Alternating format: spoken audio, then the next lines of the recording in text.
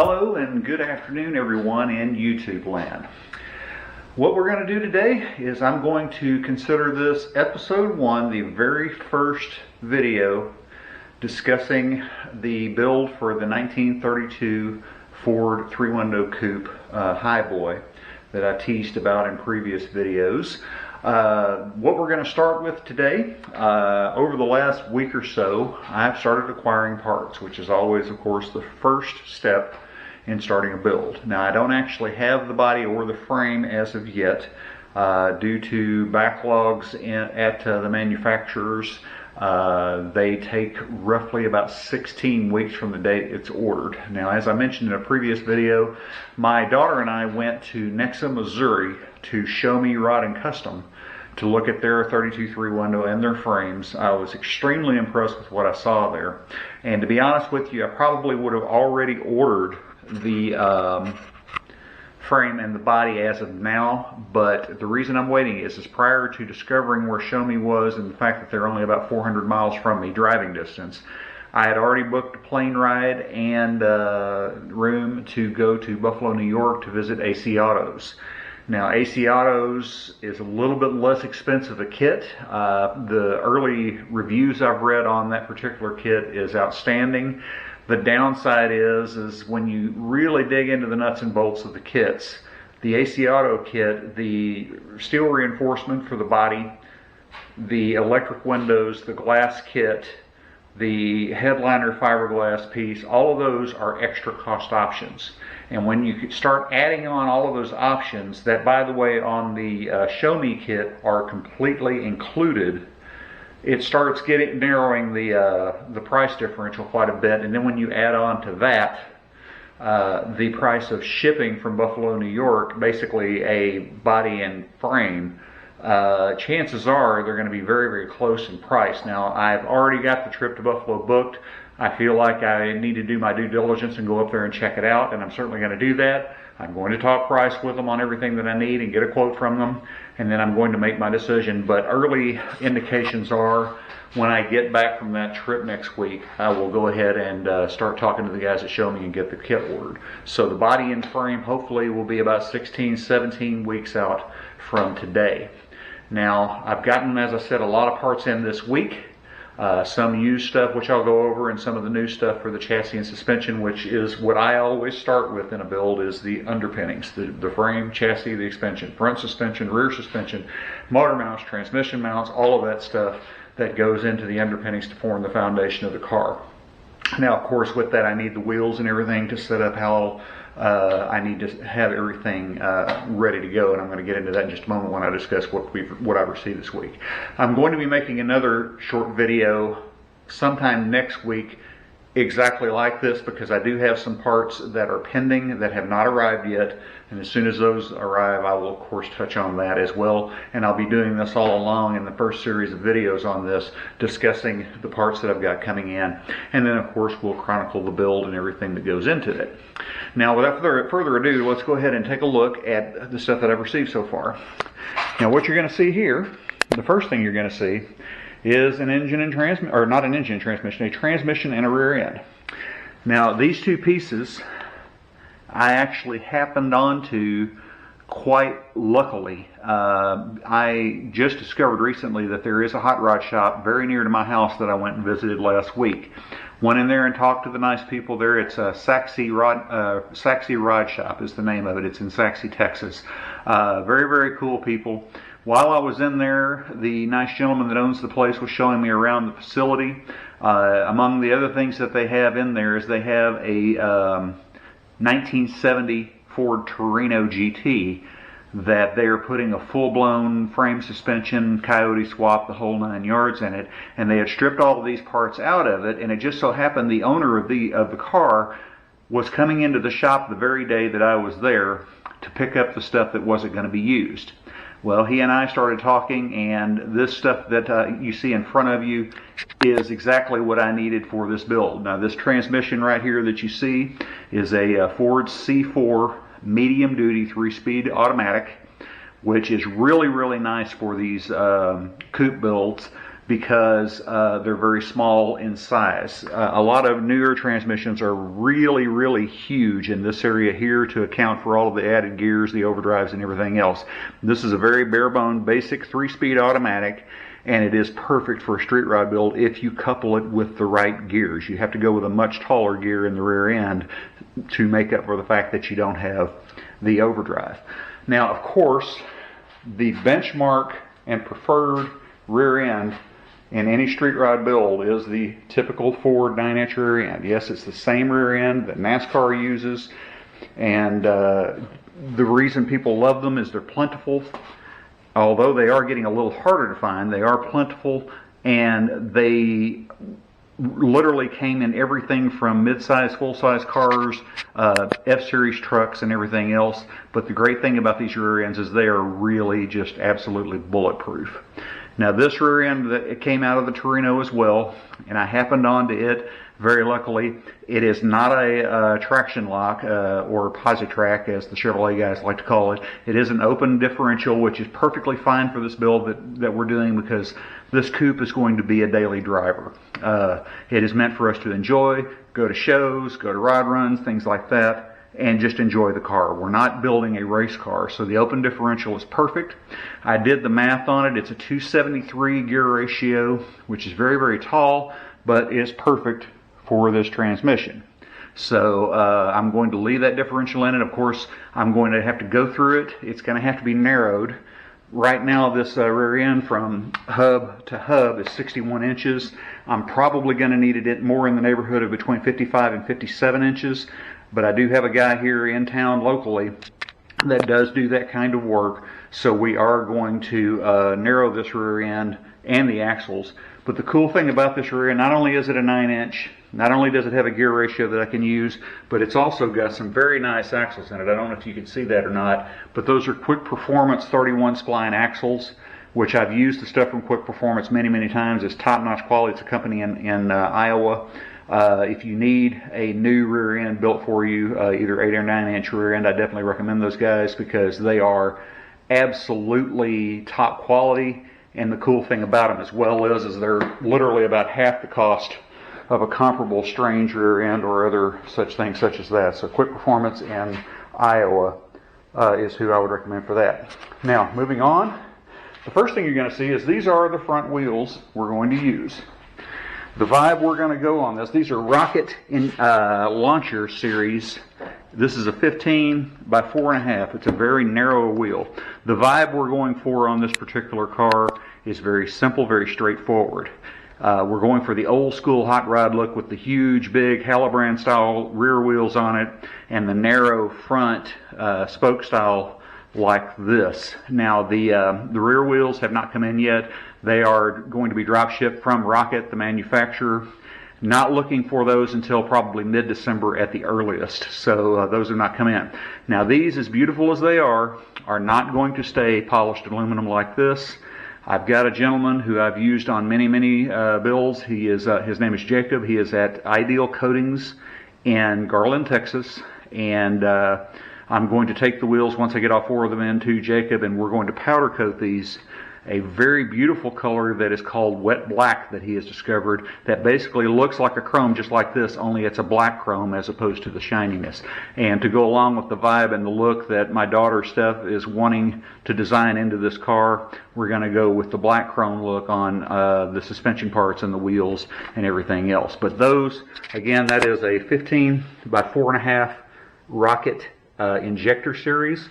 I'm going to put Rocket Igniter Series rears 15 by 10 inch on the back, and of course it's these typical Ford 5 by 4.5 bolt pattern.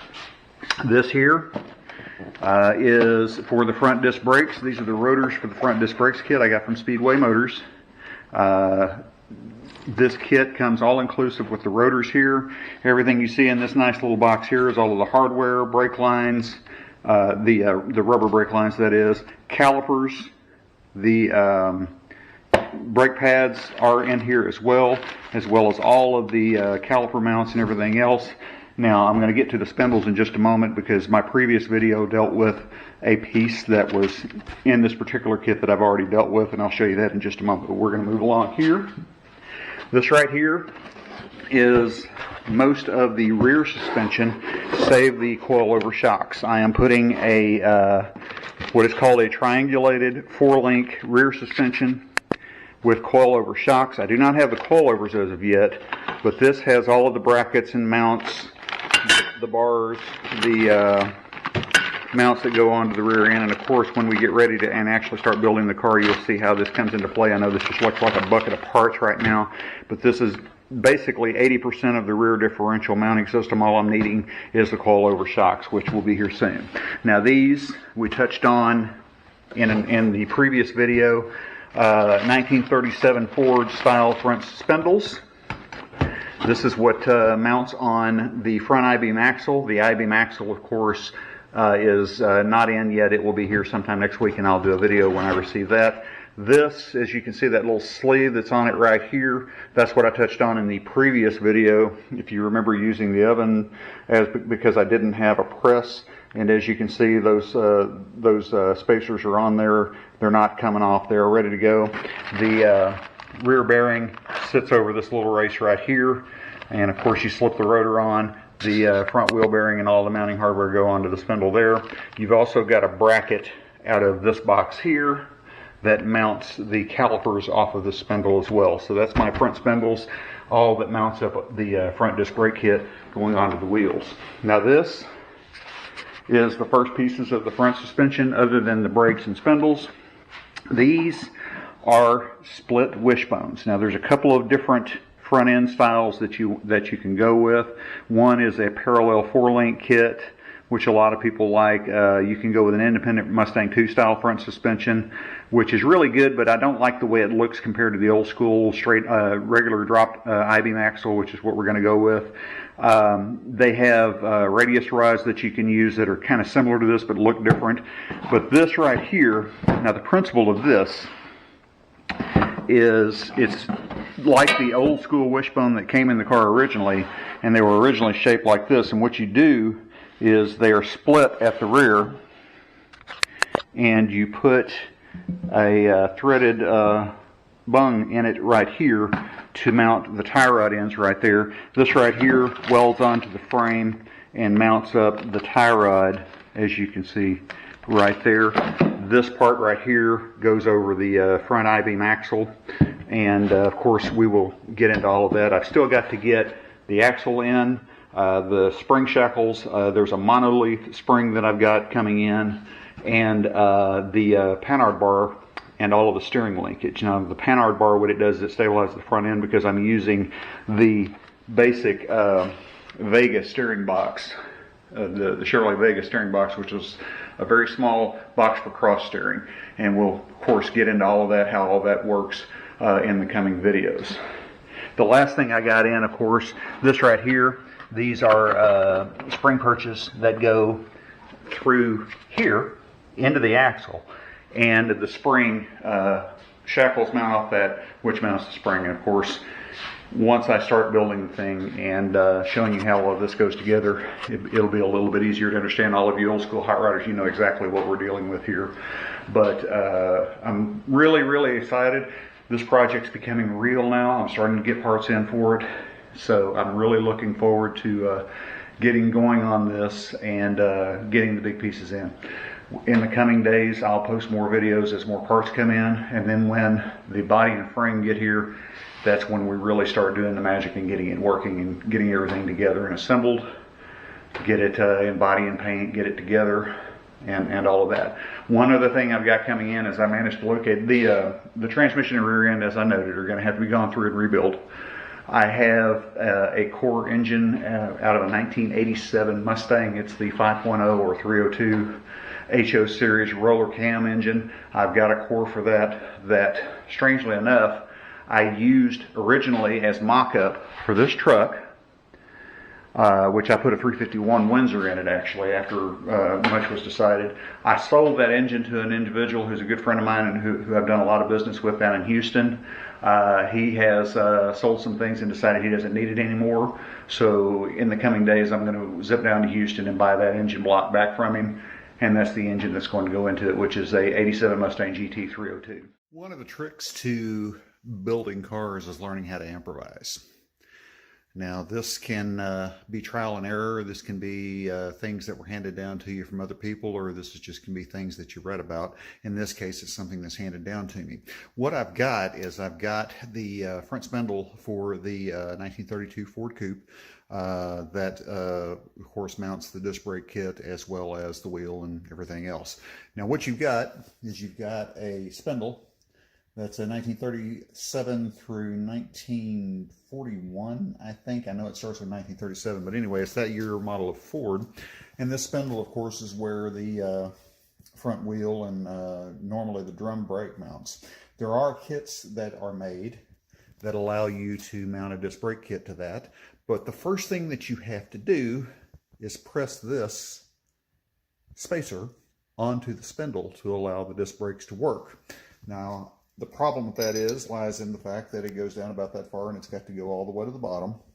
I do not have a press, so there is a little trick that I'm going to do that my father taught me. And that is you take it and you put it in the oven at about 400 degrees for about 20 minutes and then try to slip it on. So that's what we're going to do now. Okay, step 2 in this process is get your oven nice and hot. I like to use it about 400 degrees. See here that our oven is up to 400 degrees now. So, pop that sucker open. We're going to put these bearings in there, or these races rather, these spacers, and let them basically cook in there for about 20 minutes. So about 3:01, I'll pull them out and see if this works. All right, by the looks of the clock on here, it looks like it's been right about 20 minutes. So let's take these things out and see if they work.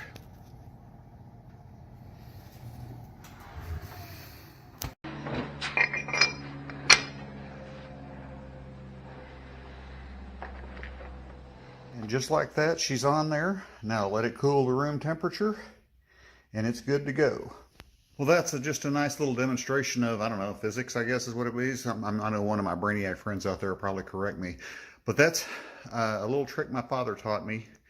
When you don't have the tool that you need to do the job, you improvise. Again, just simply heat the ring up to about 400 degrees for about 20 minutes, get it nice and hot. It'll expand slightly, slips right on. And once it gets up to room temperature again, it'll be on there and it won't come off. One of the joys, or one of the horrors, depending on your outlook, of working on hot rods, cars, modified cars, is from time to time you have to take multiple things from other cars and adapt them to fit your need. What I'm doing right now is I've got the first bit of the parts in on the 32 Ford Coupe hot rod that we're building, and got the disc brake kit in from Speedway Motors. Disc brake kit is actually quite nice. I'm very impressed with the quality of it. But one of the things you have to do getting it ready is use a different bearing race, which is this little thing right here. This will basically, the wheel bearing, the inner wheel bearing rides on this to give you a nice smooth ride, make sure you don't wear parts out all the time, anything like that. The rotor that came with the particular kit that I've got is right here. Should do a very good job of stopping it. The problem is as you can see down in here, if you can see that, got that bearing race in it already. That is not the proper one for the need that I have. So what I've got to do is I've got to take that bearing race out, put a new one in. What I'm about to demonstrate is how you do that. One thing I have learned in the time leading up to doing this demonstration is I have found out that the old adage is absolutely true. You have to have the right tool to do it. I just went to Harbor Freight and purchased a bearing race driver. Makes it a lot easier and a lot quicker, a lot neater way of putting the replacement bearing race in there. So let's take a look at what they got to do. The first thing I've got to do is drive the old bearing race out and install the new one.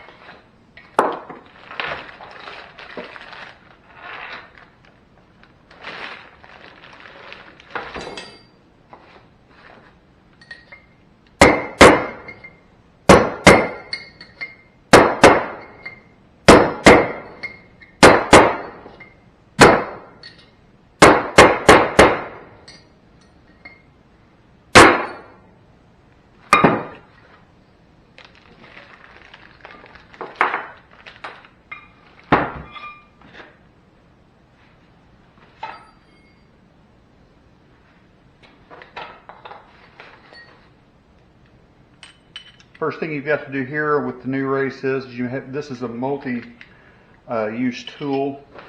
As you can see, you've got multiple sizes for bearing races on this. What I'm doing is I'm using the proper size one. In this case, it's a 59 millimeter.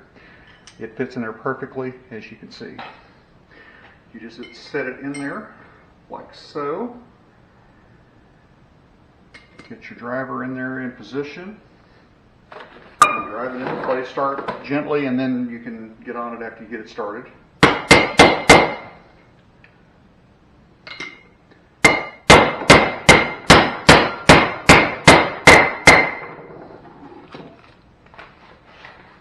Now, as you can see, the new one is nicely snug in place. Get a little bit better look of what we're dealing with here. The bearing race, of course, fits down neatly and snugly into that, and you just basically hammer on it until it's flush. Might give this a couple of more pecks just to make sure, but it is in, and it is not going anywhere, and it's ready to go. Your sides are still have their integrity, so shouldn't be any problem. Well, that's just a quick look at that. Now what I've got to do is I'm waiting for my spindles to be returned. There is inside the spindle, which mounts onto the kingpin into the axle, which I will demonstrate in another video. The brass bushings, the kingpins were a little bit too tight. You have to ream those out. They have to be exact, and they have to be the same size on both sides, so I farm those out to a gentleman at a machine shop here who can do it for me. I'm supposed to pick them up either Thursday or at the latest Saturday. Get the spindles mounted and mocked up, then I can put the bearing and seals and all that, pack the bearings, and mount the disc brake rotors onto the new spindles. But that gets that race into place. I'm going to run over here very quickly to the back of my truck and dig out the bearing that I will be using for this, if I can find it. One of the problems with having all these parts, as you can see, is they tend to get a little bit jumbled up. This is the rear wheel bearing, and what I'm going to show you now is how that fits down in there after you got the packet full of grease and everything. But now, as you can see, I've got the proper race down in there. The bearing fits in nicely, spins, no problem at all. Well, that's it for this one. Thank you for joining me, and stay tuned. Please hit like and subscribe if you like the content that you're seeing. And one other thing, I actually ordered the body and the frame for the 32.3 window. It's going to be about 16 weeks before it arrives, but it is on the way. We went with Show Me Rod and Custom in Nixa, Missouri is who we ended up buying our stuff from. Tony is the gentleman I spoke with. Very cool guy, old-time hot rodder just like my family. He kind of reminded me of my dad, as a matter of fact. So as the videos go on, the next one I'm probably going to do is, once I get the spindles back, I'm going to mock up the front end, then blow it back apart after everything, make sure everything fits, and take those parts off to the powder coater. Hello, welcome to a quick video right now. It's been a while since I've been able to post online, and because I'm primarily waiting on parts and other shipments for the 32 Ford Coupe project. But I have been having some things slowly trickle in. I'm still waiting on other parts that have been on order forever. The front tires, for example, won't be here till the middle of January. The rear tires I'm about to order. They've got them in stock at Summit, but I've been holding off on that because the rear wheels, I've been waiting on the rear wheels. And unfortunately, they were originally supposed to ship the middle of December, and now I've gotten notification that they won't ship until early April or late March at the earliest. So we're still waiting on that stuff. Just to show you some of the things that I've been doing and some of the things that I've gotten in. I've gotten the headers in that we're going to use. These are Flowtech Lakester pipes. Ought to be really, really cool, since this is a highboy with a half hood and no actual side hood or fenders to deal with. These are going to exit out the side of the car, and you can cap them to run regular exhaust out the bottom and out the back, or you can uncork them for the open header, let's annoy the neighbors type of thing. I've done a little bit of general mock-up on the actual front end here just to get an idea of where everything's going to be. I've gotten the disc brake mounts on. I've already test fitted the rotors and everything, so everything lines up real good. The wishbones, that wishbone doesn't curve in like that. They're both straight out, but I've just got it here supported. I ordered the tie rod here from Speedway Motors. It was a little bit long. I ordered the 44 inch. I should have ordered the 42.5, but instead of wasting the money and getting another one and sending this one back and doing all of that, I just cut 1.5 inches off of this one, and it works perfectly now. So no problems there.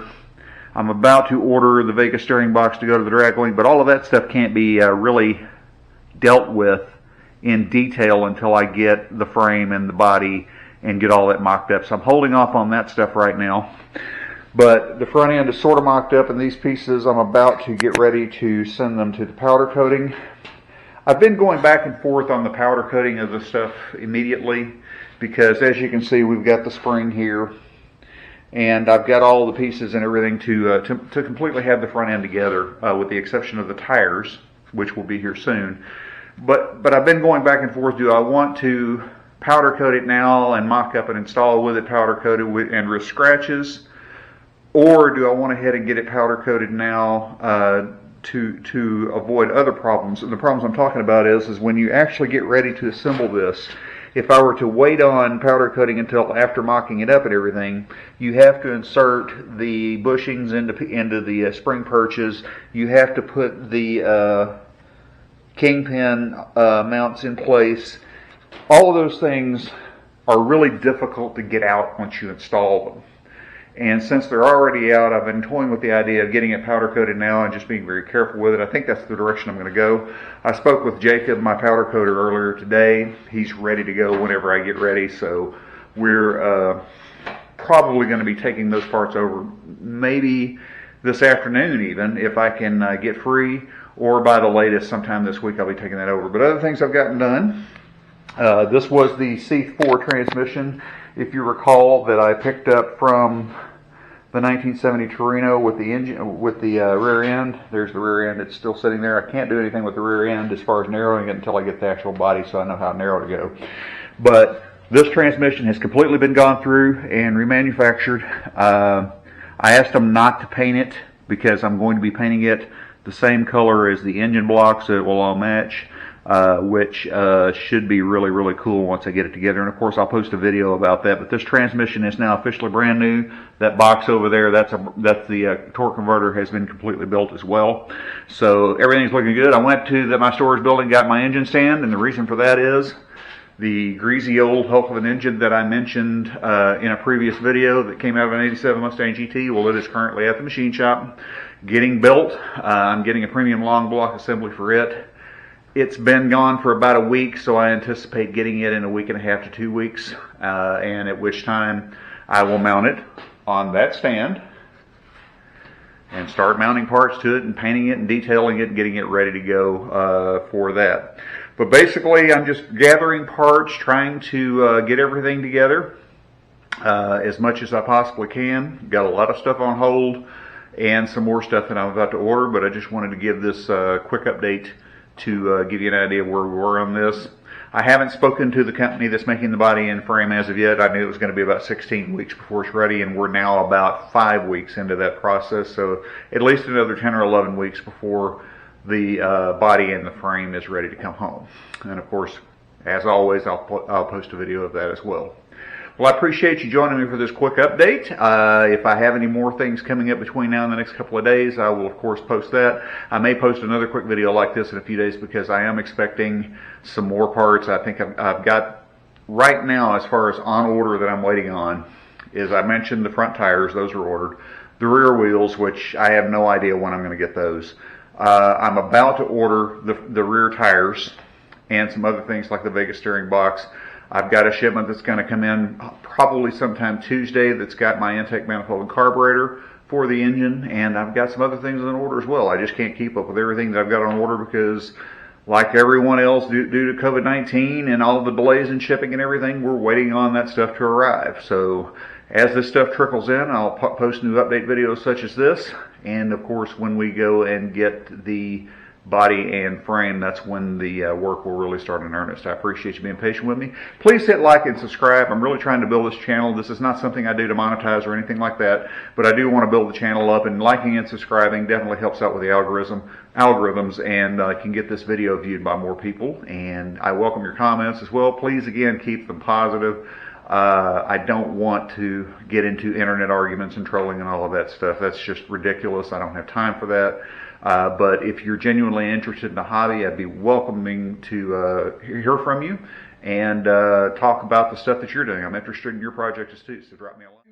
It is time for another quick update on the parts situation of the 1932 Ford project that my daughter and I are working on. I've gotten some more things in here, some things I'm really excited about. Let's just do a quick rundown of that, and maybe you'll start to get a little bit better picture of what we're going on. First thing you'll notice is the all of the stuff that you saw in the last video, the front end pieces, all of those are missing from the garage floor for once. The wishbones, the axle, and some other miscellaneous parts are out getting powder coated right now, and I should be seeing those in the next week or so. The holiday, of course, notwithstanding. And by the way, Merry Christmas, everyone, and Happy New Year and all that stuff. Happy Hanukkah, whatever your slant may be. But let's take a look at some of the stuff I've gotten recently. Spin the camera around here.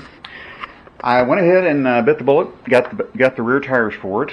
These are Mickey Thompson 28 by 12 15s, 28 inches in diameter, 15-inch wheel, and as you can see, they've got a nice tread width on it. It's going to go real well with those 10-inch wheels that I got for them, the 15 by 10-inch wheels. Down here, you will see a box. I'm not going to dig into this box, but basically I can tell you what that is. That is a brand new fuel tank, 1932 Ford rear fuel tank and sending unit and pickup tube. So that's going on, and this is really exciting. The engine is back from the machine shop. They did a very nice job on it. I went ahead and I've got some things, pardon the mess here, I've got some things sitting on top of it I've been working on. This distributor is an HEI distributor for Ford small block. It originally came with a blue cap and rotor. I changed it to red to more match the motif of the car. And I know there's a lot of people out there that aren't fans of this particular distributor just because of the sheer size of it, but it sparks way more than a stock points and condenser system. It's a lot less problematic. One wire hookup right here. The coil is built in, so I don't have to find a place on the firewall or somewhere else to mount the coil. So it's very handy in multiple areas, and I decided to go with that. But as far as the engine goes, this is a 1987 HO, 5.0 HO, or 302 if you're still leaning towards cubic inches. I'm going basically stock on it. It's got the stock twin roller timing chain. I'm going to paint the block a lighter gray, Ford gray specifically. You can see that we've already got the intake just sitting on top of it right now. This is an Edelbrock Performer 289. It's the same thing as the Performer 302, except it doesn't have the EGR. And speaking of EGR, this is something I'm working on right now. You have to plug these with what are called thermactor plugs. This right here is a thermactor plug. This is getting rid of the EGR system on the car. I've already got this one put in. This one's got some carbon built up into it. I've got a tap on the way where I can clean out those threads, put some blue Loctite on that, and spin that right into place as you can see. Now, what goes on top of this, you may add? Well, if you'll look right here, what you'll see is this is, if I can control my camera, I apologize for that. This is an Edelbrock 500 CFM electric choke. And I know there's a lot of people out there that are not fans of the carburetors from Edelbrock. There's a lot of people out there that are Holley fans. There are a lot of people that are not Holley fans and like the Edelbrocks. And then you'll find people that like Quick Fuel and various other models. I go with the Edelbrocks because, frankly, I'm an idiot when it comes to tuning. I don't want the massive amounts of tuning capabilities that you can get in a Quick Fuel or in the Holley. The Edelbrock pretty much runs smooth right out of the box. You go with a 500 CFM on a small block Ford, such as the one that I'm building here, and it runs a lot better, I have learned, than running the 600 CFM, which is the more common model. This is a 1403 500 CFM. I'm looking forward to that. This is the oil pan that I've got for it. We're going to clean that up. That's going to go to the powder coater pretty soon. The engine builder, of course, came with gaskets and a brand new oil pump as well, and some other miscellaneous things. And one other thing that I'm very excited about. This is something that we found. I absolutely hate standard aftermarket steering wheels. I don't like them. I think they're kind of ugly. They feel cheap in your hands and everything else. I wanted an older school type of steering wheel for it, and so did my daughter. And I actually found a company called Limeworks. No, I am not sponsored by anybody, but Limeworks is the name of the company that did it.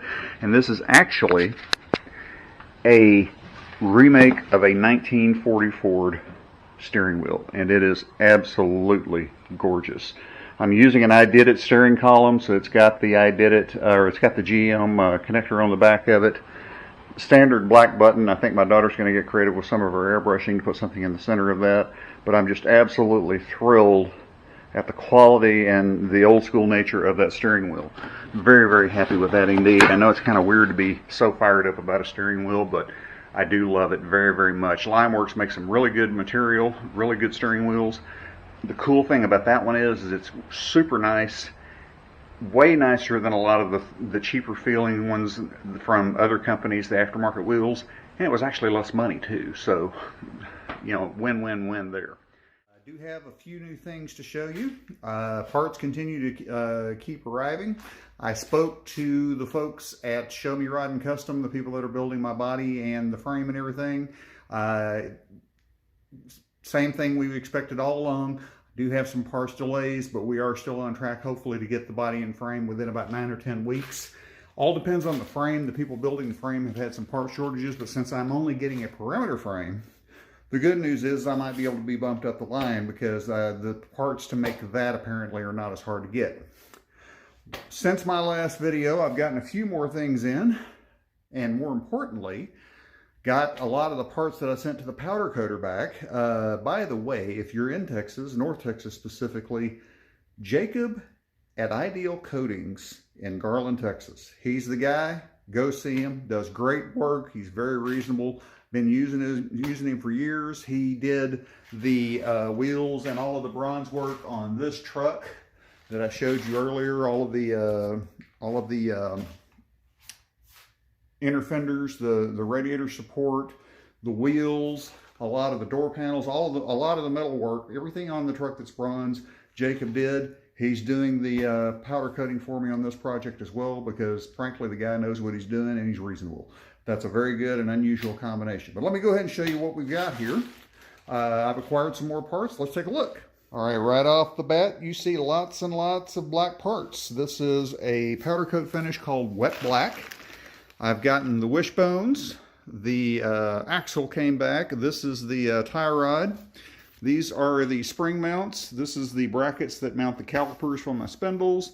And that over there is the tie rod mounts that go on to the spindles. And those 4 bars you see right there, that is the 4 bars that go on the 4-link kit in my for the rear end of this car. So I'm really, really pleased with how this is looking. It's going to be a very interesting build.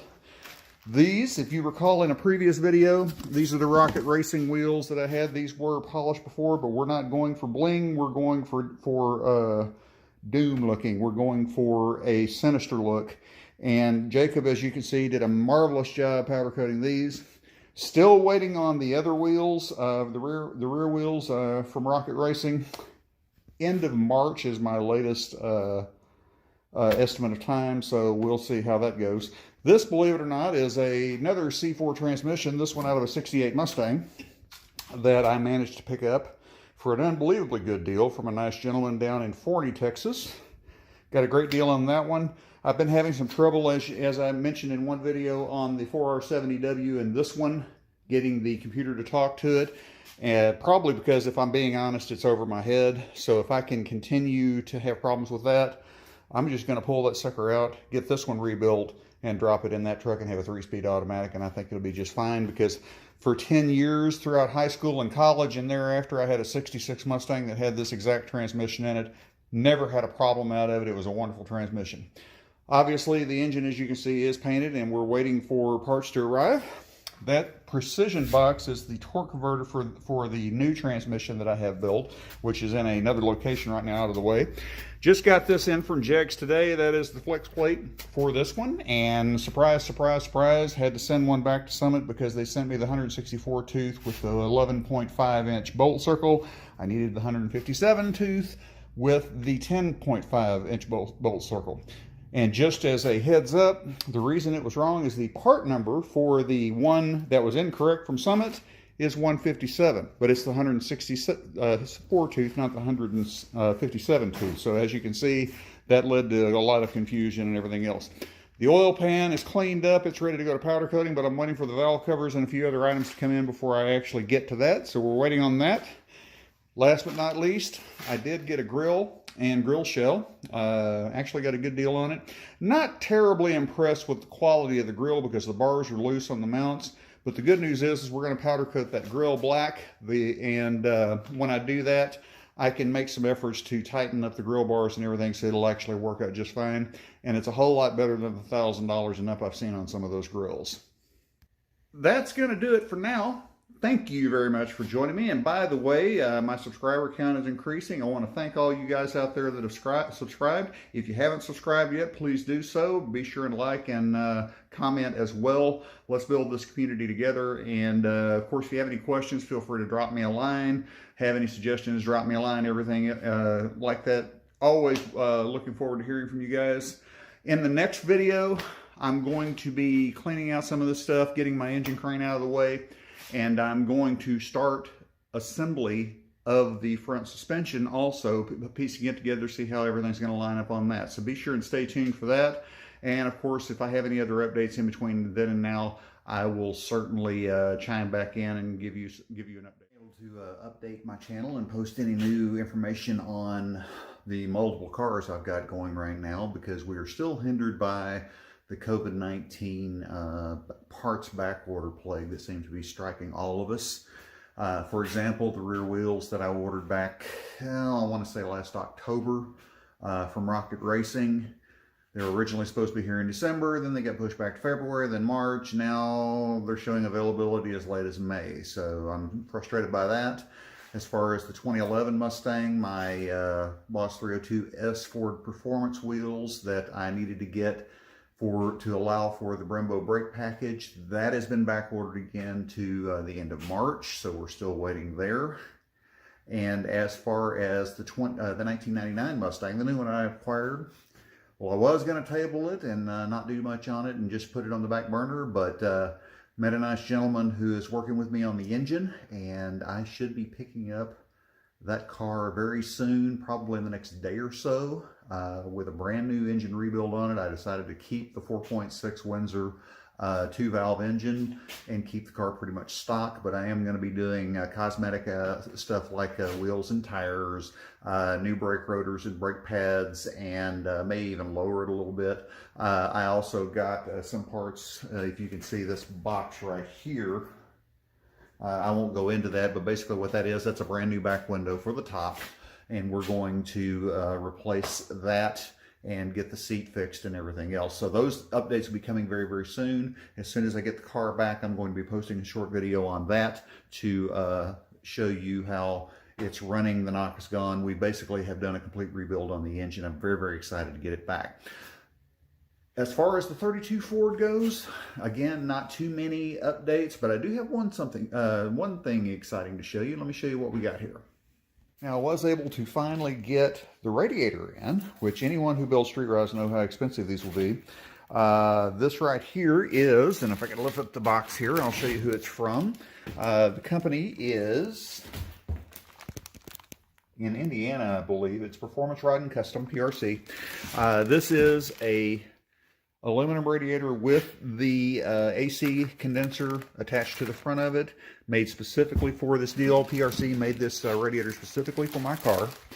It's got a driver's side outlet there on the bottom for the Ford engine, and the inlet is in the center at the top, as are the case with most of these.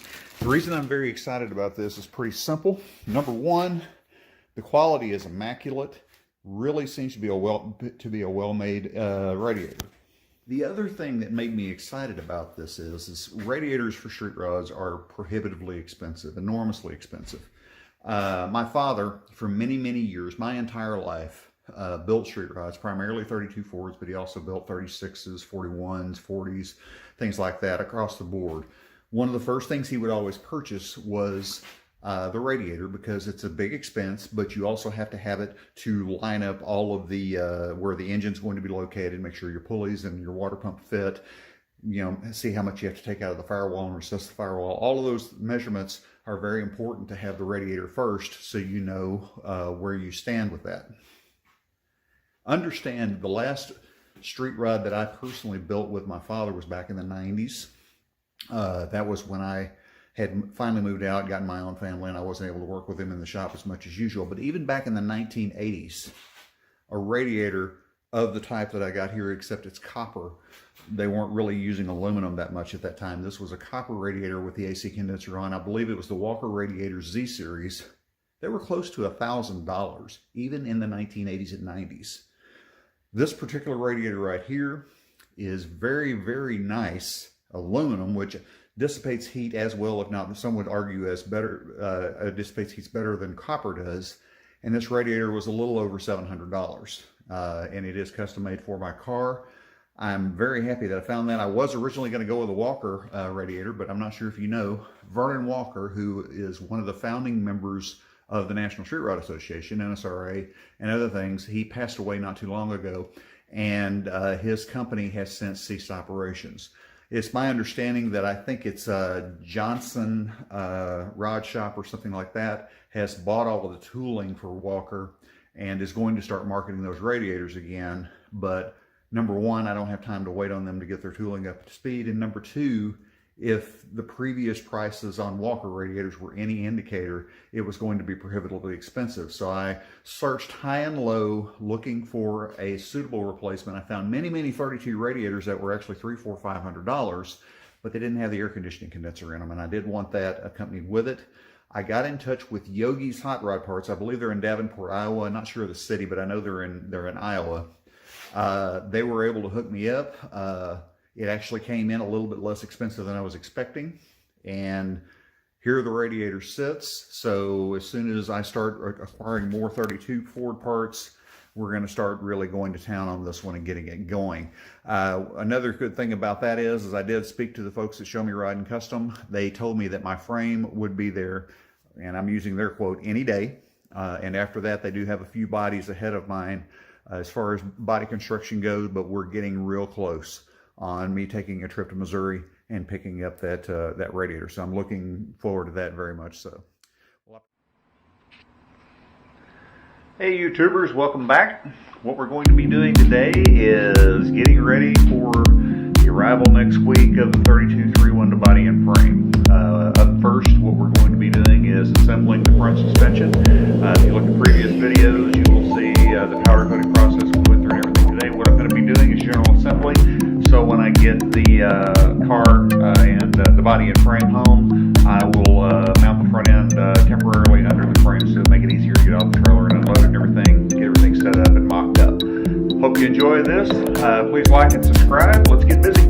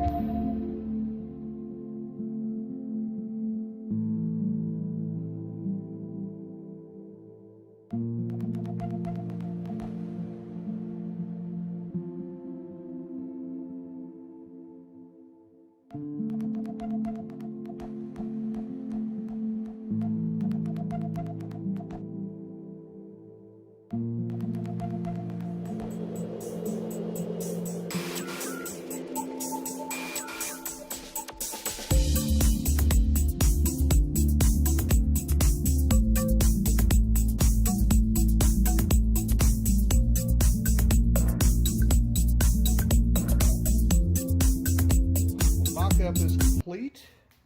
Those tires right there were the pieces I was waiting on to get this done. Ordered those in December. They came in yesterday. So if you're trying to get Mickey Thompson tires and they've been back ordered, the good news is they're starting to roll in. The brake kit fits the wheels perfectly.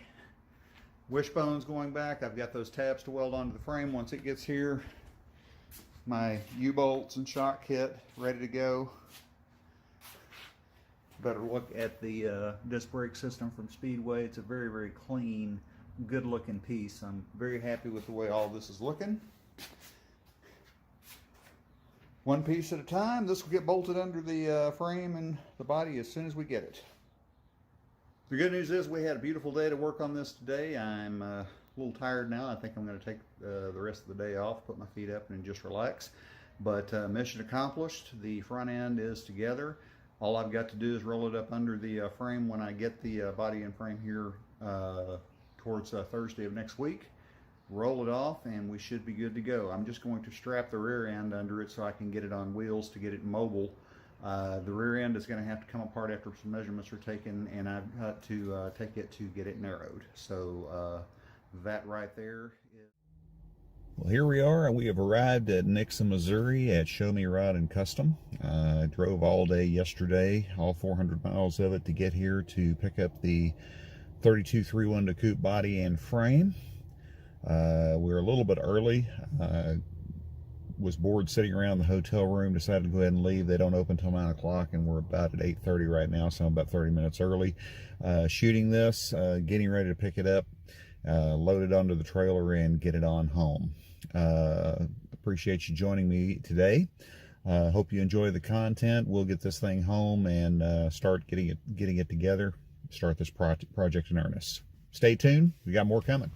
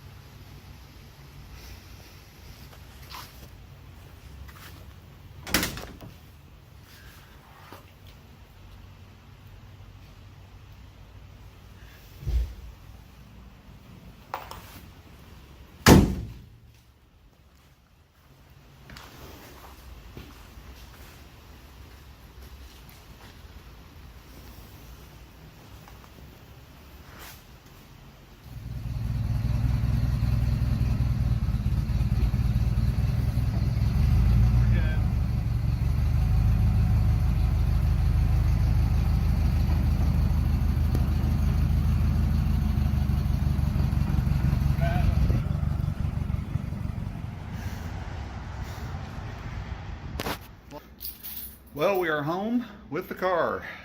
Long day's drive, about 6.5 hours one way, but we got it back. Let me show you what we have. This is a 1932 Ford 3-window. There's the wheels and tires I waited forever for, but it will be a high boy, so no fenders.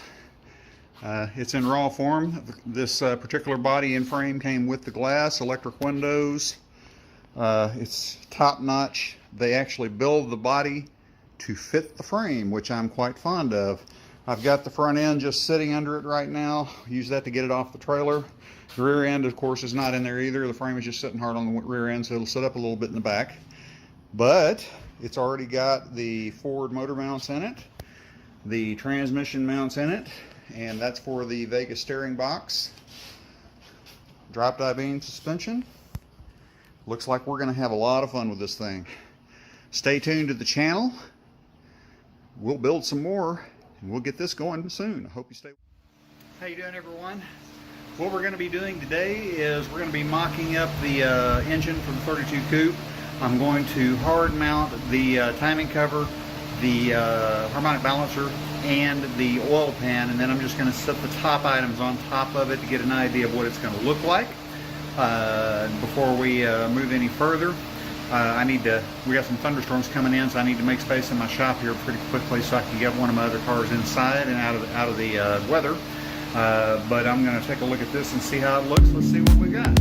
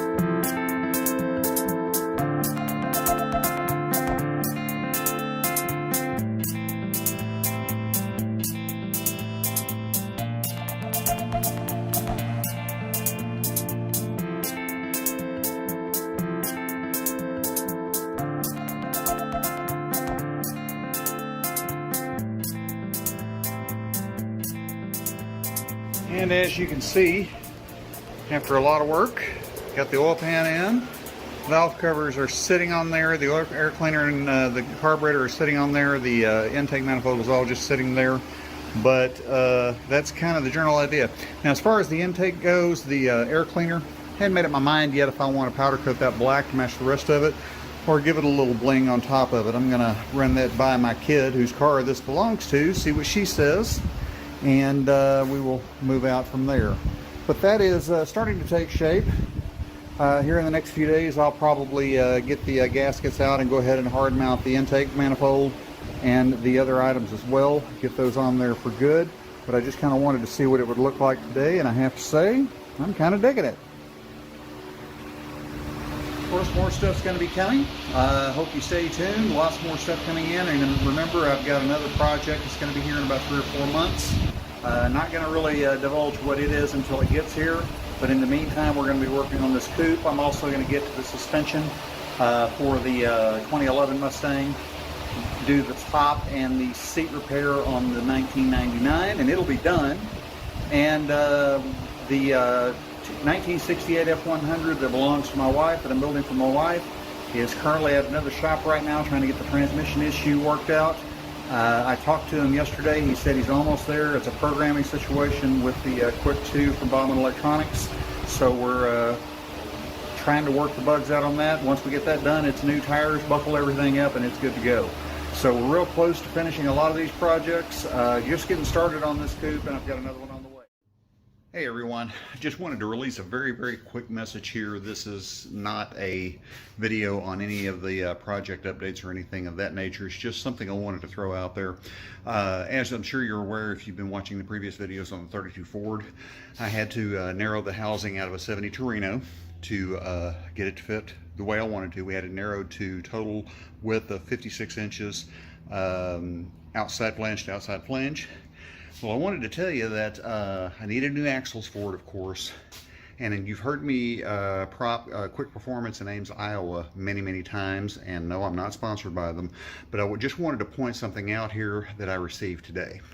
The finished axle that I'm going to be using, I've just got it together right now for rolling purposes because I'm about to take the frame to get the rear end installation welding done. But as you can see, I've got brand new axles. These are 31 spline custom fit axles specifically designed for this rear end. I talked to the guys in Ames at Quick Performance. They took some measurements from me, got them cut, and I got them within 4 days. Custom work in 4 days. As you can see, they fit perfectly. No issues whatsoever. So that solves a major problem, and I got those axles in, shipping included, for a little over 400 bucks. Yeah, you heard right, 400 bucks. Not bad, considering the quality that they offer and the customer service. The guys were outstanding.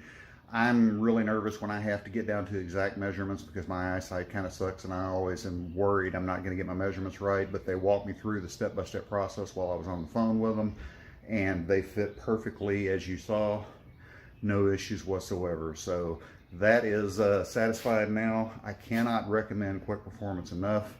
Those axles for a little over $400, shipping included, and those are heavy, so you can imagine what the shipping charges would be on something like that. Got them to my door in about 3 days from shipping. It shipped the day after I ordered them, and custom work shipped the day after I ordered them, and I got them within 3 days. So again, those guys are magnificent. Anytime I order differential parts, that's who I talk to. Their quality of their workmanship is very good, and the price is right, and the customer service, I haven't talked to too many companies that can beat their customer service. So I just wanted to throw that out there. More videos are coming very soon. About to do the mock-up and work on the chassis, getting the rear end in it and get the chassis sorted, get that ready to go. So stay tuned with me. I appreciate you joining me. Thanks.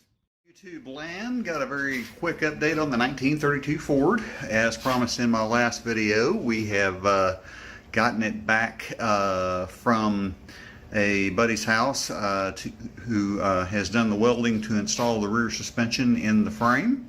Let me show you what we got. Okay, what this is this is a triangulated 4-link rear suspension with coilovers.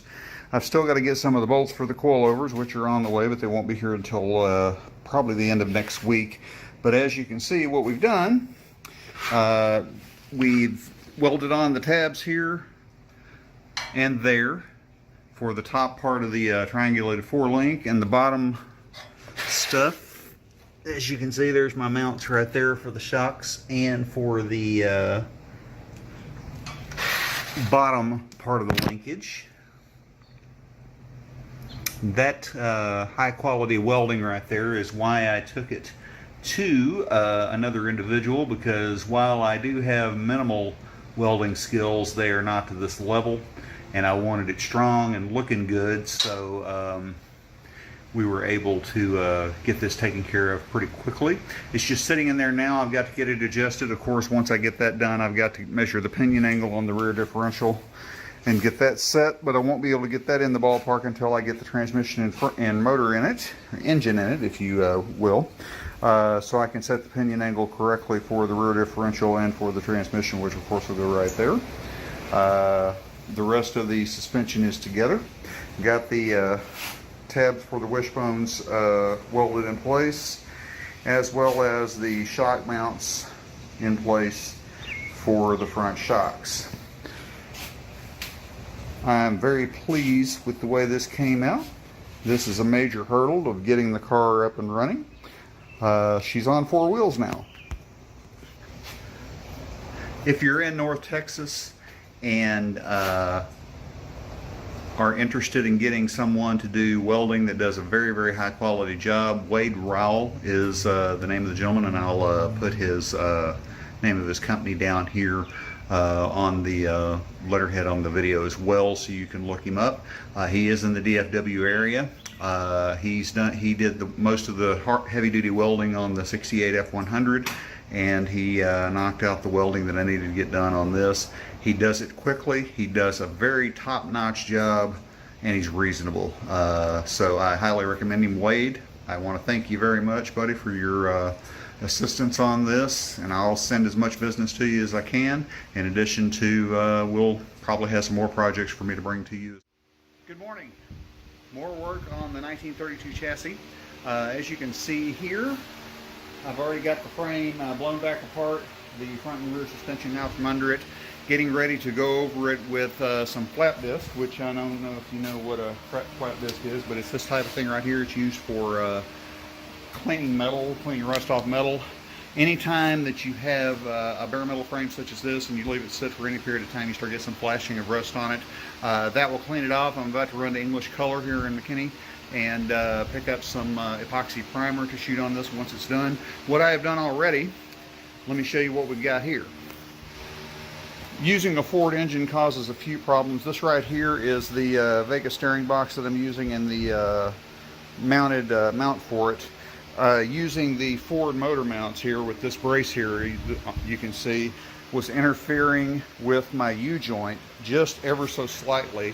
So I had to come in here and make some clearance. Of course, I'll clean that up a little bit later, but now it is spinning freely. No problems at all, and that's taken care of. So all I've got to do now is use my flap disc to clean off this flashing, which is not a big deal at all.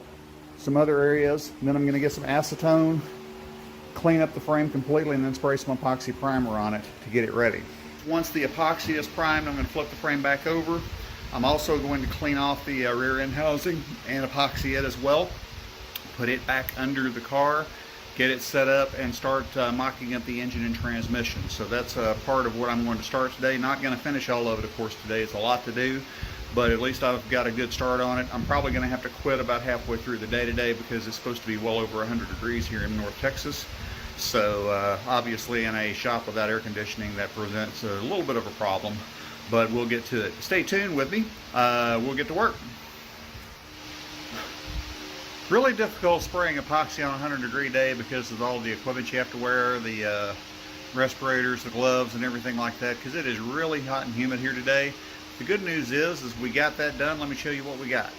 The primary purpose of this particular coat of primer was to get it out of rust. This is an epoxy high build, and the coverage actually turned out really nice. I'm pretty pleased with how it laid down. It's actually got some protection on it now, so I think we're good to go to start doing mock-up, mount the engine and transmission, and the steering. Rear end, I've still got to do the rear end and differential, clean that up and get that in epoxy. But I think I will do that another day because that requires me to blow it all apart, get it cleaned up, and start from there. So I may do that in another day. Because frankly, after doing this, doing all this cleanup work, covering it with acetone, then spraying the primer, it's a pretty hot day, so I think I'm going to leave it alone, let this dry and cure out, and then on to the next step.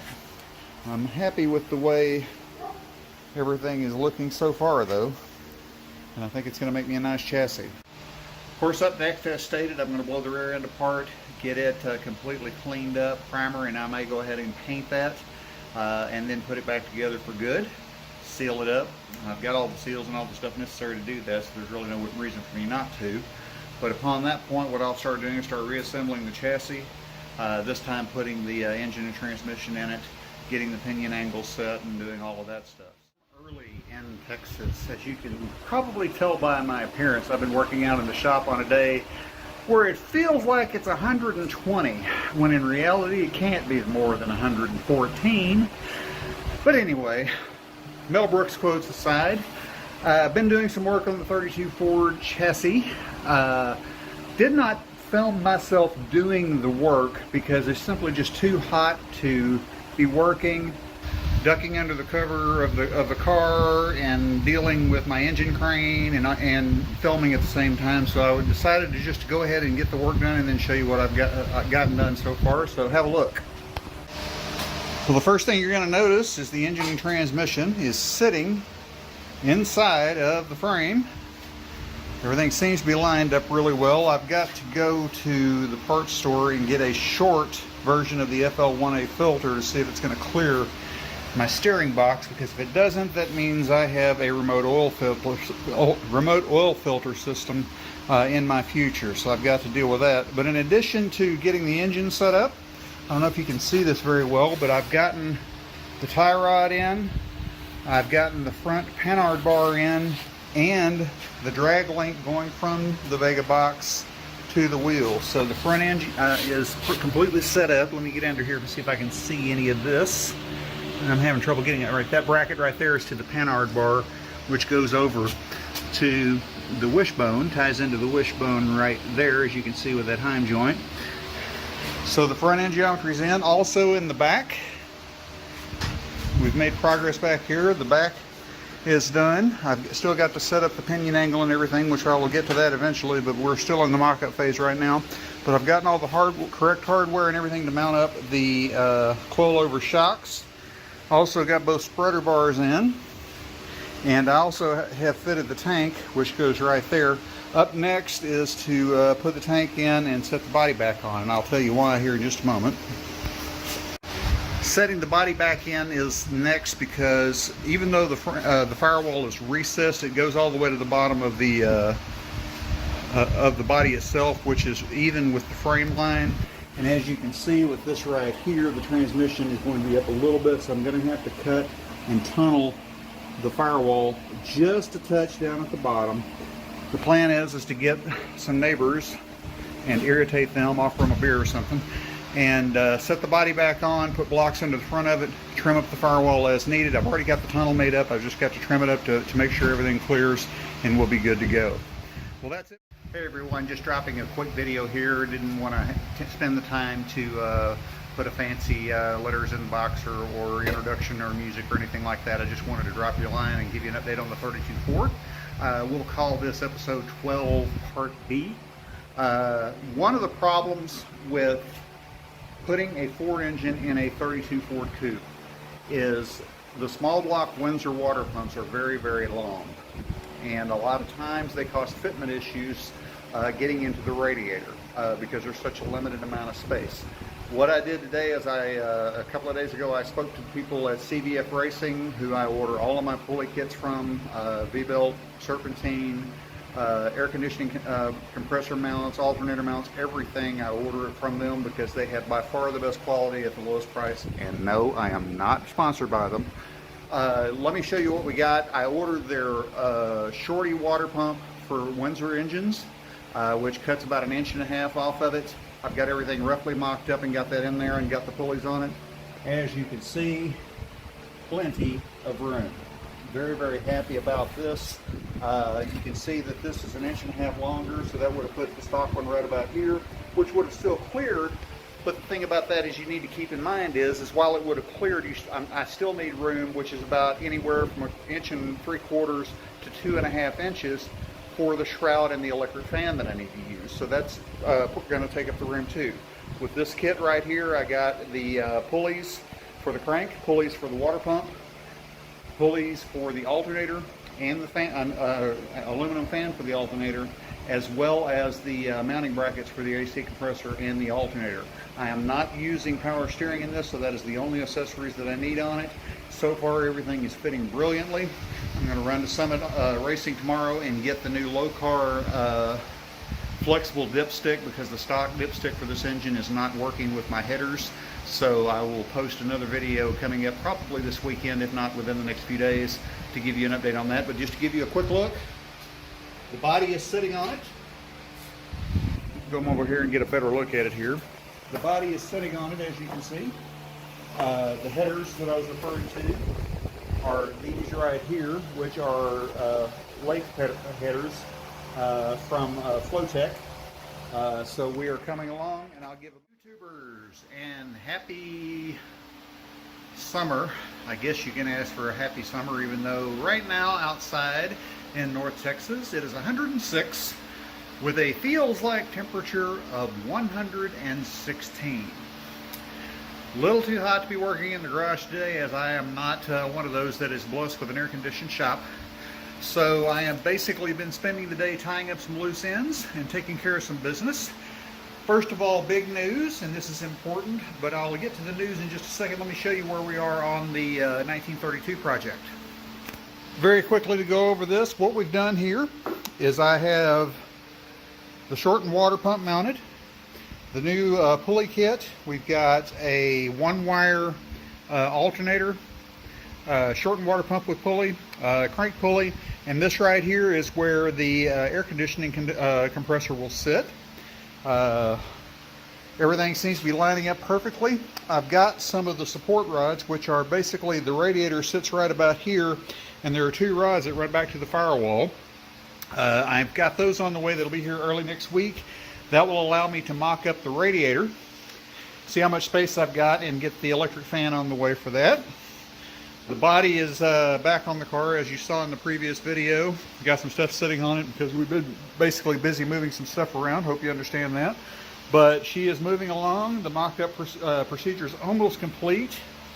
And as soon as we can get a little bit further along, get a little bit more mocking up done, this one will be ready to get ready to be blown back apart and have body and paint started on it. So we're actually getting pretty quick on this. Asking yourself what the big news is. If you remember in a previous video, if you're a regular watcher of this channel, and I hope you are, and if you're not, please join us and subscribe and comment and do all of those things. It would be really helpful for me to get the video out there to more people, to get them to watch and get more people joining this community. But if you remember in a previous video, I said that I have a new project brewing. I did not divulge what that project was. I'm going to give a sneak peek on it because if you look at other videos that I've got, I have sold the 1999 Mustang GT convertible that we did all the work on to the gentleman. It is paid for, documents taken care of and everything, just waiting on him to come back and pick it up, which may be as early as tomorrow morning. So that one is gone, and the funds that are going to fund the engine and transmission in my next project. Now, I'm not going to tell you what the next project is because it's still about 4 or 5 weeks away from delivery, but I will give you a little sneak peek, and if you are a Ford fan of any kind, this is going to tell you what we got coming. These are the wheels, or at least one of them, for the new project. And if you are a Ford fan at all, as I stated, this should pretty much tell you what we got coming. This is a 15 by 9.5. I've got 15 by 7.5s coming for the front.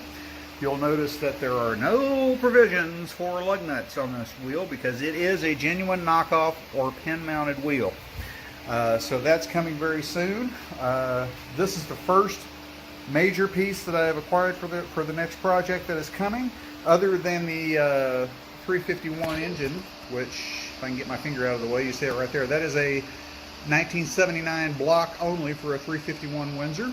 That is what is going to be going into this project, but it will not be a 351 Windsor when I'm done with it. We are going to build a 408 stroker rather, or a 393 stroker. I haven't decided which I'm going to go with as of yet. But what is going to pay for that is the fact that, as I mentioned, I sold the 1999 Mustang GT. That engine, or excuse me, the funds from that are going to go to fund the engine and the transmission for this next project, as well as pay for some other small knickknacks as well, bell housing, clutch, things of that nature, slave cylinder for the clutch, things of that nature. Please stay tuned for more updates as they come. I will be producing another video probably hopefully a little later in the week because I do have some more stuff coming for the 32, as I mentioned, and we'll mock up the radiator and get it positioned and get the electric fan on the way. But I'm sure you're aware, the supply chain issues have made parts a little slow to deliver, so we'll just post these as I can. And I'll just to give you a weather update for you NOAA weather radio geeks out there. You'll notice you hear the annoying sound, droning sound of my fan in the background. That's because it is currently 109 degrees in North Texas with a feels like temperature of 118. Yeah. Anyway, got some new updates on the 32 Coupe. I've done some mock-up and some test fitting on some things. Let me show you what we got. Plus, at the end of this video, stay tuned because I have decided to go ahead, while it's not here yet and won't be here for several weeks, I'm going to reveal what the next project is. Okay, as we previously stated in the last video, we have done quite a bit of work. The body is sitting on the frame doing some mock-up, and I have got the radiator placement done. And also got the electric fan kit in. I'm going to have to do some trimming on it, of course, to make it fit. But the electric fan kit is sitting in. The radiator is mounted in its proper position. And while it is extremely close, everything clears. So we are good to go on that front. The grill shell is just sitting in it right now. Let me move over here and show you what we've got here. I've got to do some mocking up on some piping here. This is the air conditioner condenser. I'm going to have to clearance this grill shell a little bit more. I've got it roughed in right now, but I'm going to have to clear a little bit more on that. There's a pipe that comes off of this, runs down and out right about here. So I'll have to clearance it here as well. And this pipe, of course, runs out right here. So I'll have to clearance it here in addition to up here to get this done. But as you can see, it's starting to resemble a car. Kind of pleased with the way it's looking right now, and things just keep moving forward on that. A piece of news I've got for you, and a shout out to Joe down in Houston, Texas, a good friend of mine who has bought several cars from me, and we've done a lot of business with him. He connected me back with the painter that painted the 1968 F100, which you can see on my channel as well. He is getting in touch with the painter that has done all the work on that previously. And I'm going to attempt, and if we can strike a deal, to get him to paint this coupe and the next project. Now, what is the next project, you might ask? Well, this will be giving it away right here. This was acquired last weekend. This is a 351 Windsor block. It is stroked out to 392 cubic inches, dynoed at 390 horsepower and about 430 foot-pounds of torque. And the valve covers should tell you what we're building. This is going to be going in a Cobra replica created by Hurricane Motorsports. Hello, Alec, if you're watching this. Ordered it about 12 weeks ago, and we're still about 4 weeks out. End of this month or beginning of next month is when we're targeting it'll be ready. Then, of course, I've got to get shipping down here and everything else. But it is almost a complete kit. Of course, it needs assembly, but it is complete. The only thing it needs is engine, transmission, drive shaft, wheels, tires, and paint. And from the previous video, you noticed that I did get the wheels for it. This is the engine that's going in it, and Shout out to Josh at Eastside Motors in Knoxville, Tennessee. This is a Tremec TKX 5-speed transmission that'll be handling all the power from this. So, what does that mean? It means we have a huge head start on the next project already. As I noted, this is a very complete kit. It comes complete with everything except wheels, tires, engine, transmission, drive shaft, and paint. If you notice on the previous video, I've got the tires, the wheels are already purchased. I've got the tires picked out and ready to be picked up very soon. The engine and transmission are there together. Of course, I've got all the accessories and the induction and the type of fuel delivery and everything. I've got to decide on that. I'm considering a couple of options on that. But outside of the tires, cutting a transmission, and the paint job, that kit is practically complete. The moment it arrives, I should be able to make very quick progress on it and be enjoying that car very, very soon. It will be going, hopefully, if we can cut a deal, to the painter that Joe is putting me back in touch with down in Houston for him to do both the coupe and the things done on it. Just a very, very quick video today to show you what we've gotten done. Let's take a look at this. Okay, if you'll forgive all of the mess in the floor and all my tools and everything that I've been using here to install this, as you can see, we have the steering column installed. It is a bare metal look, but I've clear coated it, so it'll look like this, give it kind of an industrial look. The steering wheel, as noted in a previous video, just sitting in there right now, but as you can see here, come out here, I've got the engine pulled back out of it to do some more measurements that comes through there. All I need is a double E U-joint and a double E piece of pipe to go and connect those two, and that'll be that.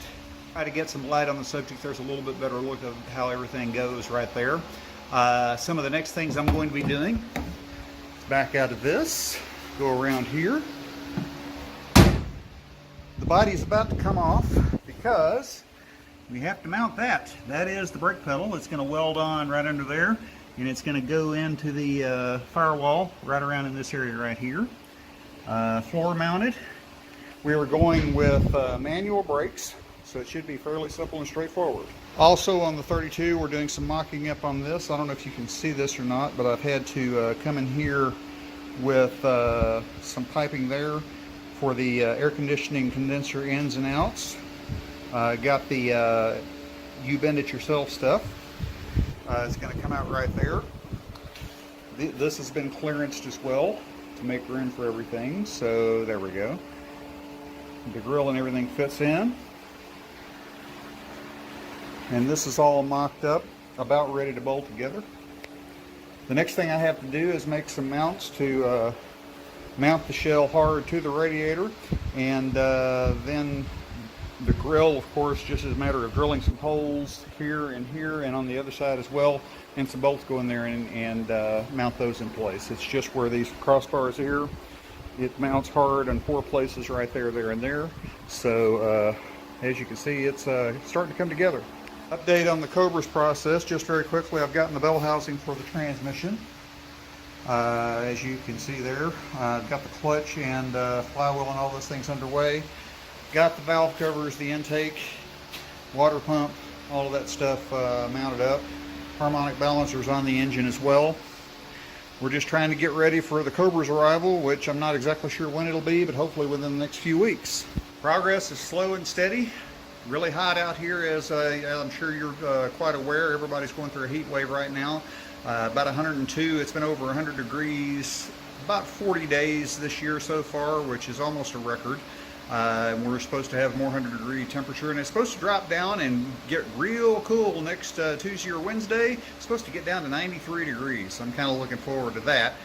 Never thought I'd hear myself say that I'd be looking forward to 93 degrees, but had about enough of a 100-degree temperature. Today is on the 32 Ford. The engine I'm putting in it is out of a 1988 Mustang GT. The 5.0 originally came with fuel injection. We're doing some changes on that, but essentially it's a 302 Ford Windsor with a C4 automatic transmission. Now, to make wiring a lot easier on these, since we are going to have to wire it from scratch, it's usually advisable and a very good idea to go with a GM style one-wire alternator. Now this has only one wire to power everything. It's got an internal regulator, so you don't have a regulator to mount anywhere outside of the realm of the engine. And just one wire to the main and one to the ground, and you're good to go. This right here is the alternator we're using. Now it's got the one wire here. This is where your ground goes. Now the problem with mounting these on a small block Ford lies in the location of this wire. You can see here I've got my mounting system right here. The alternator basically has a spacer, but it goes right in here, and you'll notice in the back that comes into contact with the battery, with the block, and it severely limits the amount of adjustment that you have.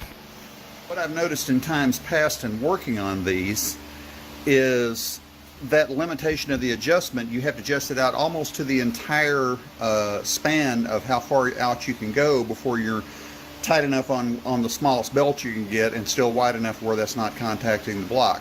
Well, I've come up with a remedy on that, and I want to show you what we're going to do.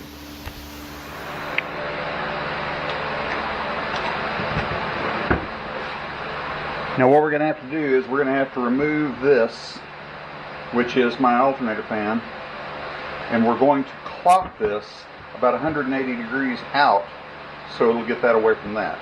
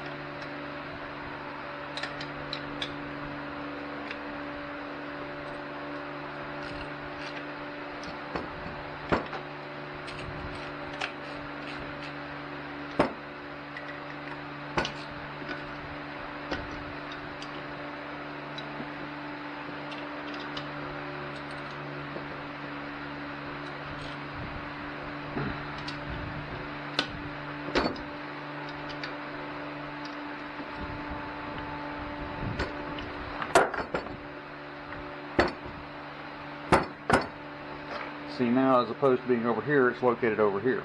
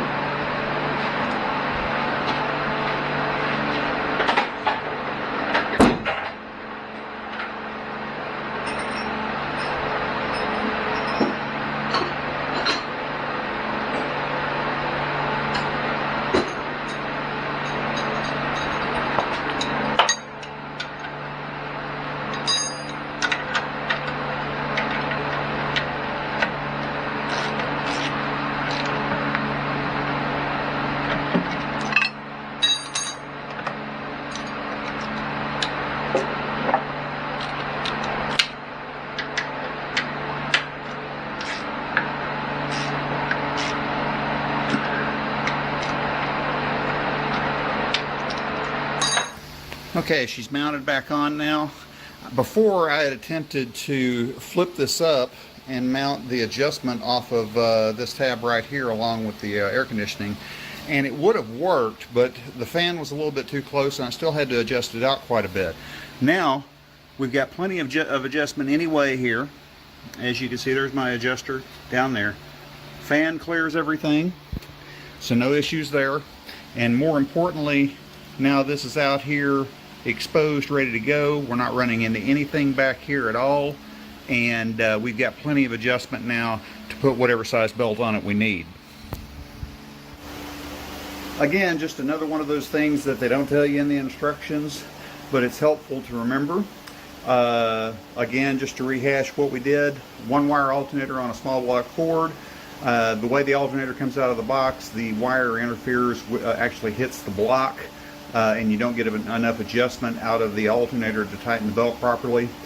Simply by removing the alternator fan, those 4 bolts on the back, clocking the alternator 180 degrees, the alternator case rather 180 degrees, putting it back on, and there's your result. Exposed, ready to go, plenty of room. Good evening. Larry here with a quick update on the 32 Ford. We are still waiting on parts on the Cobra, including delivery of the car. Some interesting things are happening in that area, but I'll share that with you in another video. Right now I wanted to go over some of the things I've been doing on the 32. I haven't been doing a lot of videoing lately because things have been kind of hectic around the office and everything, so trying to keep up with that and everything, I'm just coming out here and piddling as I can. But I have gotten a lot done on the 32. Let me show you what we've got. What we've done here is I've got the radiator shell and radiator actually mocked up and bolted in, whereas in previous videos it was just sitting together. The radiator shroud and fan is bolted up. Everything clears. Air conditioner lines from the condenser are run, and everything is good. Now, made these brackets right here. Still got to do some trimming on it, but these are mounting that up. And of course, the grill shell is holding the grill. Right now it's just sitting in there, but it gives you a good idea of what it's going to look like. Also got the headlights mocked up and in position. It's amazing to me on these cars how you can do hours and hours of work on them without ever looking like you're making any progress. And then you bolt the headlights on it, it looks like you built half the car. But the headlights are in their proper place, and that is good to go. And right here, finally got this sorted. The steering column is in, and we have the steering linkage hooked up to the Vega box. Everything clears barely. I might have to clearance this just a little bit because that's a very close tolerance right there. But as you can see, it turns. Now my steering wheel is just mocked up right now. I don't have it bolted in because I didn't want to go through the hassle of having to put it in place, bolt it in, and then turn around and have to get a steering wheel puller to pull it back out. So it's just sitting in there right now. But as you can see, we have steering. Everything works. It goes lock to lock, no issues.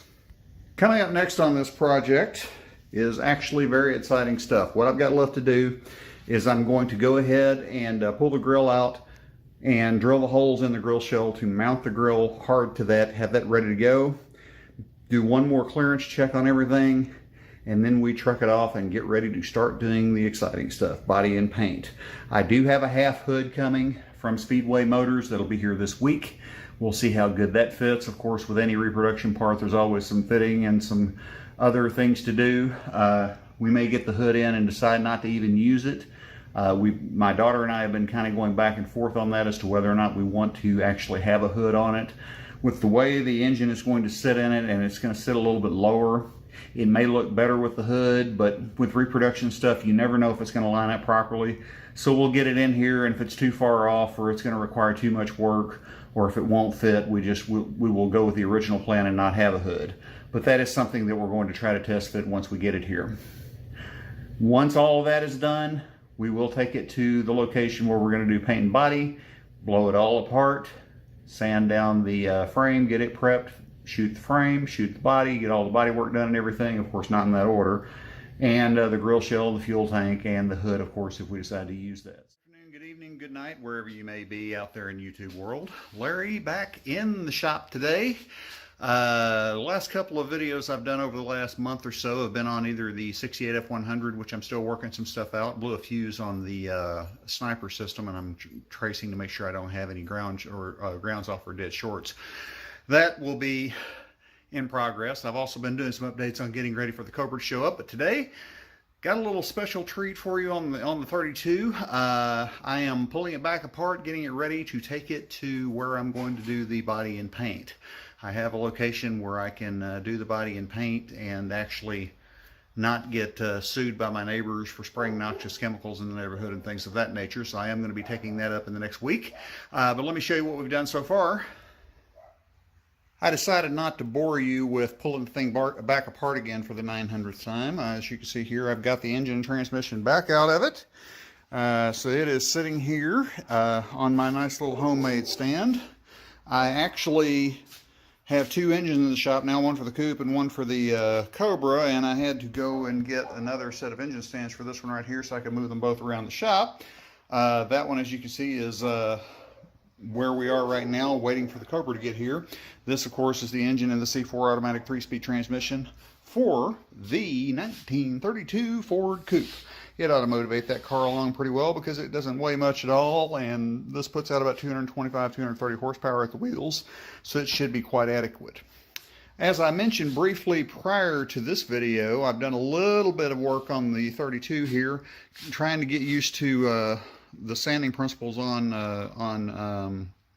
fiberglass. This right here, these areas here, as you can see all the way down, are sanded off. The reason for that is the body seams where the mold was put together for the fiberglass body. I've got a little bit left to do here. I left this here just to show you what we're trying to get rid of.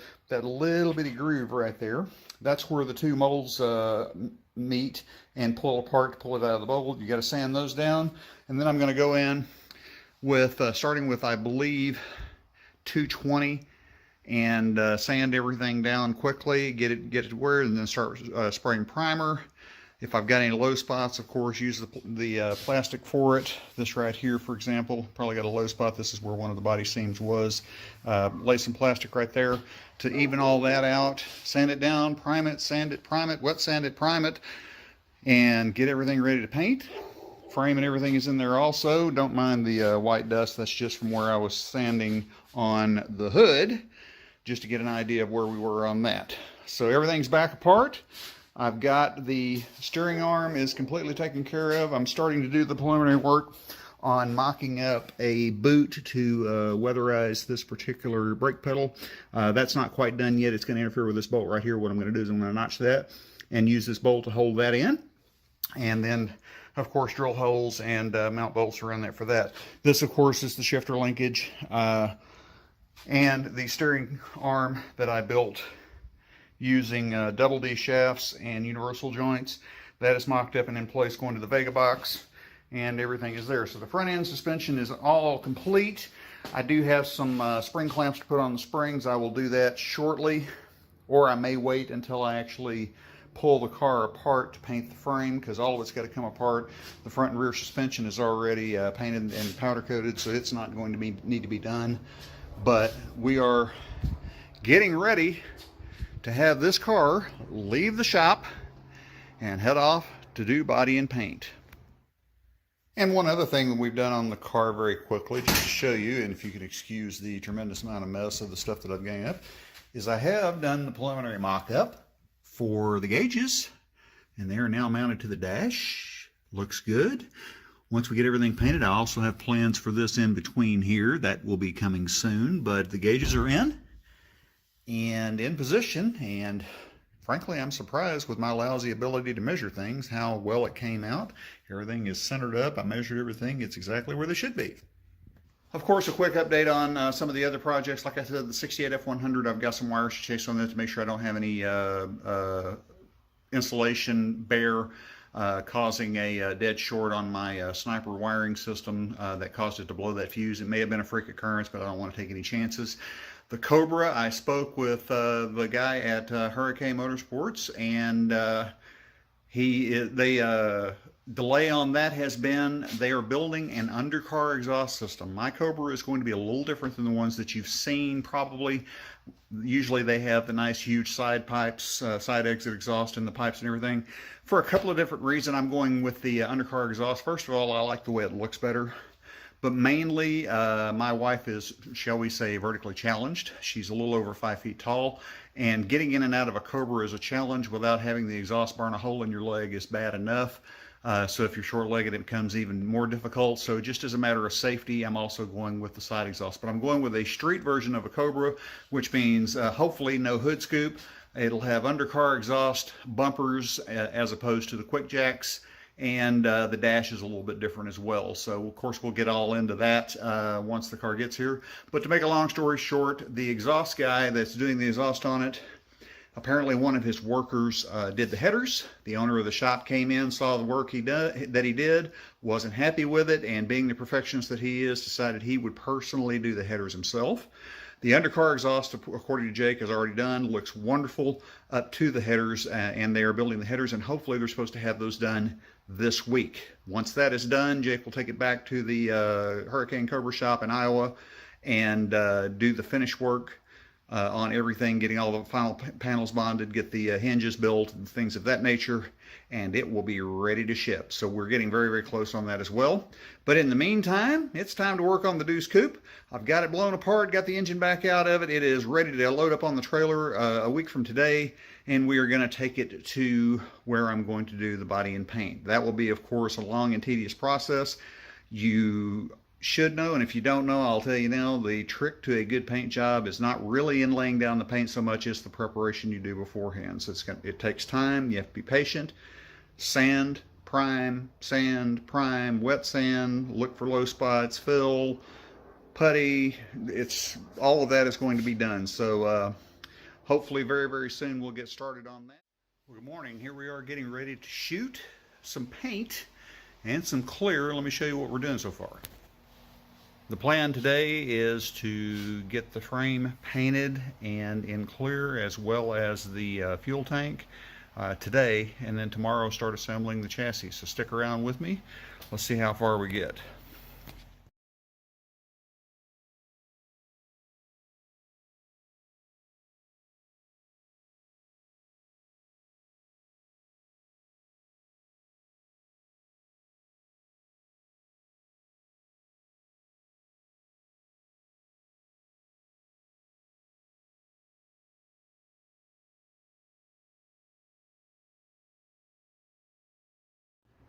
Well, it's the next morning, as you can tell by my bed here.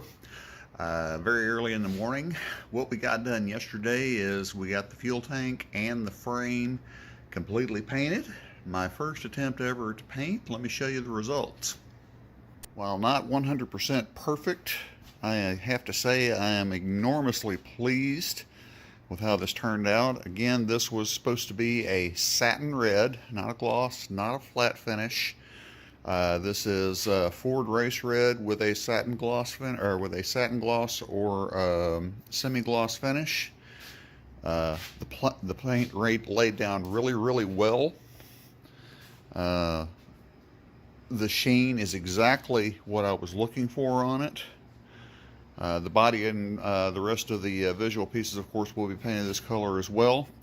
My plans for the remainder of the evening and the day, as a matter of fact, is to get the chassis back and on wheels and bolted together for good. I may even try to start running some of the brake lines. I am missing a few parts, such as the soft line going to the rear differential. But other than that, I've got all the brake lines necessary. I'm going to try to get as much of that done as possible for the remainder of the day.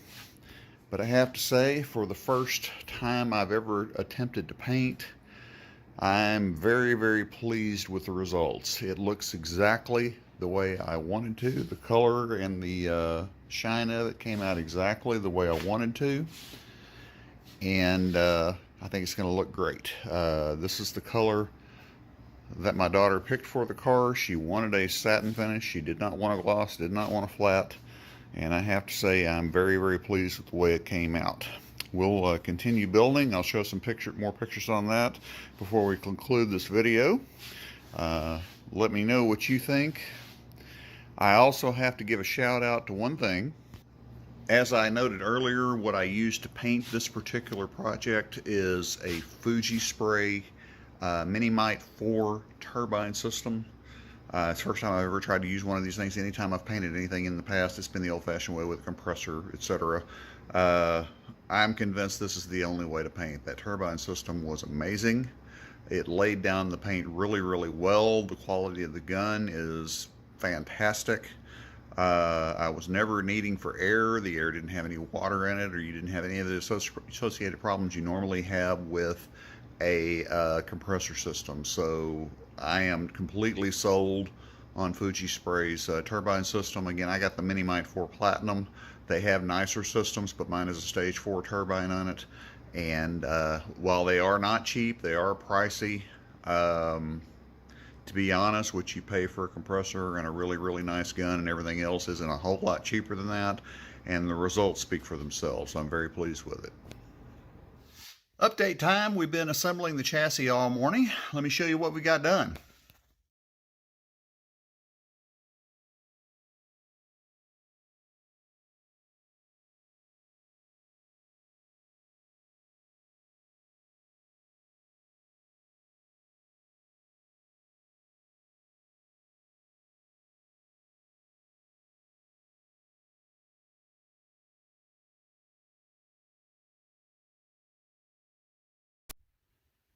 Okay, at this point, it's back on 4 wheels. Got all the linkage hooked up. Front end is starting to be tightened down. What we're about to do is we're about to double check the measurements for the wheelbase and for the to rough in the toe on the front suspension. You're starting to get a feel for the vibe of the car with the mixture of the gray and the black mixed in with the satin red. I have to say, I'm kind of digging it more than I thought I would. As I noted earlier, I'm building this car for my daughter. She is guiding me in the color combinations and all of the trim that she wants for it, and I have to say she's got a pretty good flair for the different and still maintaining a really, really cool classic hot rod look. So I'm kind of happy with the way it's turning out. Continually, honestly, all modesty aside, to be kind of impressed with my first paint job here, because this paint really laid down well. It looks fantastic. The level of gloss to the clear is exactly what I was looking for. The clear that I bought is recommended from the guys at English Color in McKinney, Texas. They recommended a clear. Let me see if I can actually get it. I think it's over here in a box, but at least I can show you the hardener. It's this brand right here, which is Advantage. This is the activator for it. The cool thing about that clear is you can get 3 finishes in one. Mixing it at a 4-to-1 ratio gets you this semi-gloss. A 5-to-1 gets you an eggshell finish, and a 6-to-1 ratio gets you a flat finish. So it's all on how you mix it up. Be careful mixing it up, and I did the 4-to-1 on this to get the satin finish, and it is wonderful. Very, very happy with it. Well, let's keep working, see how much more we can get done before I have to head back home.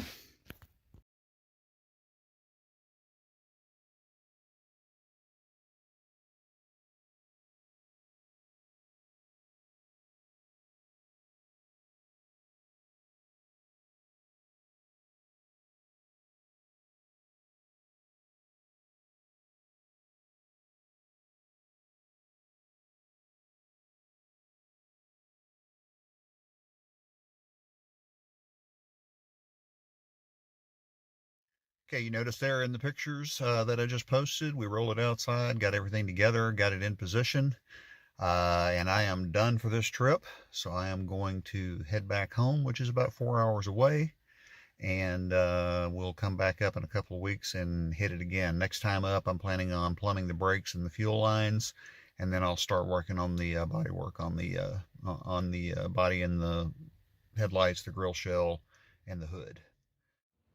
Good morning, YouTubers. Time for more work on the 1932 Ford chassis. What we're going to do today is we're going to start running brake lines and fuel lines. I did manage to acquire the necessary intake fuel pump to replace the pickup tubes that are currently in it. I've acquired a fuel regulator that will reduce the fuel pressure down to 7 pounds so that the carburetor can handle it, and the fuel lines and everything. Before we do that though, what I'm going to do is this. Okay, this is the paint gun to my Fuji Systems Minimite 4 Platinum painting system, the turbine painting system, which I absolutely love. But what I'm going to be doing is I'm going to be making some minor improvements on it today. I'm going to be replacing this cup with this right here. This is the 3M PPS liner system disposable cup system, which makes cleanup a lot easier, makes handling the material a lot easier, just makes everything a lot easier. So I'm going to be converting my paint gun over to that, and then we will get to work on running fuel lines. Now, this right here is the pickup tube for a carbureted system if you have a mechanical fuel pump, but as you know, I'm putting a 1987 Mustang GT 5.0 in it, which those had electric fuel pumps in them.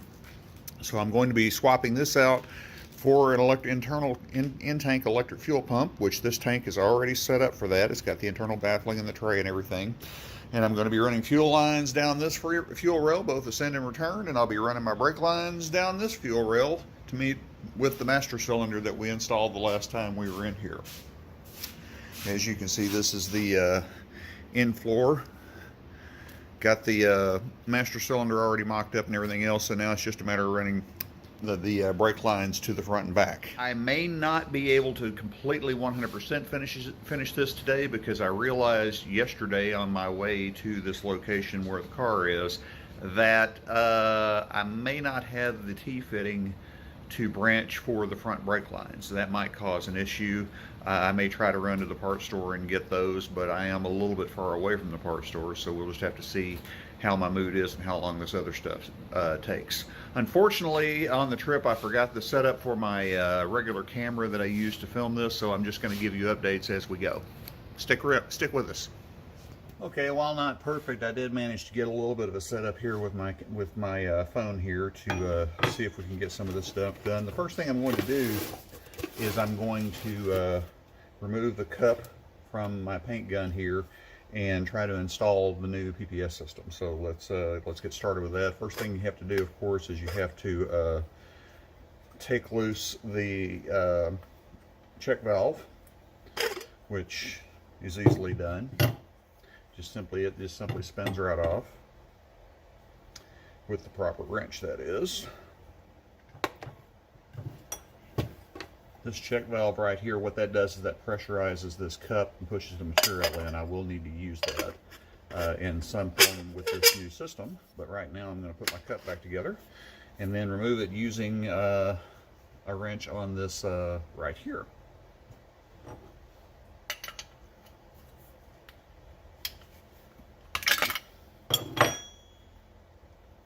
These can be a little bit stubborn, but you can get them off using an 11/16 wrench is the way is normally recommended, like just like that.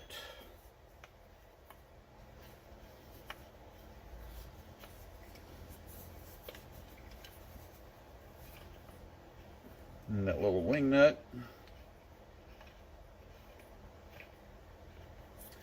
And that is off and done.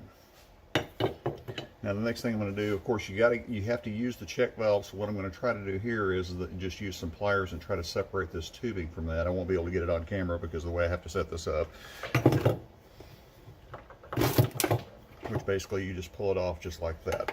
It's always a good idea with these guns to have spare parts around, because you never know when the check valve might get clogged and things like that. So it's a good idea to have extra check valves, have a multitude of needles to deal with different viscosities of paint. Right now I've got the 1.3 and a 1.0.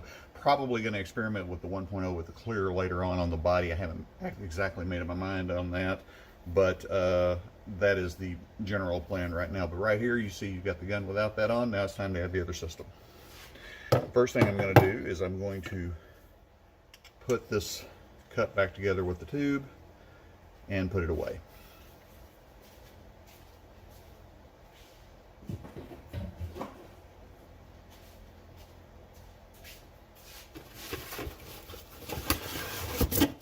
Now what I managed to acquire here, these are simply spare parts. These are replacement filters for the actual turbine system. I learned that it's a good idea to have the turbine system away from where you're painting because it does suck in the overspray. I noticed my filters had turned red by the time I had finished painting the frame in the previous video. So what I'm going to do then is I'm going to clean those filters up. They're easy to clean, but I bought some replacement filters, and this is a 5-pack of those check valves and the long tubes for my gun.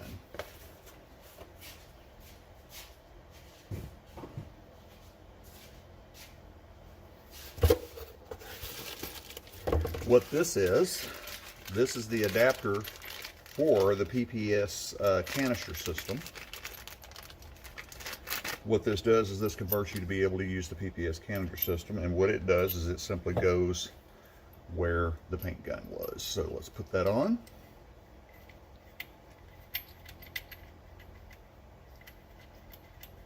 Give it a good tighten.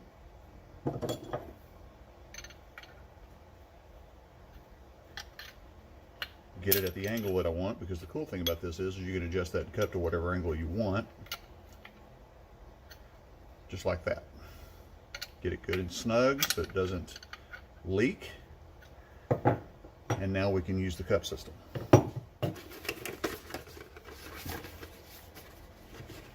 Now what I've got here is this is the pressurized cup. This is what holds the liners. It's got this little screw-on lid here. It's got the tubing, and you can see it attaches to your check valve right here. You have to have this with the turbine systems because this is a pressurized cup. So we'll put that aside for just a moment. Down here, what you'll see is I've got a box full of liners and lids and everything else for mixing your material. Very handy. And what these come with, it comes with a multitude of lids like this, which of course mount to the top of the cup. And you've also got a whole bunch of liners here for mixing material, but I'm not going to be mixing any material today, so I'll just simply put these away. But I do need one of the lids. Also included in this kit are these, which are lids that seal up the material here.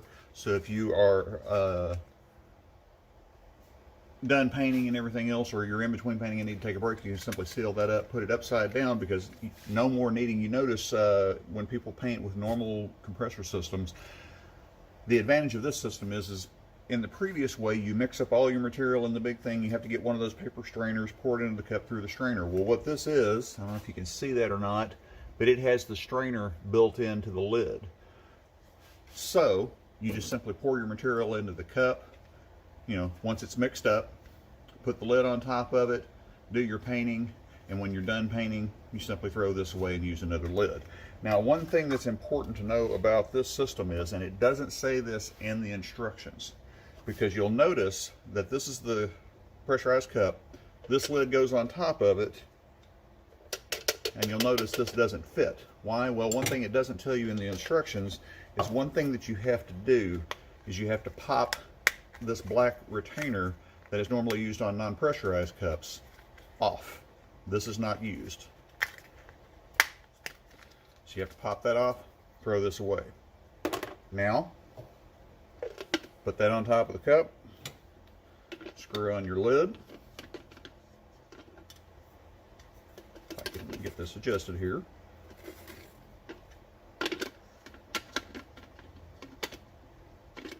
Another thing it doesn't tell you is you have to remove this out of the lid. Then you simply screw that on. And see, when you get ready to paint, you take the lid off, put the liner in, put your paint in, put the lid on it. Of course, you've got the cap seal if you want to use it. But then when you get ready to paint, it's simply a matter of you've got your material in here, turn it upside down, like so. Press down, give it a quarter turn, and there's your new system. Then you take your tube that comes with it, hook it up to your check valve,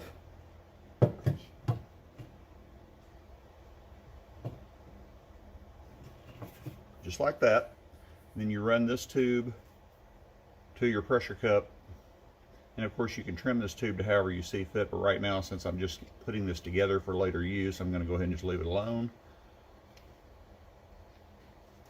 Now you've got a pressurized cup system just like you always do. You can adjust this. Now, instead of a matter of cleanup of emptying it out, disassembling the gun, cleaning out the cup, cleaning out the gun and everything else. You just simply pull your liner out that you use your materials in, throw it away. Your cup is clean and ready to use on the next time, because you do throw this away and use that again, or use new ones again. And then all you've got to do is disassemble your gun and clean up the needle and all of the stuff in there, and you get good to go. It really cuts down on cleanup time, makes it much easier to handle material, and you have a lot less waste. You don't have to buy the strainers and all of that other stuff too. Very, very good system. I recommend it. All right, let's get to work on the coop. Another thing I failed to mention on the Minimize system, and let me show you what the turbine looks like.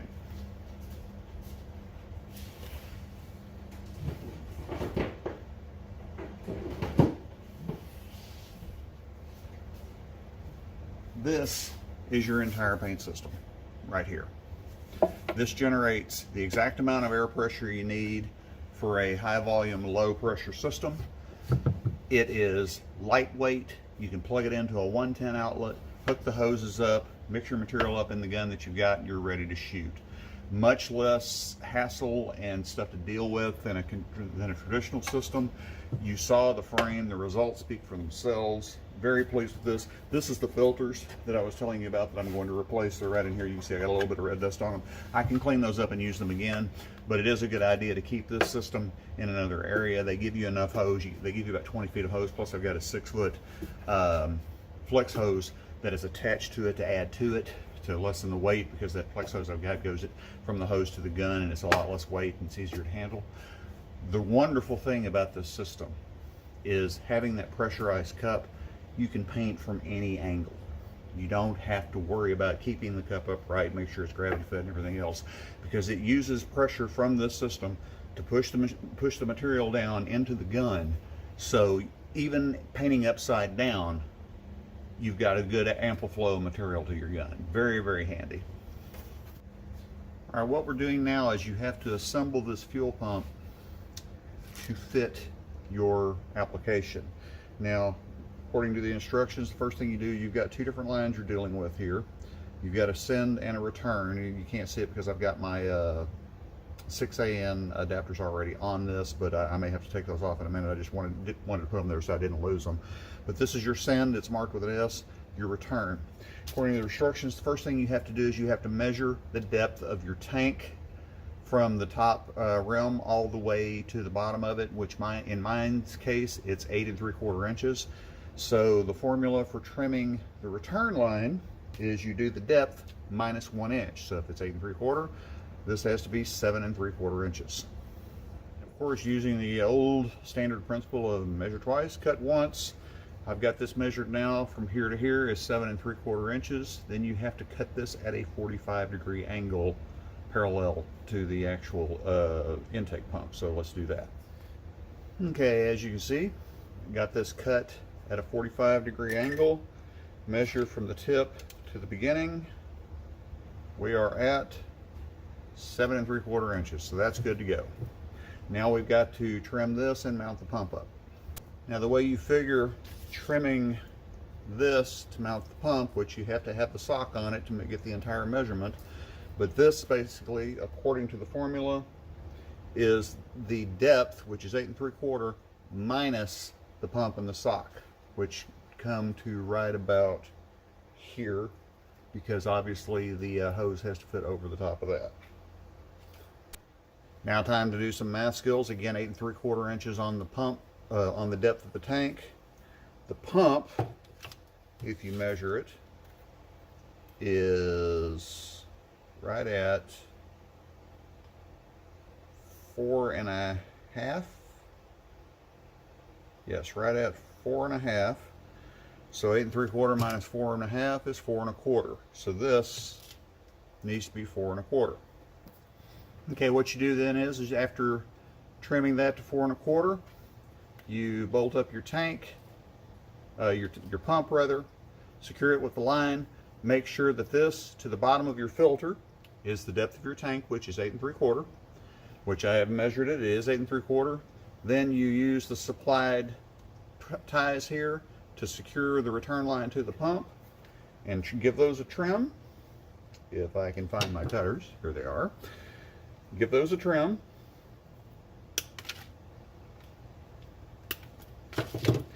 And assuming my measurements are correct, which is never a given, pump's ready to go in the tank. When you mount this up, look at the positioning of your tray because it's going to be oriented a certain way. You want to be sure that the sock fits into the tank fully. Mine actually has an orientation where it's away from the fuel line, so I've got it pointed away from the fuel line, or away from the return line, just like that. Okay, once you get everything situated, you just tighten your bolts in a star pattern and you're good to go. You can see I've got my center and return lines right here facing out, getting ready to run my fuel lines down the length of the frame. You want to be sure you got a good seal. Now, one thing about it is when you install this, the sock will tell you if you've got a good fit or not, because if you got it oriented the wrong way, you'll put the pump down in there and it doesn't want to fit down in there. All you have to do is rotate that sock just a little bit and it sets right down in. We've got an electric fuel pump installed. Well, here we are a couple hours later, about an hour and a half later. Let me show you what we got done on the fuel lines. Okay, I don't have quite enough of the hardware necessary to finish the job, plus I can't completely finish the job until the body is sitting on it because I have to position the fuel regulator, the pressure regulator, and some other things.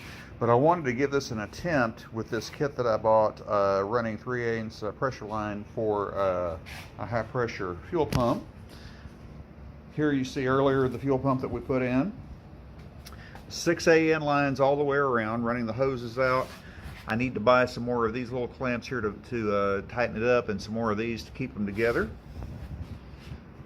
And what I did is I just ran it in a loop because I've got to get the engine and everything in it and get everything positioned before I can finalize it. But there's the fuel filter right there, and I will secure that with a clamp as well. But as you can see, not bad.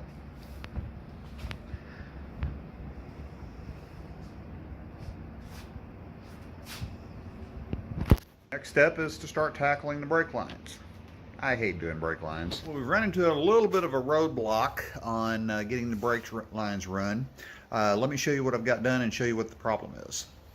As you can see here, we've got the soft lines to the brake calipers run on both sides.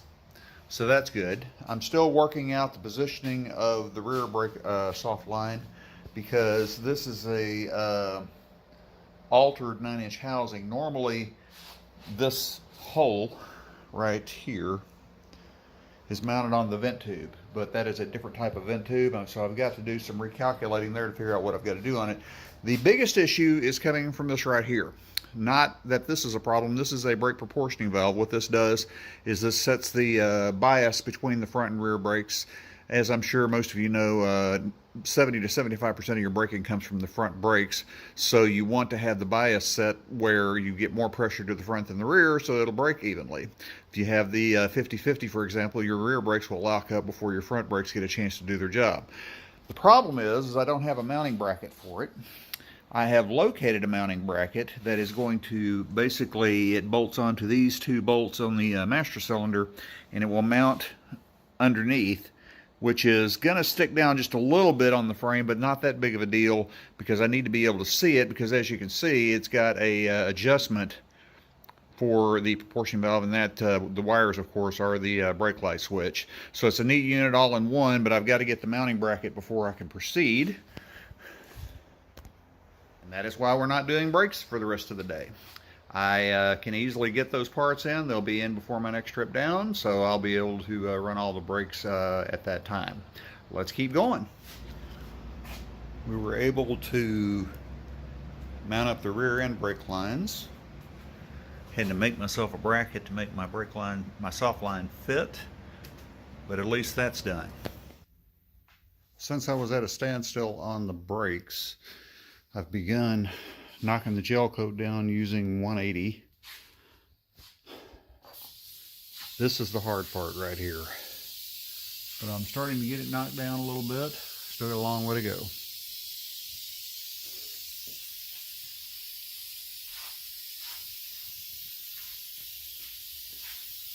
The good news is I've already got the mold seams out.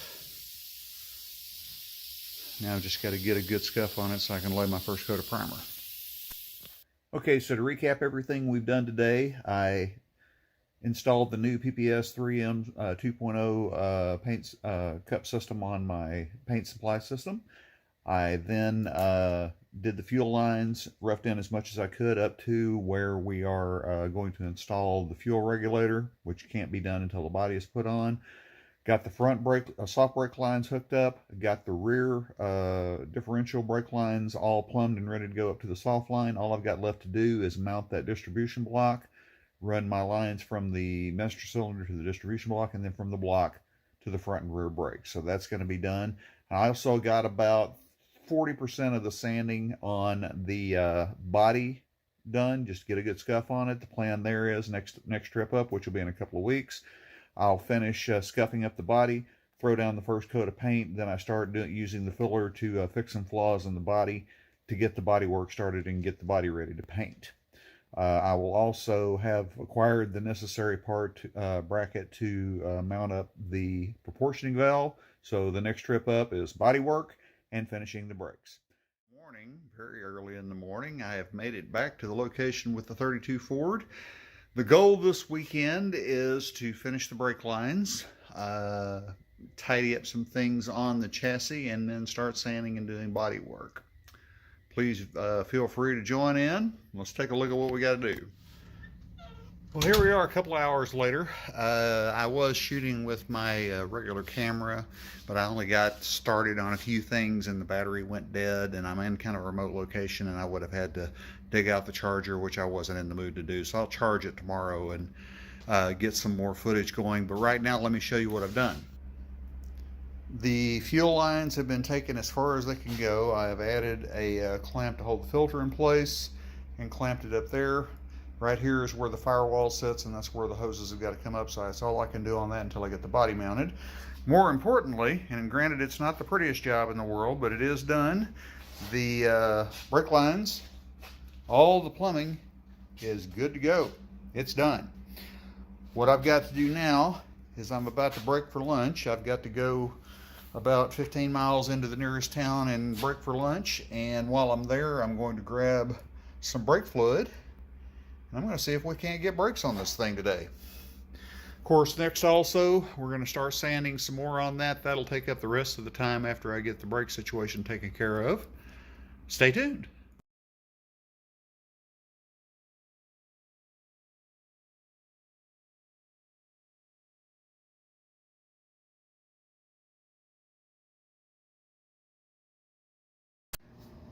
Okay, a quick update. It is the next day, and today what we're doing is I spent most of the evening yesterday sanding on the body, getting it ready.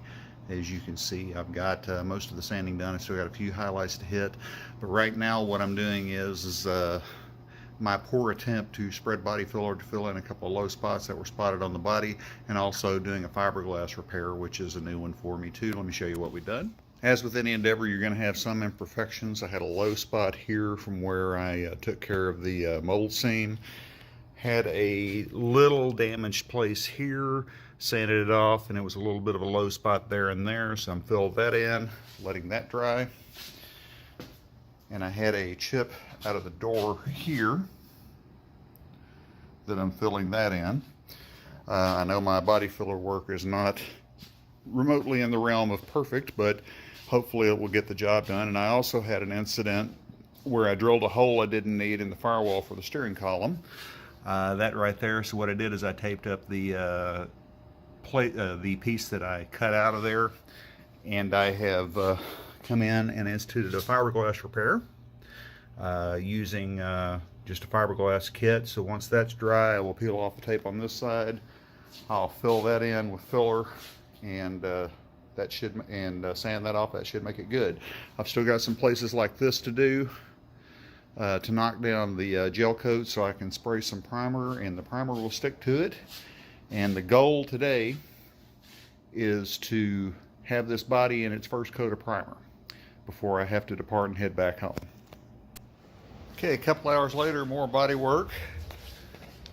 This place right here had a piece of damage on it right here that evidently happened during shipping. All that is taken care of. Had a low spot back there, that is done. Had a low spot right here from where the body seam was, that is done. Got a little more touch up to do on this place here where the other windshield wiper was supposed to go, which I'm not using. This is my fiberglass repair right here. I'll show some video of that as soon as it is dry and sanded down. And back here we had a huge chunk taken out of the fiberglass, but it looks like we're good to go there. The body is very close to needing primer now. I've got a few more areas to sand, just a small knick-knack places. And then I'll spray some primer. Okay, filler is done and sanded. This turned out wonderful. Can't even feel it's there. Down here where my hole was created that I didn't need, looks really good. I'm cleaning the shop up. I'm getting ready to spray some primer.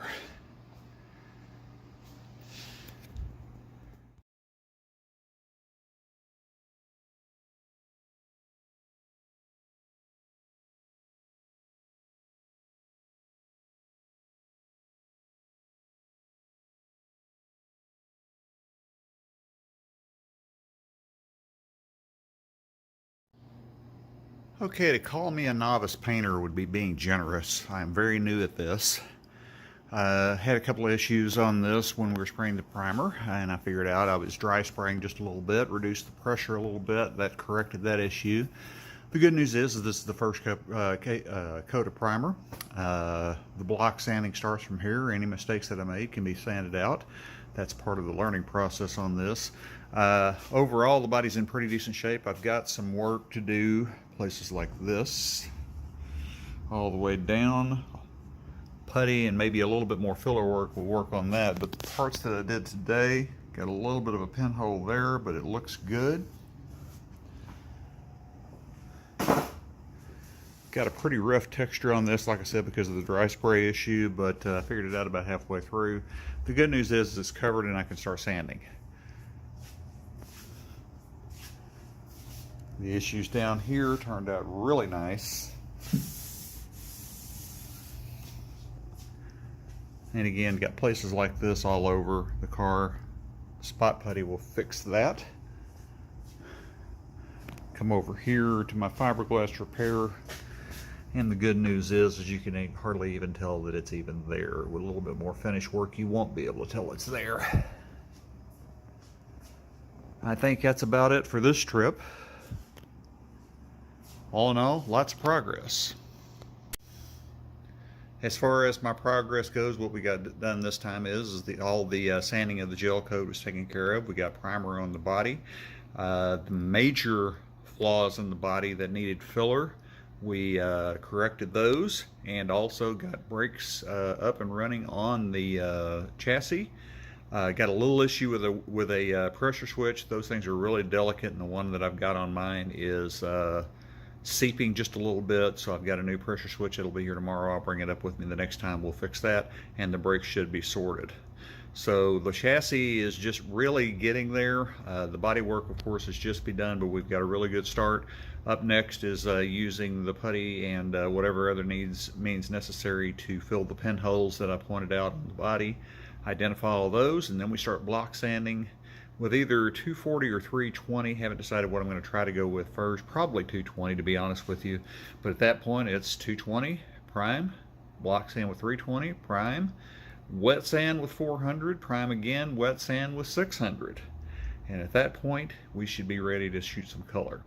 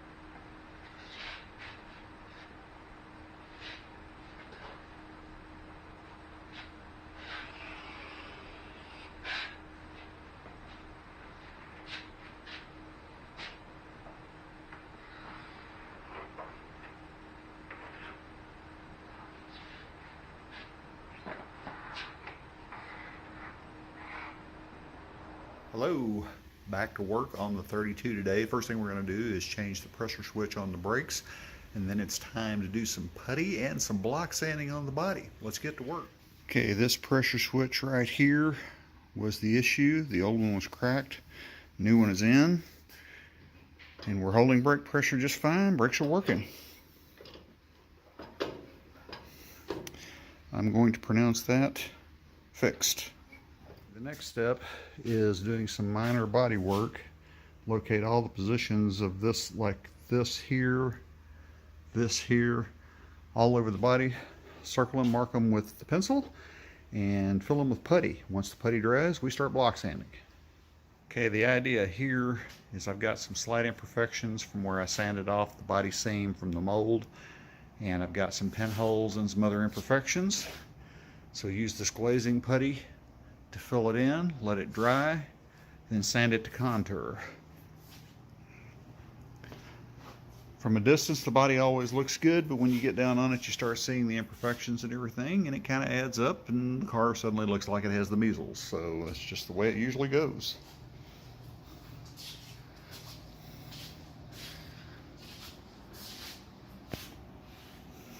Progress is progress. Few hours and many pieces of sandpaper later, we've got the first blocking done.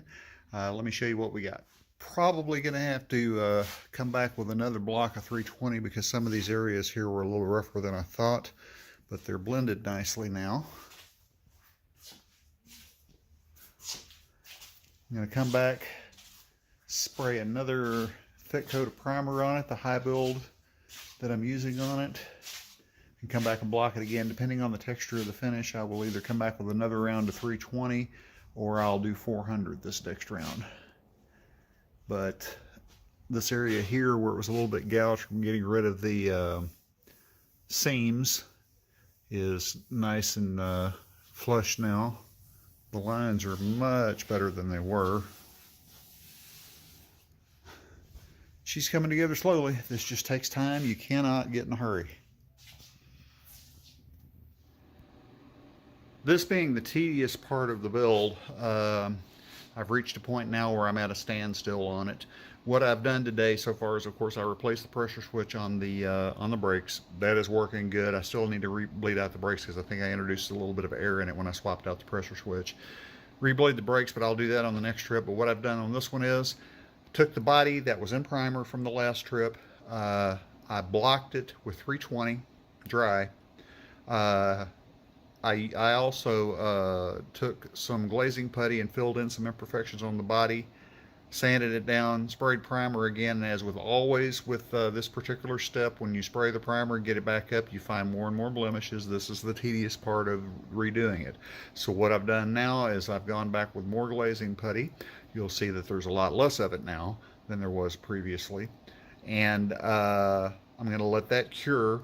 And then come down next trip, I'm going to block it again with 320 and sand that off, prime it again, and I should be ready for the first time of wet sand 400. Let's keep our fingers crossed, but let me show you what we got. Little imperfections. You can see we don't have nearly as many as we did before, but I found some more imperfections on it.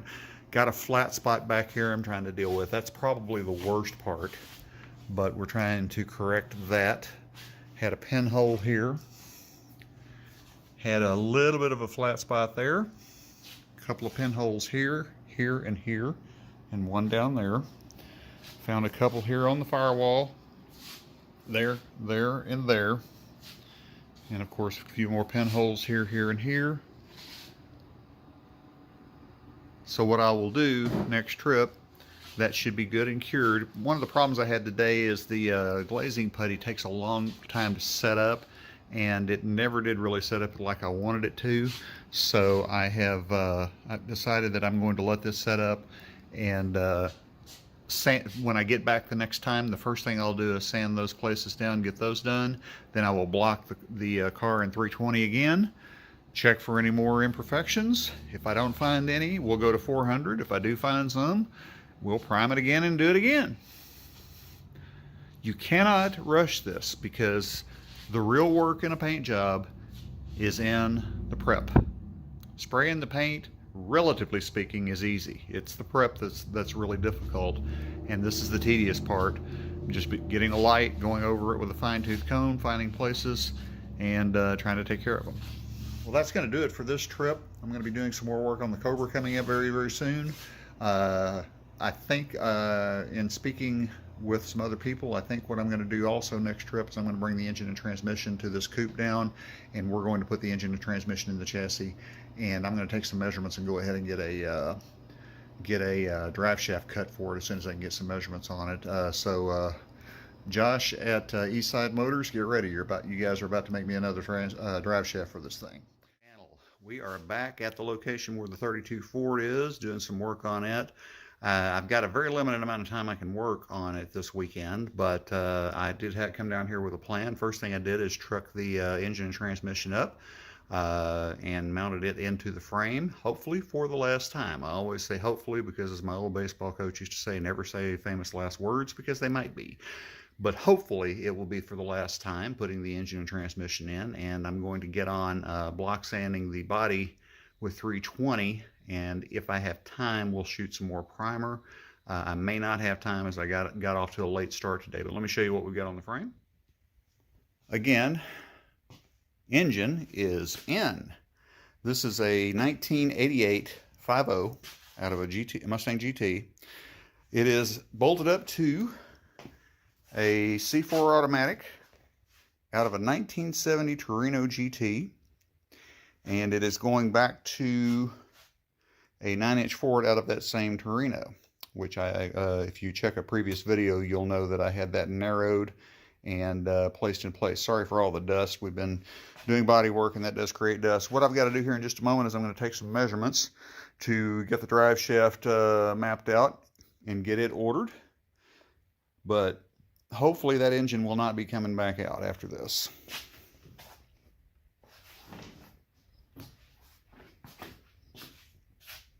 One of the other special things about this is, again, and I did put the CVF pulley system on it with a shortened forward water pump. This water pump is about 1.5 to 2 inches shorter than stock. That's why you can see in most of these water pump pulleys have a nose on them, whereas this one's flat. That's to allow for extra space on the radiator. Air conditioning compressor is in place. I do have the air conditioning system for it, and of course before I leave here I'll try to get everything mapped out and get everything ready to go on that as well.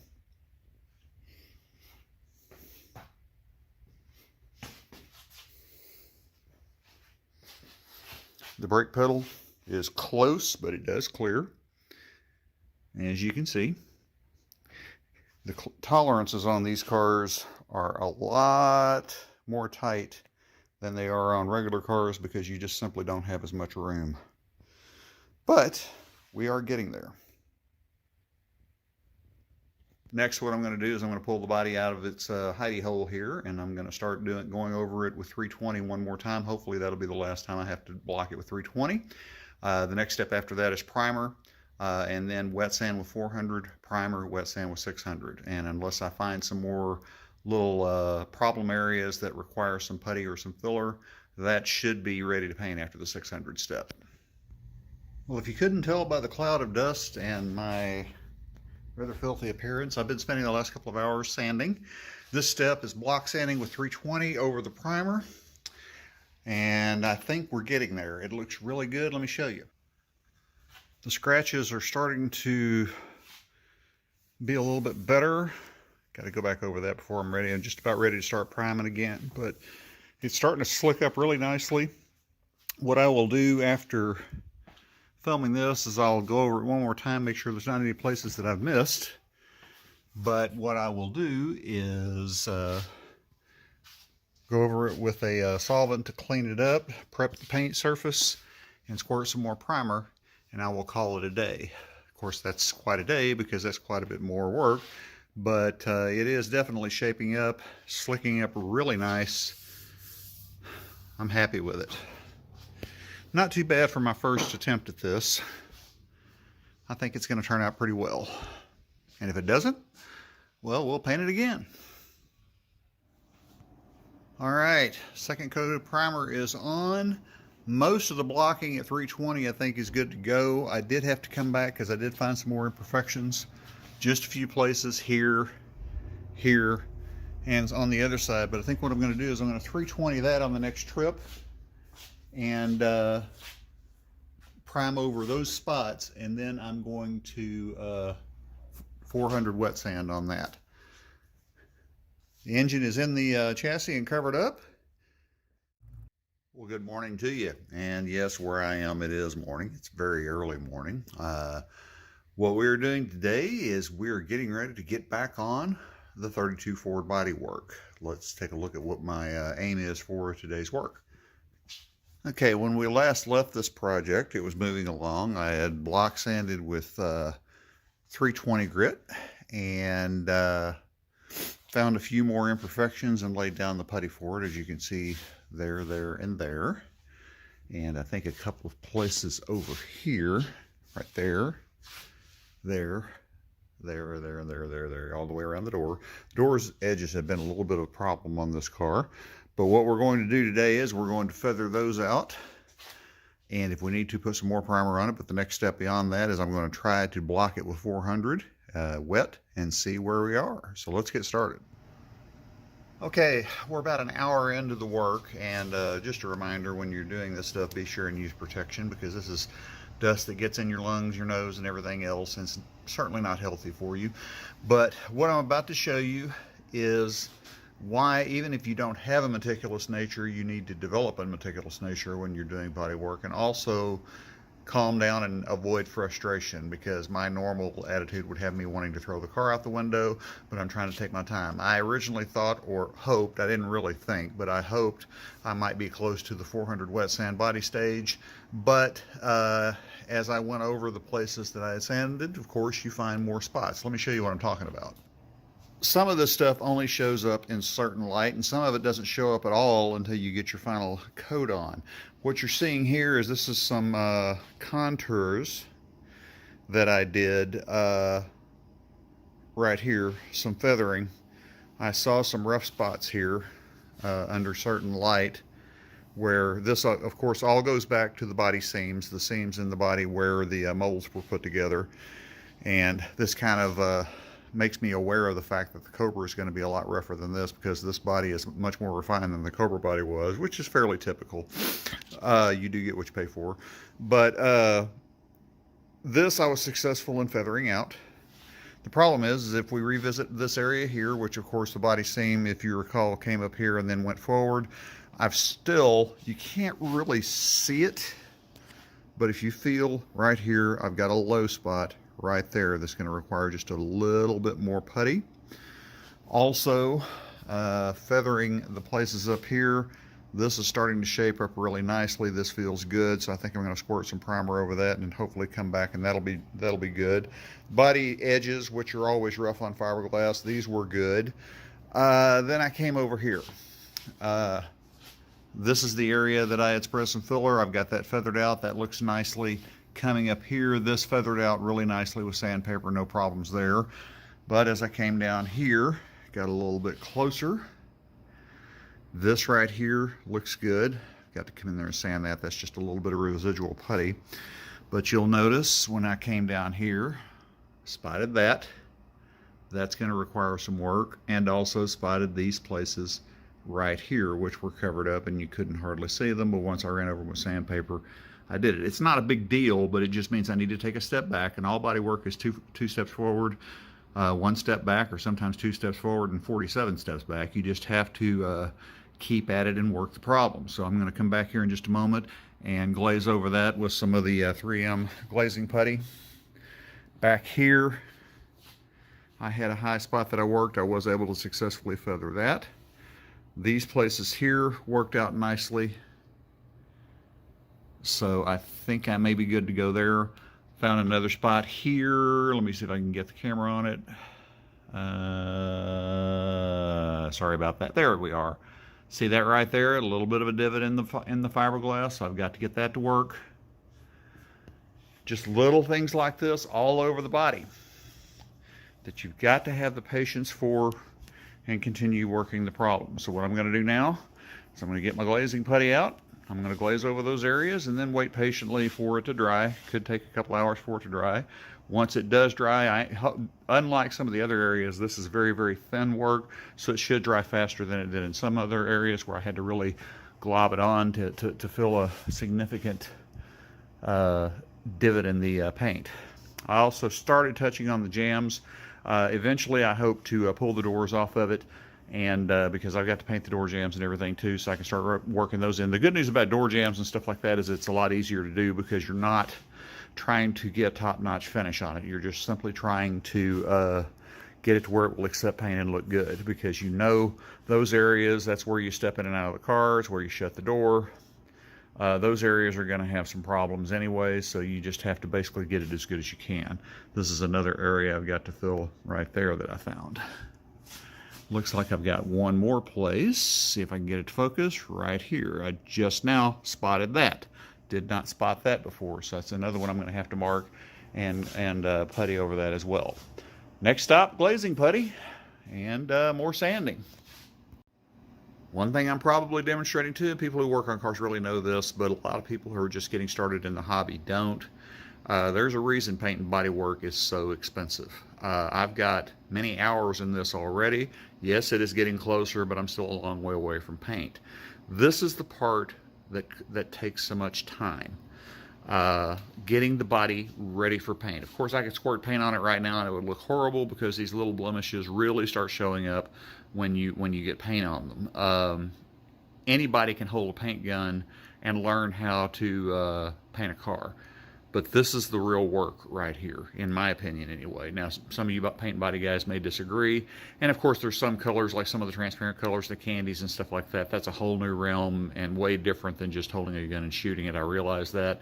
But for just a standard non-metallic red color that I'm spraying on this is where the work is done, because you have to have these places done or else it will show up on your paint.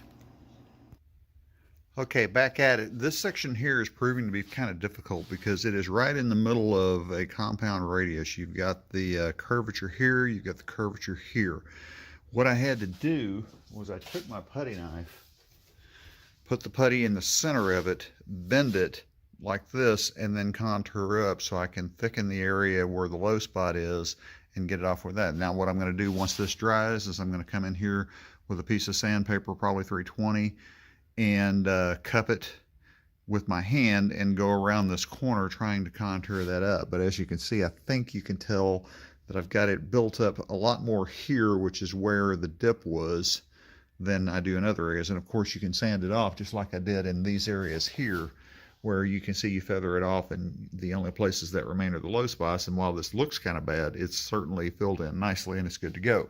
Over here, a lot easier because it's on flat panels. Just simply spread it on, wait for it to dry, sand down, fill in the low spots. Same here, here, and here. What you can see here is the more I go, the fewer incidents of putty I'm having to use.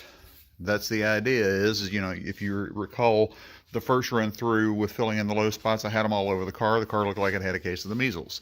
Now I've just got a few select areas. What I'll do, of course, is continue sanding. Once this dries, and if I find more spots, I'll continue to do this. But I'm at the 320 stage for a while. If I can ever get past the 320 stage and get up to the 400 stage, that's where I'm finishing it out and eliminating the 320 scratches with 400, eliminate the 400 scratches with 600, and on up the ladder until it's smooth enough and ready to accept a paint job. This right here is the part that takes the longest. But I have to admit happily, the body is a long way from where it was when I started. Okay, while I'm waiting on the putty to dry, I've decided to get to work on this hood. The hood is going to be rough. It's never going to be perfect because it's basically just an inexpensive Speedway Motors part. I went ahead and I've removed my mounting here so I could get the sanding done. Of course, those were just pop riveted in. I can pop those right back in when we're ready. These edges here, you know, it's got some cracks and some chips taken out of the fiberglass right here I'm going to have to fix. I'm going to try to come in here and fill this. Just skim this real good. That way that smooths that out, which I'll get to work on that here in just a moment. And get to work on this hood, see if I can get it in primer today too. All right, more work I'm getting done. This is the grill shell. I'm scuffing the black primer coating that comes on the part, getting it ready to lay down some primer on it, and also my headlights, as you can see here. The good news about reproduction parts like this is they don't take as much work as other stuff does. The bad news, of course, is that they do take some work, and I've got to get it in primer before I can start spotting the low spots on it. But I'm about to spread some filler onto this and hang this up. Once the filler dries, I'll sand it off. Still waiting on the putty to dry over here. We continue. Okay, this is sanded down now. I'm not really sure if I feel anything as far as a low place here goes or not, but I'm going to spray some more primer on all the places that I've sanded down. If, and I hesitate to say this because I don't think it's going to be ready, but if those places are good enough, the next step is to go and block the entire body with 400 wet sanding. I won't know for sure until I get some primer on this, because when you put primer on it, it reveals some things that the sanded system like this doesn't. So I'll know more then. I'm also going to spray the first coat of primer on my grill shell, my headlights, and my hood. I actually left my filler at my house, so I'm not going to be able to start working this hood rough. Although, since I am going to be spreading filler on the Cobra in the coming days, I may take this hood with me and rough it in there and then bring it back, of course, when it's ready to paint, because I've got a lot of work to do on this hood. This hood is probably the roughest part left, but I'm going to spray some spot primer over the places that I've sanded today, see where we are, and go from there. You know, my dad, like all fathers, I suppose, always used to think that I didn't listen to him. But I did. And one of the things I listened to him on was when working on cars, especially doing body work, you have to reach a point where you think that, you know what, it's good enough. You have to realize it's never going to be perfect, but it's good enough to get what you want to get done on the car. Let me show you what I've gotten done so far today. Wet sanding in 400 grit is done.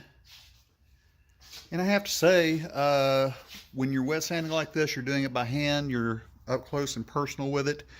And I think, of course, I've got to wash it off and get it cleaned up and everything and get a look at it, which I will do here shortly. But honestly, if the scratches are down to 400 grit, I think I'm going to take it to 600 next. And we may be good to go, for the body at least. It actually cleaned up very, very nicely.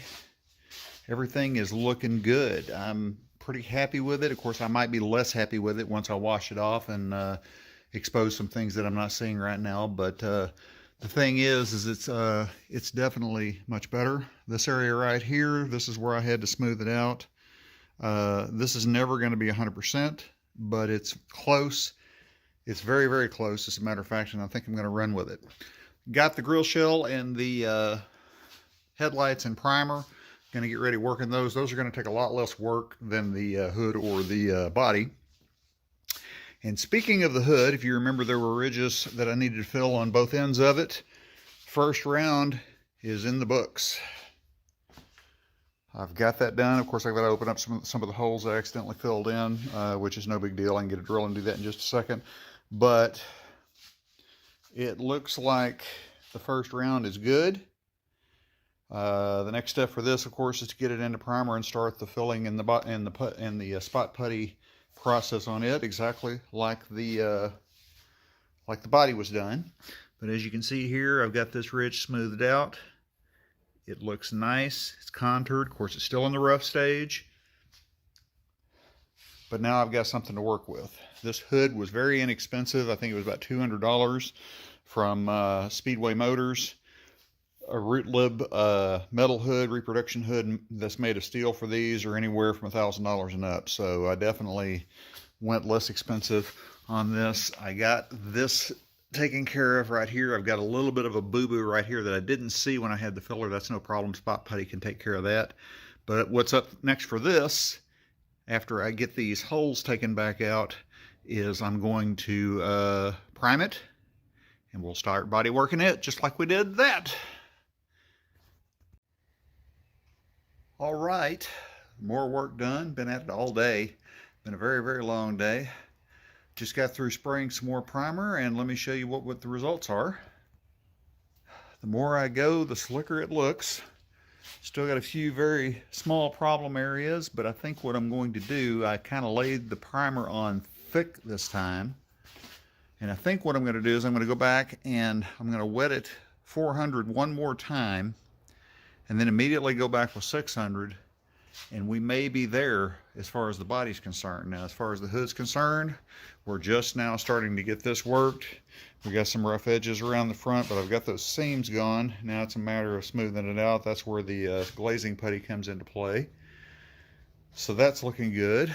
Got primer nice and thick on the headlights and on the grill shell. Those I think will be ready for 400 or 600 the next time down as well. So 400 and 600 on those pieces. The hood I'm going to probably spread some glazing putty on as soon as the primer dries before I get out of here. And then it's a matter of coming back next time and doing the 400 and 600 work in the hood, and we are that much closer to red paint.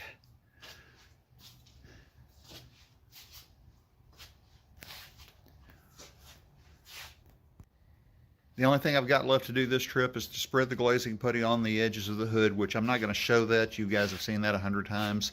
But I think I'm going to simply do that, then park everything, come down for the next trip, and hopefully, if all goes well, as my father used to say, good Lord willing and the creeks don't rise, we may be ready for the paint in the trip after the next one when I do the wet sanding. So keep your finger. Well, we are back at it on the 32 Ford work. The plan for today is get the doors and the deck lid off of it, start working out the door jambs, do some body work and filler work on the hood, and start doing 400 wet sand on the body. Let's get started. Okay, the purpose of this, getting the doors and the deck lid off of it, is to get this stuff prepped here. I'm going to go over that with 320 immediately, smooth it out. Door jambs also, get those ready to spray some primer on. The hood, as I noted before, is quite rough.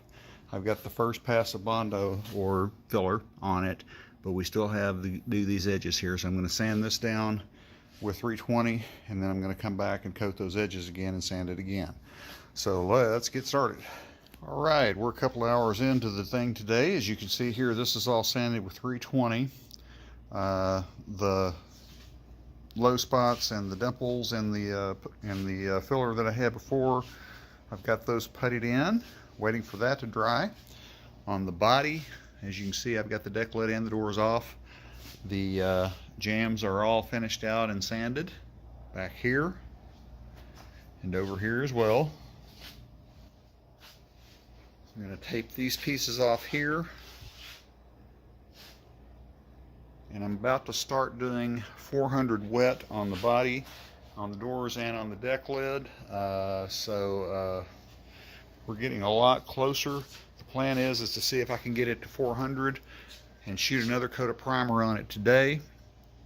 And while that's curing, the next time down I'll sand it with 600, and fingers crossed we may be ready. As soon as the hood is dry, I'm going to primer it with the rest of this stuff, and I'll have to go 400 on it. Of course, my grill shell and my headlights are over there. They're ready for 400 as well. I'll do that while I'm doing these. But we're about ready to go on with 400 wet sanding. Okay, hours of wet sanding later, we've got the stuff outside. All of this is at 400.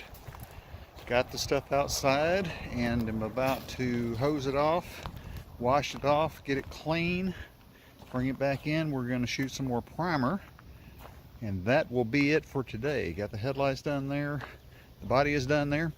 Interesting tidbit, take the doors and the deck lid off this car, it's a lot easier to move around. So go figure there.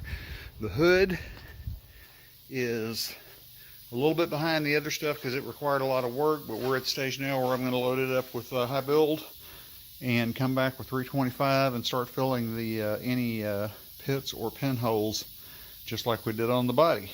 But I've got it evened out. We'll take a look at it after I get some primer on it and see how it looks. We're getting there.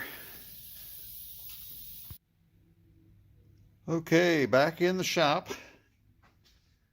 Got everything dried off.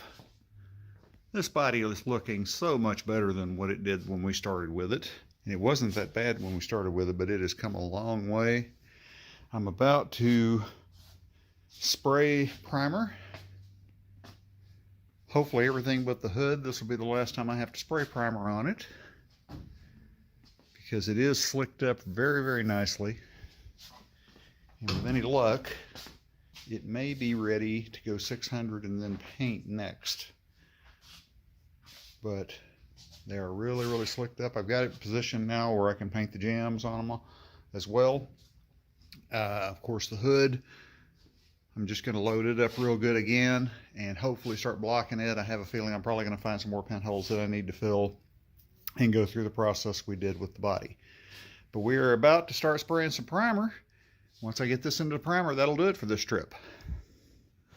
Well, noxious chemicals later, this hood is looking fabulous. I've got some pinholes to fill. That is nothing.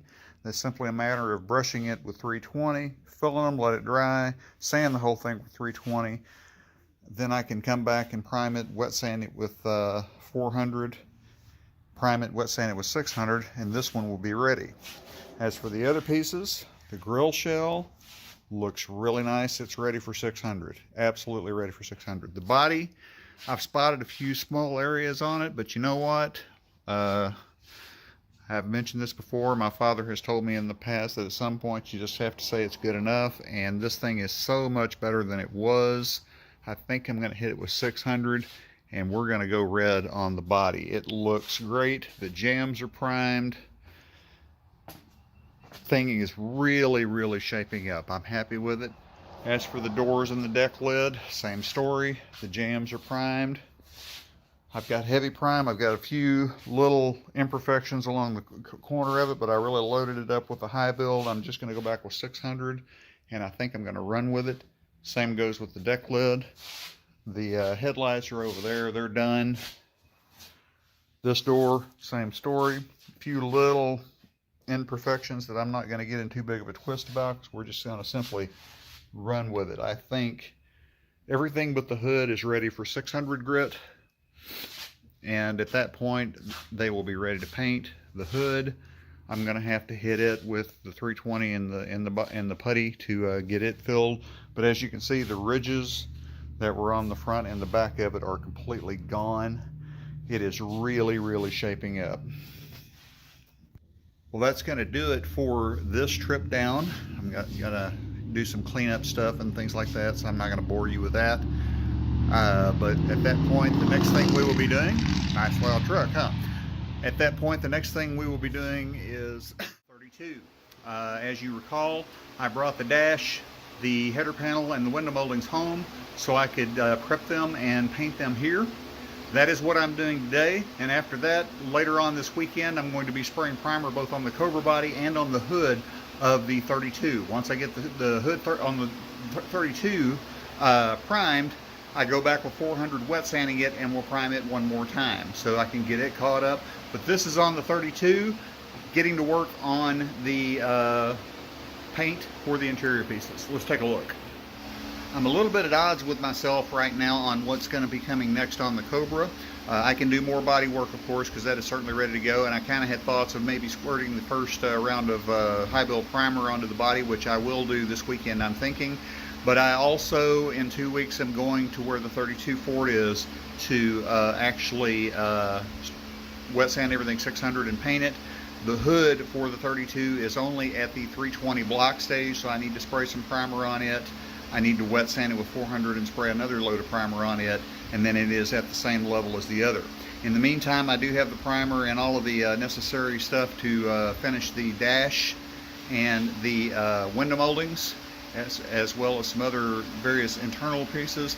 They're going to be the same color as the wheels, which is a Ford factory color called Magnetic. It is a new color, or not a new color, but a recent color from Ford called Magnetic. It's a very dark metallic gray.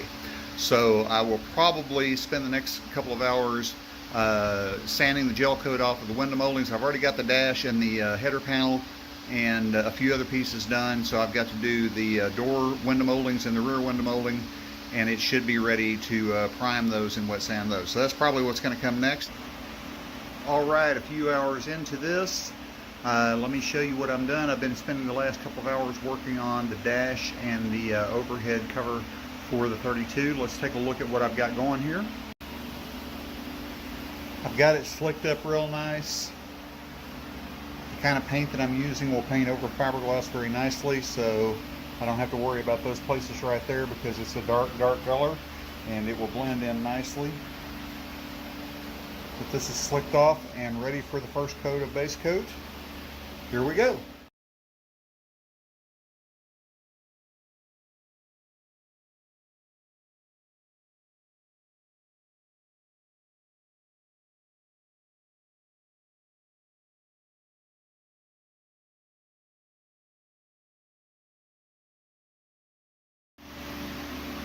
All right, the first coat or two of base coat is done on the header panel and on the dash on the 32. I have to say so, it laid down really well.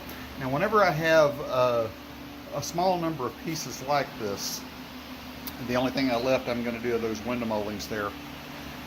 I don't like to have to mix up an entire canister of paint in my paint gun and paint it. Have a lot of waste that way. It's a lot more of a problem. English Color, Scott at English Color, the same people that I order my paints from all the time here in McKinney, can mix me up some rattle cans. And these are basically just custom mix. I gave him the paint code. He said he'd have it ready in 15 minutes. And the time it took me to get there, it was waiting on me on the counter. Very reasonable price, and it's a lot easier and a lot less wasteful than mixing it up out of like a quarter of a gallon can. So this laid down really good. I may lay one more coat on it and then come back with clear. So to be continued.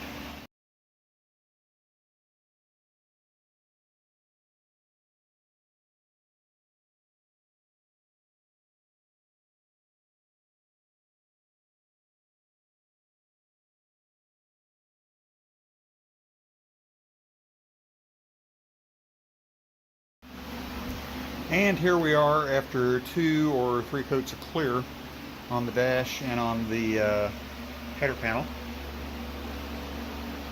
Came out very nice. I wanted it to have just a little bit of a texture since these are interior pieces. I didn't want them to be just absolutely gloss shiny. And I have to say it turned out exactly how I wanted it to. Let those dry. I'll start on the window moldings. Okay, I wanted to get out here in the sun and just show just how beautiful this color really is, how magnificently it turned out. Again, these are just the interior pieces. They match the wheels. The interior is going to be black leather, but the windshield molding, the window moldings, the header panel, and the dashboard are all going to be this color. Very happy with the way this came out. Okay, slight detour. I had to run to the parts store and get a can of primer because I ran out. These are primed, and as soon as they dry off, we're going to wet sand them with 400, clean them up, and paint them. I've still got the rear window molding over there. It's ready for primer.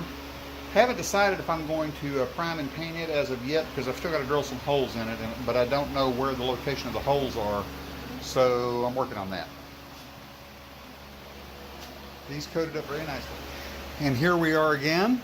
This time got them nice and slicked up. Just so you know, before painting, I do clean with a brand new microfiber towel and this prep oil. It cleans the grease, all the dirt and everything, you know, stuff from my hands and things like that should I touch it and such. but these are ready to shoot, so it's time to start shooting some paint again.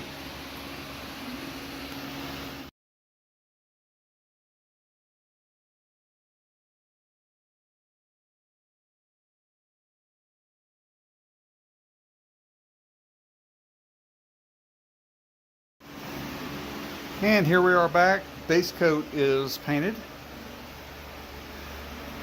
I've got really good coverage, nice smooth coverage with the base coat. So I'm going to let this flash for about 30 minutes and then come back and hit it with clear.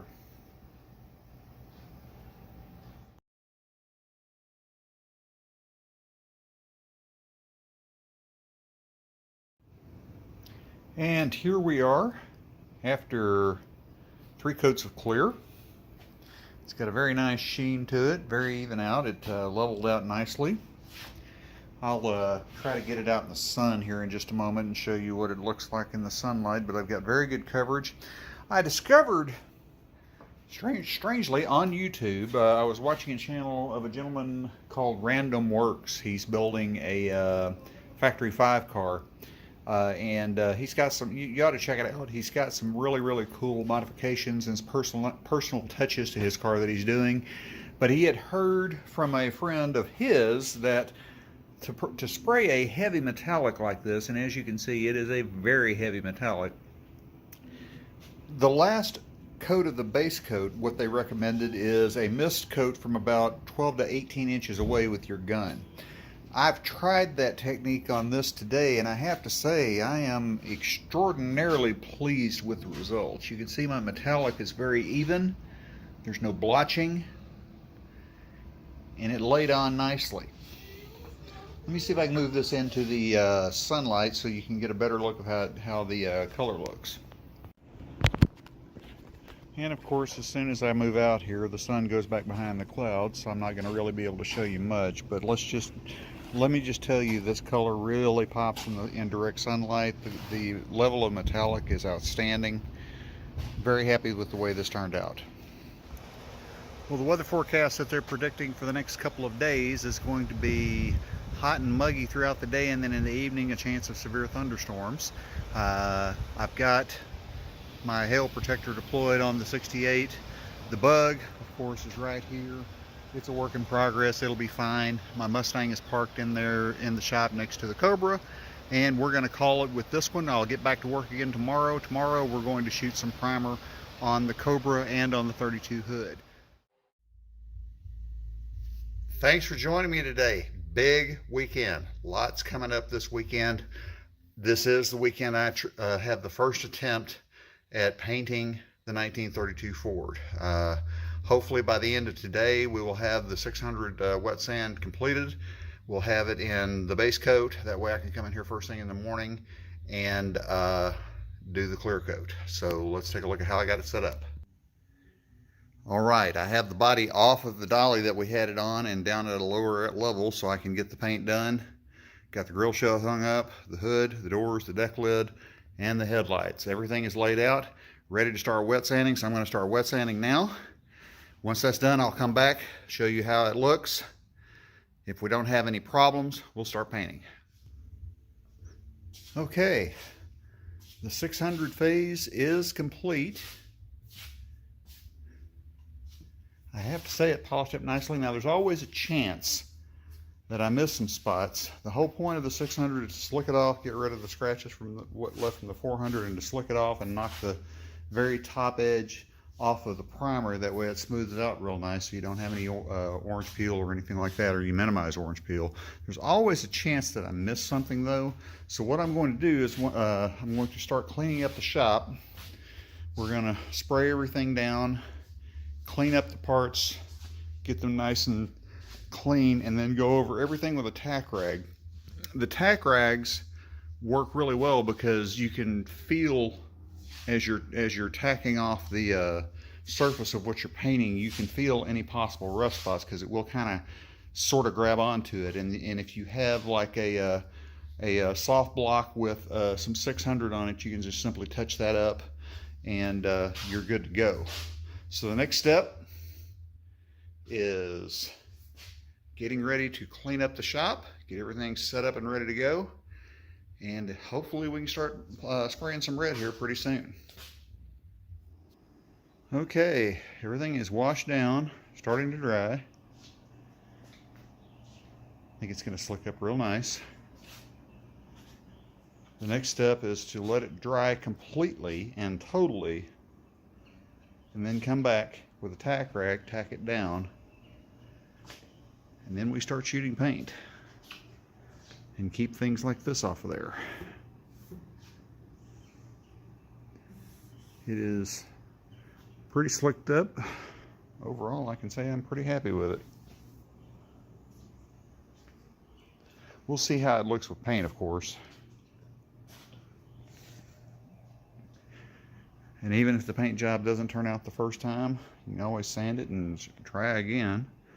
And the good news is while it may not ever be perfect, it is a long way from where it was.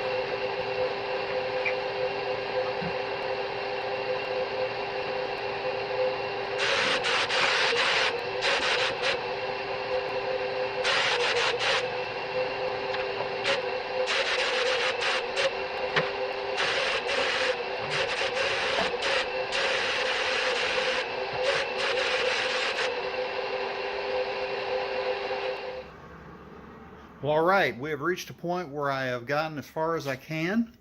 A little bit of a mixed bag, but mostly great news on the paint this weekend. The car itself, the body and everything is good to go. I'm going to have to take the hood back with me and do some more work on it. I'm going to take it down to 320. I'm going to seal it off and reshoot it. And I'll probably do that at my location. That way it'll be ready to go. But let's take a look at what we got. Got everything together, and as you can see, we've already got the body on the frame. It is buckled down and done. Windows are up on the doors. Next trip down, I'm going to bring the windshield. We're going to install the windshield, and I can do some other miscellaneous stuff. Still got an issue with the brakes I'm working on, but I'll work that out. The doors, everything is lined up perfectly. Good gaps. Deck lid is on place. Good gaps on that. The sheen of the paint is just fine. There's the hood. Don't make me cuss it. But anyway, and overall, it just really, really looks nice. I'm happy with it.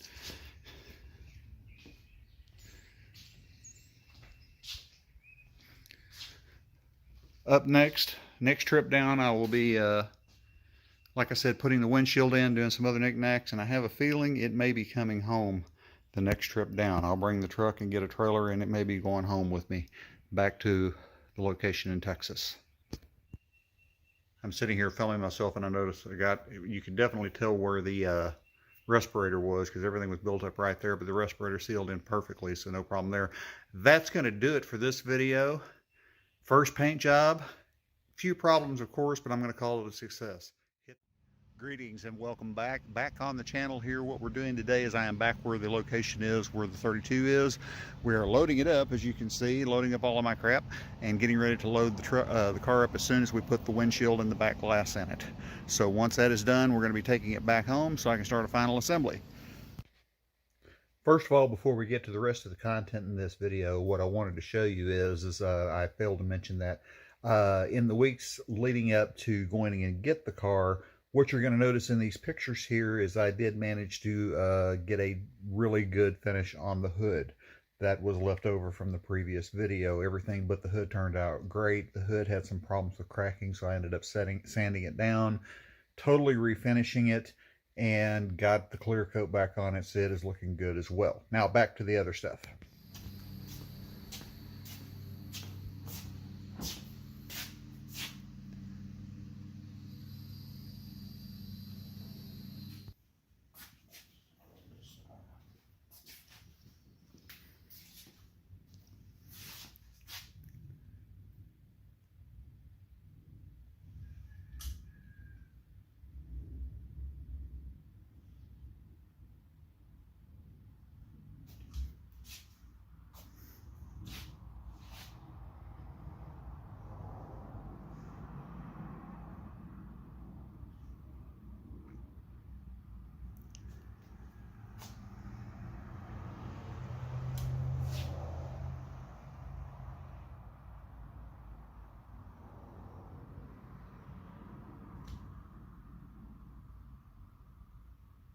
I got to wondering, I was wondering if one can would be enough.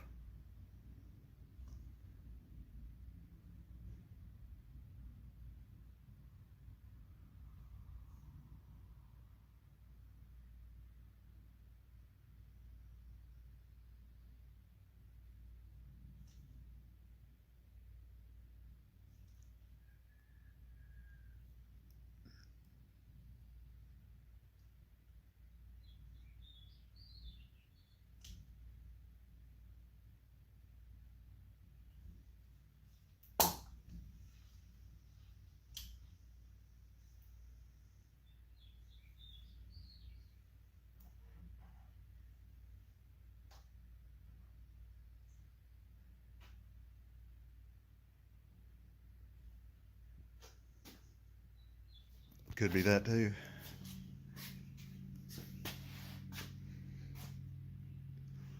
Yeah, see, what I can do is if I can find some L-shaped trim or something, I can run a bead around the edge of it and just cover it up. It'll be fine.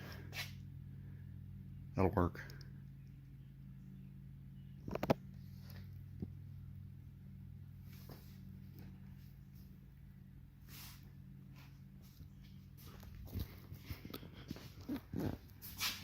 look like it's touching right there. It's because it isn't. Well, okay, windshield is in. The tape, of course, is to secure it until the urethane has a chance to cure, but the windshield is in it. Car is loaded up, and we are ready to head back home.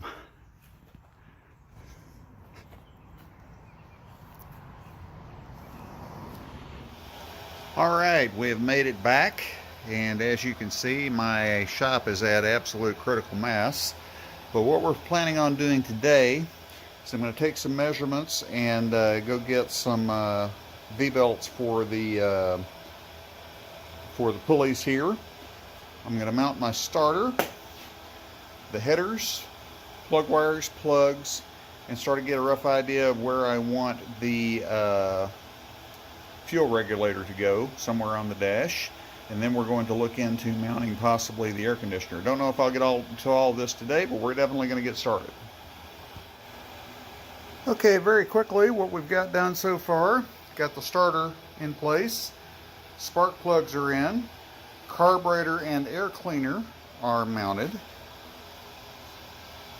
Looks much better, starting to sit up a little higher. It doesn't sit quite so low now with the carburetor in there and the actual air cleaner. I can always add a 1/2-inch spacer on the carburetor if I need to. I've got plenty of room. Also got the windshield wiper motor in place, so it is good to go.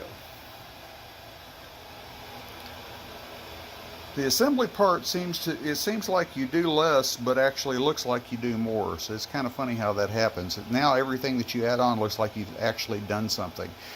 The V-belts are a bit of a conundrum. I'm beginning to lose my patience with local auto parts stores because they don't carry anything anymore. I had to order the V-belts from Amazon because nobody near me carries V-belts for cars anymore. And of course the size that I ordered is a close approximation, so I may have to send them back and get larger or get smaller, as it may be, as is usually the case with this. It's just irritating to me that the local auto parts stores don't carry crap anymore. But it is what it is. All right, let's keep going. And now we have the fuel lines are completely run. This is the send from the electric fuel pump. This lowers the pressure down to 7 pounds per square inch for the carburetor. Running to the carburetor, this is the return line back to the fuel tank. So the fuel line is run. I still have to run the fuel vent. That's going to take some doing, but we'll get it done shortly. Overall, pretty happy with the progress today. Starting to look better and better. Okay, what we're doing in here is we're doing the preliminary work to mount that air conditioning system, which I've got my holes mapped out on this template. I've got to be careful because it might interfere with my gauges if I put it in the wrong place. So I've got the dashboard in place, mocking that up. I also managed to get the hole enlarged just a little bit. All it took was a file to get that taken care of. So the brake pedal is done. I'm about to take some measurements to determine how long the throttle cable needs to be, and then I will get that on the way. Again, got the windshield wiper mount in, and I'm doing some other preliminary stuff. I think I'm going to hold off on getting the air conditioner mounted because I've got to get some more fittings, because I am going to add a bulkhead. It looks like, and if I can get over here without killing myself, it looks like the best place for the hoses to come in are going to be on this ledge here. It's going to look a little weird with the hoses being that close, but reality is there's really no other place to put it. I will, of course, get a little bit better look at it as I go and see where everything's going to go. Of course, I've got to put the radiator on in order to get the condenser lines in place so I can run the condenser lines and the condenser hoses. Just a lot to do. So I think what I'm going to do now is I'm going to call it a day with this video. I'm going to take some, for the next video on the coupe, I'm going to take some measurements for the throttle cable, get the throttle cable in, get that hooked up since I've already got the brake pedal in. I'll get the steering column and the steering linkage hooked back up, the headers on it, and some other things as well. But I think I've taken it about as far as I need to today.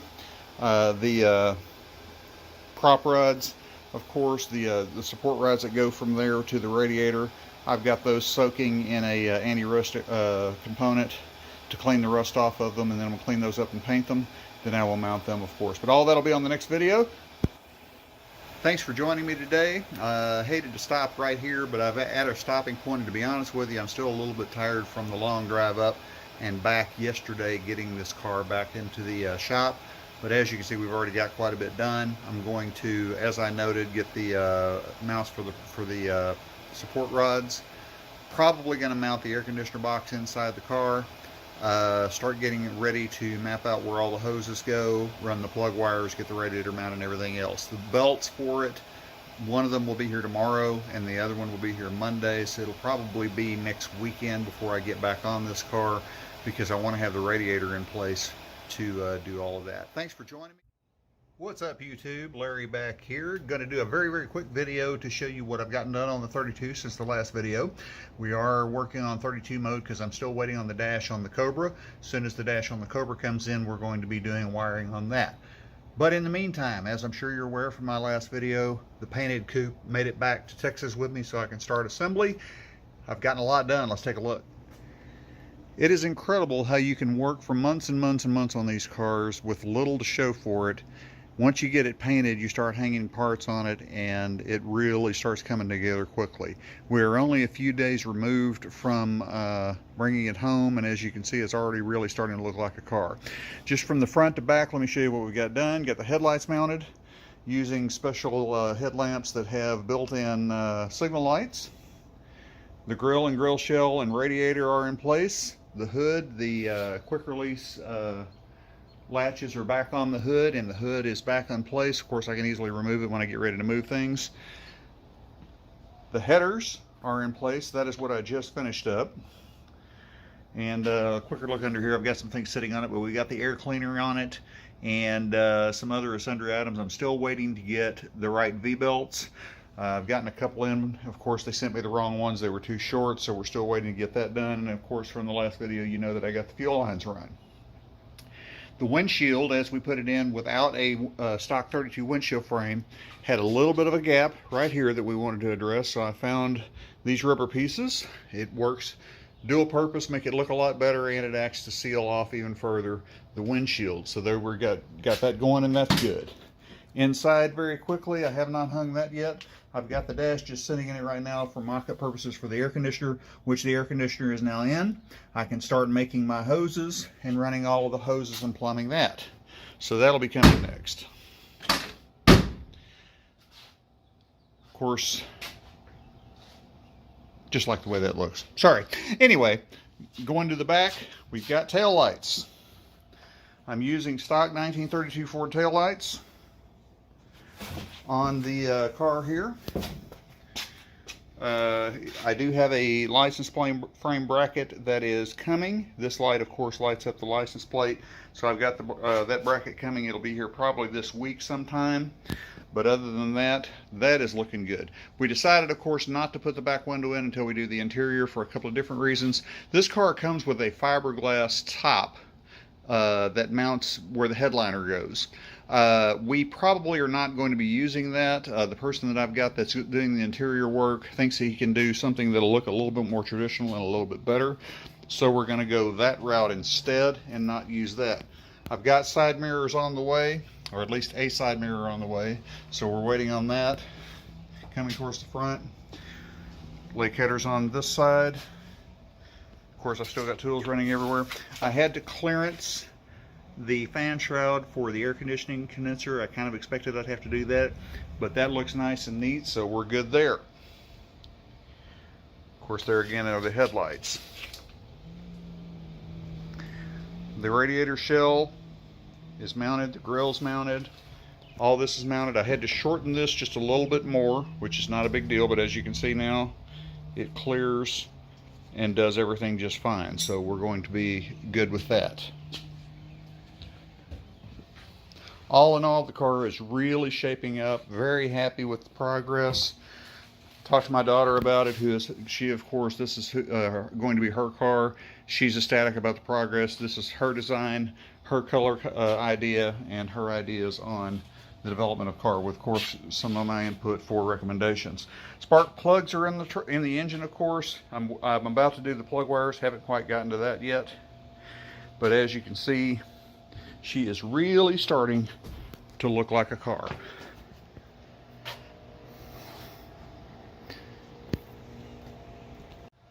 Of course, I've got my hail protectors mounted on some of the other project cars on my 2011 Mustang and on the truck, because we've got a thunderstorm moving in. The Bug, of course, is right there waiting for me patiently to get started on it. We've got a lot of stuff coming. Be sure and hit like and subscribe. I appreciate you joining me for this quick video. The guys who are now the owners of Hurricane Cobra are still getting their shop situated. They say they're going to start building kits very, very soon. Stay tuned for that. If you've been wanting a good quality Cobra, they definitely have it. So I'm looking forward to working with them again. They've got my dash out of the mold and everything. They're waiting to get their garage set up to where they can actually have a bench where they can do the drill out the holes for the gauges. So we're still waiting on that. That is I'm waiting on the Cobra to finish the wiring. Up next for the coupe, I'm going to finish plumbing all the hoses and everything for the air conditioning, and then I'm probably going to start hitting the wiring on it also. So a lot of wiring. Quick update on the progress in the assembly of the 32, as I'm still waiting on the dash for the Cobra, so I can start the wiring on that. Let's show you what we've got done so far. I should warn you ahead of time, it's a lot of little things that add up to a lot. So let's go ahead and take a look. Okay, right off the bat, what you're going to see is you got the headers in, which of course I don't have the exhaust run as of yet. That'll have to happen later. But I also have the steering arm back in, so the steering is now hooked up. I'll show you the steering wheel and the column in just a moment. This was enormously close. I clearanced the header just a little bit, which basically means getting a hold of it with a big hammer and knocking a dent in it so it will actually clear, but it does clear. The sending unit for the oil pressure gauge is in. The sending unit for the water temp is in. I have the throttle hooked up now, so all of the pedals are in the car as of now. You can see that the hood is off and my connections are off on the prop rods right there. The reason for that is I am waiting for another attempt at the V-belt for the air conditioning compressor rather, excuse me. I had to clearance this a little bit as this is very close. And of course I've got to get, it's so tight that I have to be able to move the radiator just a little bit to get the belt in once I do get it. Speaking of belts, I finally got the correct belt for the alternator, so that is good. There's a little bit better look at the throttle linkage setup. Now coming to the inside of the car. Steering wheel is in. You can see I've got the column in right now. There is the the gas pedal and the brake pedal. Those are all lined up. And what you'll notice here,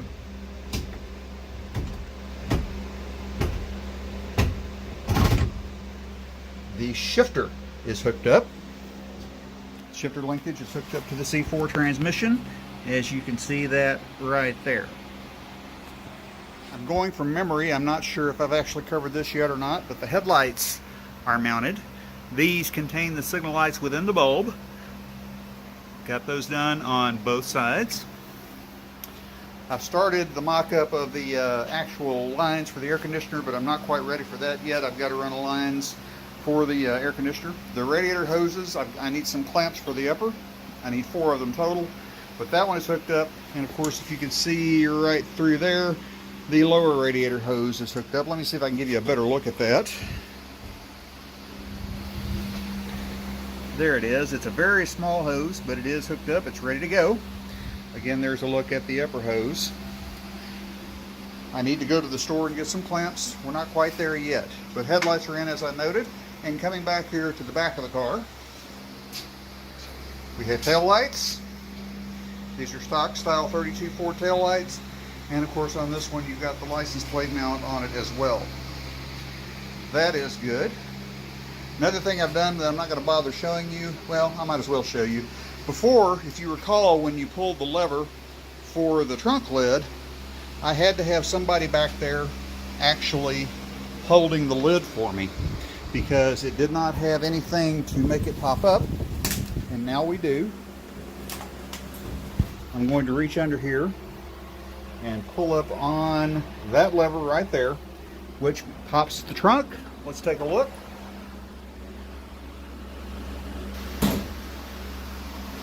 Okay, don't know if you heard that audible pop, but that is up. And you can see now it's actually up to the point where you can just reach in here and it will stay open. Lift up that. There's the popper that I put in right there.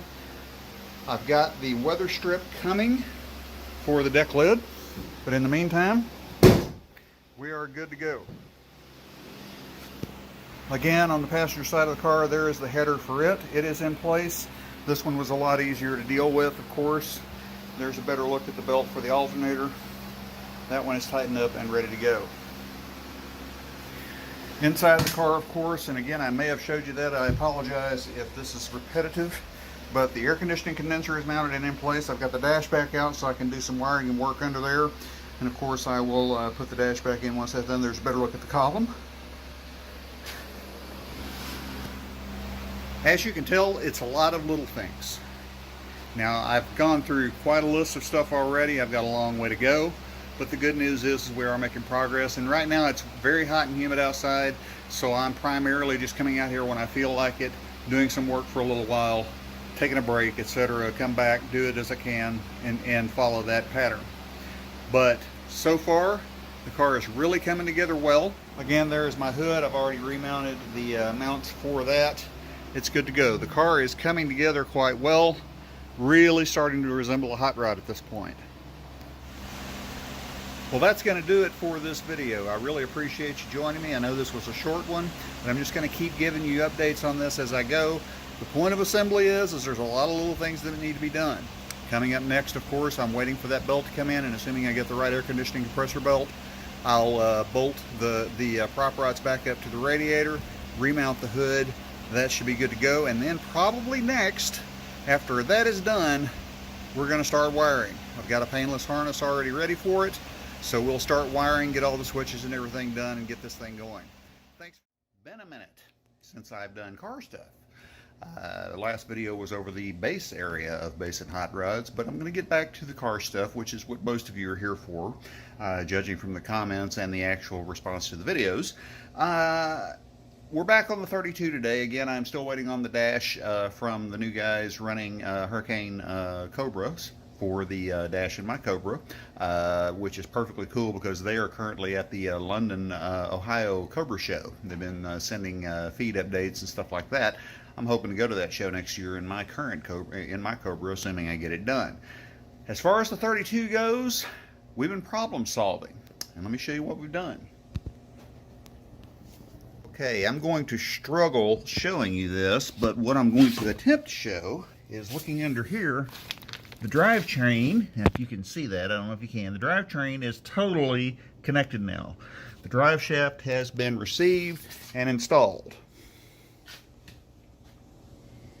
I did run into a minor issue with the drive shaft when I received it. First of all, shout out to Josh and everybody at Eastside Motorsports in Tennessee.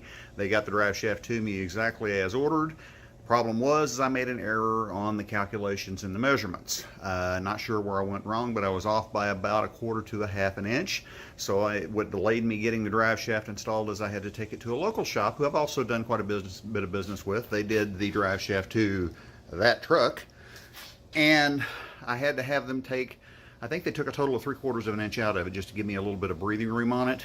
But it is fixed, it is in place, and we're good to go on that. The quality of the drive shaft is top notch. I appreciate the guys at Eastside Motorsports. Not their fault that it was too long, totally mine. I screwed up the measurements, so I had to get that fixed. Fortunately, there's a shop here locally that can do that. On to other things.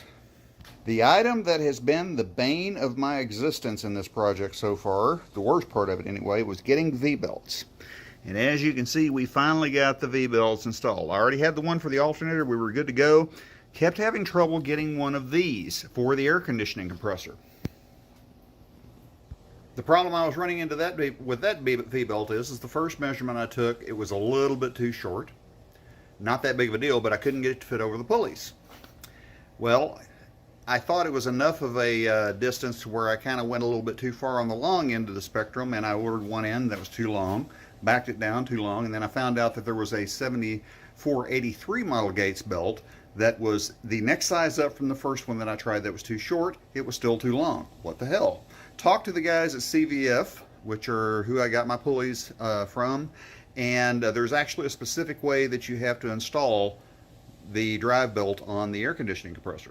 As you can see, these pulley grooves are very, very deep, and the problem I was having was getting the belt to fit over that. What I ended up having to do, if I can get past this radiator hose, which I'm going to complete the installation of it, this right here is the adjuster. I had to take it loose right here so I can move this in to get that to fit around it. Then I rebolted that into place and tightened it up, and as you can see here, we've got good tightness on everything. The V-belt issue is solved. Now I'm going to put a pause on my video shooting just for a moment because having 3 dogs mean they have to eat. I'm going to feed the dogs real quickly, and then I've got to run to the store so I can get clamps for the upper water hose, radiator hose, to go to the upper radiator mount. So if you'll stand by, we'll get back to that in just a minute. A few moments later. Okay, dogs are fed and they're back in the house where it's nice and cool. And more progress. I had to stop by the auto parts store, get some clamps. Radiator hose is in position. So what this means is, with the exception of the heater hoses, which I've still got to drill holes in the firewall to run those to the air conditioning evaporator, all the radiator plumbing is done. So with this, I'm about to put the hood back on and make sure it all fits nice and tight. So let's see what we got there. All right, long answer short. Quick connectors are in place. Hood fits beautifully. Stop me if you've heard me say this before, but this is the exciting part because it's really starting to look like a car. All the belts are on. I've got the fuel lines run. Radiator hoses, with the exception of the heater hoses, are run. So what's next? The short answer to what is next is quite simple. Run the plumbing for the air conditioning and heater hoses. Once that is done, we start doing the wiring. Now I've already got some preliminary stuff done. Let me show you that. Taking a quick gander inside the car, remember, air conditioning evaporator is hooked up.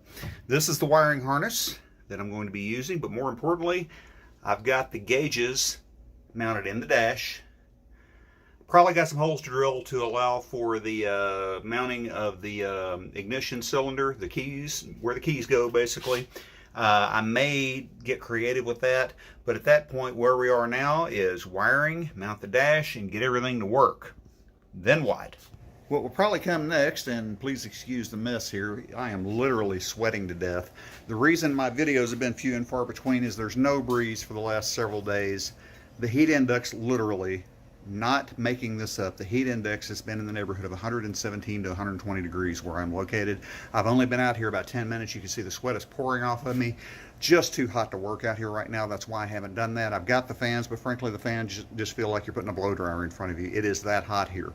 But as far as what comes next on this, wiring, mounting the dash, as I stated. After that, I'm going to take it to the exhaust shop and get the undercar exhaust run. At that point, we get it close to starting it for the first time. After we start it, we burn everything in, do bugs, correct bugs and things of that nature, and then at that point it's to the interior shop. We're getting there. Well, since I am having to stop filming every 5 seconds to wipe the sweat off my glasses so I can actually see, I'm going to call this video done. I want to thank all of you for joining me again. Stay tuned. I'm going to be getting back on the Cobra very, very soon. See, I can't even keep my eyes open because the sweat is so bad.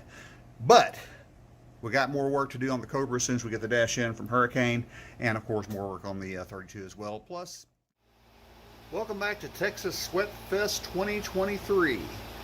This is Larry here, and we're back on the 1932 Ford Coupe today. What we're doing today is we're mocking up air conditioning and heating lines both under the hood and under the dash. I've already got a good start on it today. I was missing a couple of fittings. I needed straight fittings when I had 90 degrees and vice versa, so I had to order some. I've got one fitting left for Amazon to come in right now, so I'm still waiting on that, but let me show you what we've got so far. Okay, what you're going to notice here is the air conditioning system has 3 hose sizes. we've got this, the smallest, which is number 6, number 8, and number 10. Maybe those are vice versa, I don't know. But anyway, we got number 6, number 8, number 10. The number 10 hoses, I've already got the bulkhead routed through the firewall. Got a little bit of a boo-boo where the paint flaked away. I can fix that. That's not a problem. But you've got 3 number 10s and a number 6 here coming through the firewall, and I'll show you where they are on the other end. But this first one here, I've got routed around, going to the input of the compressor. The compressor comes out, got that hose mocked up, going to the input of the condenser. I've got the condenser out, routed along underneath to the dryer, which I've mounted underneath there. And don't worry, we've got plenty of room there, no problems with any clearance or any heat or anything. Nothing else, I can always put a heat shield on it. But that out of the dryer, number 6 holes, goes back up to that location there. The 2 in the middle are barb fittings, number 10 size to barb fitting. I've got those run to the in and out of the heater. So all of the hoses are mocked up under the hood. Now let's take a look under the dash, and let me actually get some light on the subject because it's a little bit dark in there. What we got here, as you can see, we've got a number 10 fitting at the top, the 2 heater hoses, and then I had to install this valve right here to go to the number 6 hose. The line I am missing is a straight like this that is number 6 size. That will be here within an hour or two, so I will finish this up shortly. But that fitting will go there. All of those route under here, and you can see the number 10, that top number 10 is going to go all the way over to that one. The 2 heater hoses are going to route around to the heater barbs, and of course that number 6 right there is going to go to that valve. I've also got to mount the cover on this. There's something I've got to put in here as far as temperature thermostats, and once that is done and I can get the hoses routed, all of the AC and heater hoses will be done. So you can see I'm one fitting away from getting those routed up. You know, I've said this before, but it bears repeating again. When you're doing automobiles, and let me show you what I'm talking about here. When you're doing automobiles, these hoses require absolutely straight cuts. You've got to get them straight for them to seal properly. I do have the special crimping tool to crimp the AC lines, which I will get to shortly, but it helps to have one of these. This is a hose cutter. It cuts very smooth, very even, very quick lines there. So all of my hose cutting, you can see here, these are the ends that I've already cut off of these.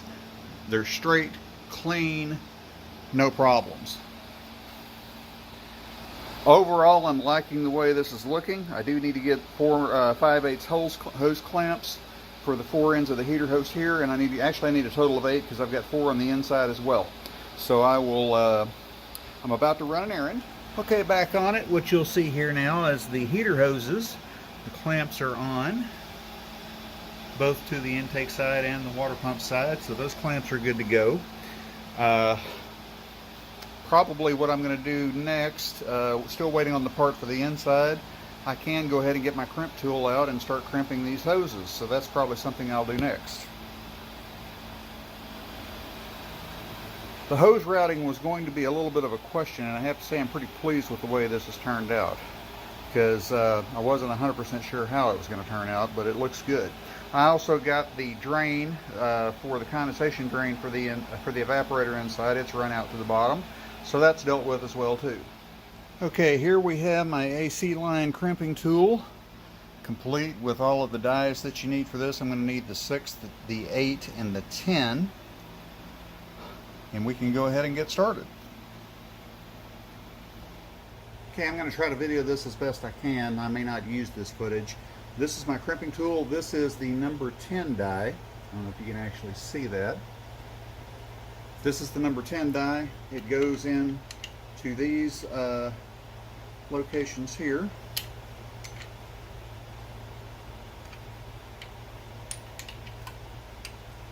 Just load it up.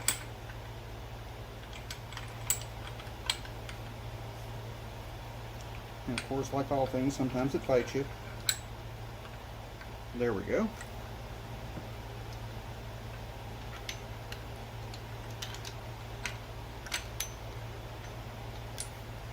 what you do is you place your hose inside the crimper, lock it in place, and it looks like this might be the wrong size, so let me check another die here. There we go. You lock this in place. Forgive me for the video quality here because I'm trying to do this as best I can. Push that pin into place, make sure this is set in the proper place, and then you pump it up.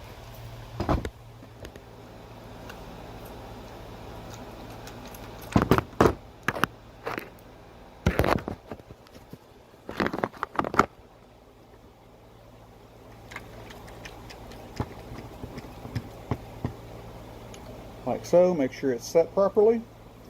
Make sure your hose is in all the way, and then pump it up.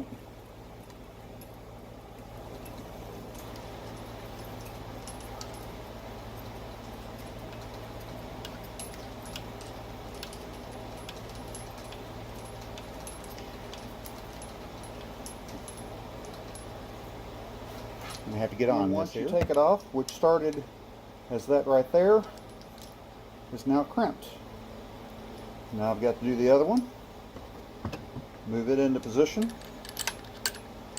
This one I'm going to have to undo the pin and get it in manually because this is the one with the input valve.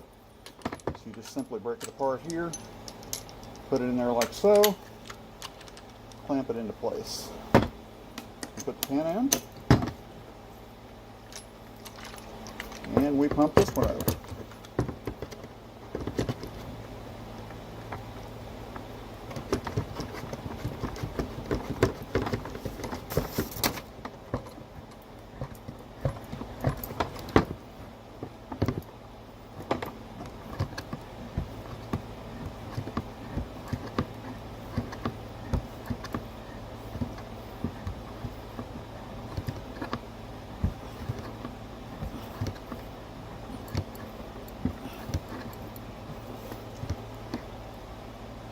And when it's got so much pressure on it that you can't push it down anymore, you loosen the valve. That releases it. Pull the pin. And it is crimped. One hose down. Excuse me, one hose down, several to go. Alright, as you can see here, the AC ends are crimped. The hoses are made. Now all of these ends, with the exception of this one here that you see with the tape, those are all tightened up and ready to go. The reason that one with the tape has it is because when you put those in, what you have to do is you have O-rings on each one of them. You have number 10 size O-rings, 8 size O-rings, and 6 size O-rings. These are 6s. What you have to do, this is PAG oil, which is the oil inside the compressor. You have to lubricate these O-rings, slide them onto the tip. See if I've got a spare end here and I can show you. Okay, the O-rings slide onto this tip here, then that goes inside the pipe and you tighten it up. All of these, with the exception of the one with the tape, are tightened up, and the reason that one's got tape on it is because I am short one size 10 O-ring for the exterior, and I'm going to need some more O-rings for the interior. I'm going to need a total of 2 10 size in here, so I need 3 total on the 10s, and I'm going to need 2 more 6s, which I've got the 6s, so I'm going to have to order about 3 10 AN O-rings to complete the hoses. But the outside is plumbed, and I must say I'm pretty happy with the way everything looks. The routing is good, everything's out of the way, doesn't look all cluttered. I'll take it. All right, this right here, I was just holding it up out of the way. I'm going to lower that down because that won't be crimped. That's a heater hose going to the heater valve, and of course the 10 hose going here. All of them are connected completely. Of course, we're going to build a cover to tuck all this in nice and neat where it's not visible. Make it look nice when we do the interior. I'm going to put some tape on these and on the 310 fittings down here, because those are the ones I need a total of 4 O-rings before we proceed on that. But all of the hoses for the AC are crimped and made, and all the heater hoses are made. That is down. I think as soon as we get those O-rings in and tighten those up, tuck those back where they're going to belong, it is time to start wiring. Well, I don't know about you, but I've had enough of heat for one day, so I'm going to call it a day. Just to sum up what we've gotten done today, all of the plumbing underneath the hood is done. We've got the AC lines run from the bulkhead to the compressor, out of the compressor to the condenser, out of the condenser to the dryer, out of the dryer back to the bulkhead. Those are done. O-rings mounted, ready to go, with the exception of one O-ring, which is the 10 size O-ring I'm missing out there. I'm also missing 4 on the inside, but all the hoses are made and done as you saw. So I've got to order 5 10 size O-rings, get those in, and I can mount that stuff up, and then we can tuck all the hoses in and get all that done, and then we can start wiring the AC system, wiring the car as well. First of all, I did get the O-rings in. I ended up having to go to O'Reilly Auto Parts. Everywhere that I looked on Amazon for the O-rings. They had them dirt cheap, but the problem was unless I wanted to pay $50 expedited shipping, I wouldn't get them for 2.5 weeks. Summit has them. That's a 50-mile drive one way, so that's gas money right there. Everywhere else wanted $2.95 for the 10 O-rings, but wanted to charge me $20 in shipping.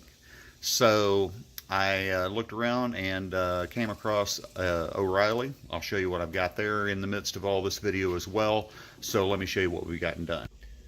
Okay, first of all, I went to AutoZone looking for the O-rings because it's the closest auto parts store to my location. I've become very frustrated, not with AutoZone in general, but just with this particular AutoZone because they never have anything in stock. I always have to order it. V-belts, O-rings, whatever. I looked at, I told him what I was wanting, demonstrated the fitting that it went to needed to be green because the green O-rings are different than the black ones. Guy looked at me with a blank stare and then showed me this package of an assortment of O-rings for $8. It had 2 of the one that I needed 5 of, and they didn't have another one. So I would have ended up spending $14 to $21 on a package just to get those 5 O-rings out of it, and they didn't have them in stock anyway. Then went to O'Reilly, who I've had better luck with, but they're a little bit further away, so I didn't stop there first. This is what I got. This package right here is what I purchased from O'Reilly, and while it's a bit overkill, the fact of the matter is in future builds I might have a place for all of these anyway, and this was only an $11 package. You can see it's got a wide variety of the green O-rings. First they showed me the black O-rings, and I had to advise them that the black O-rings wouldn't stand up to the PAG oil in my experience. I needed the squishy green ones like this. They showed me that, $11, let me open it up to make sure it fit. We're good to go on that. As noted previously, all of the connections under the hood are now complete. Everything is done as far as hoses go. I'm probably going to do plug wires in the next video.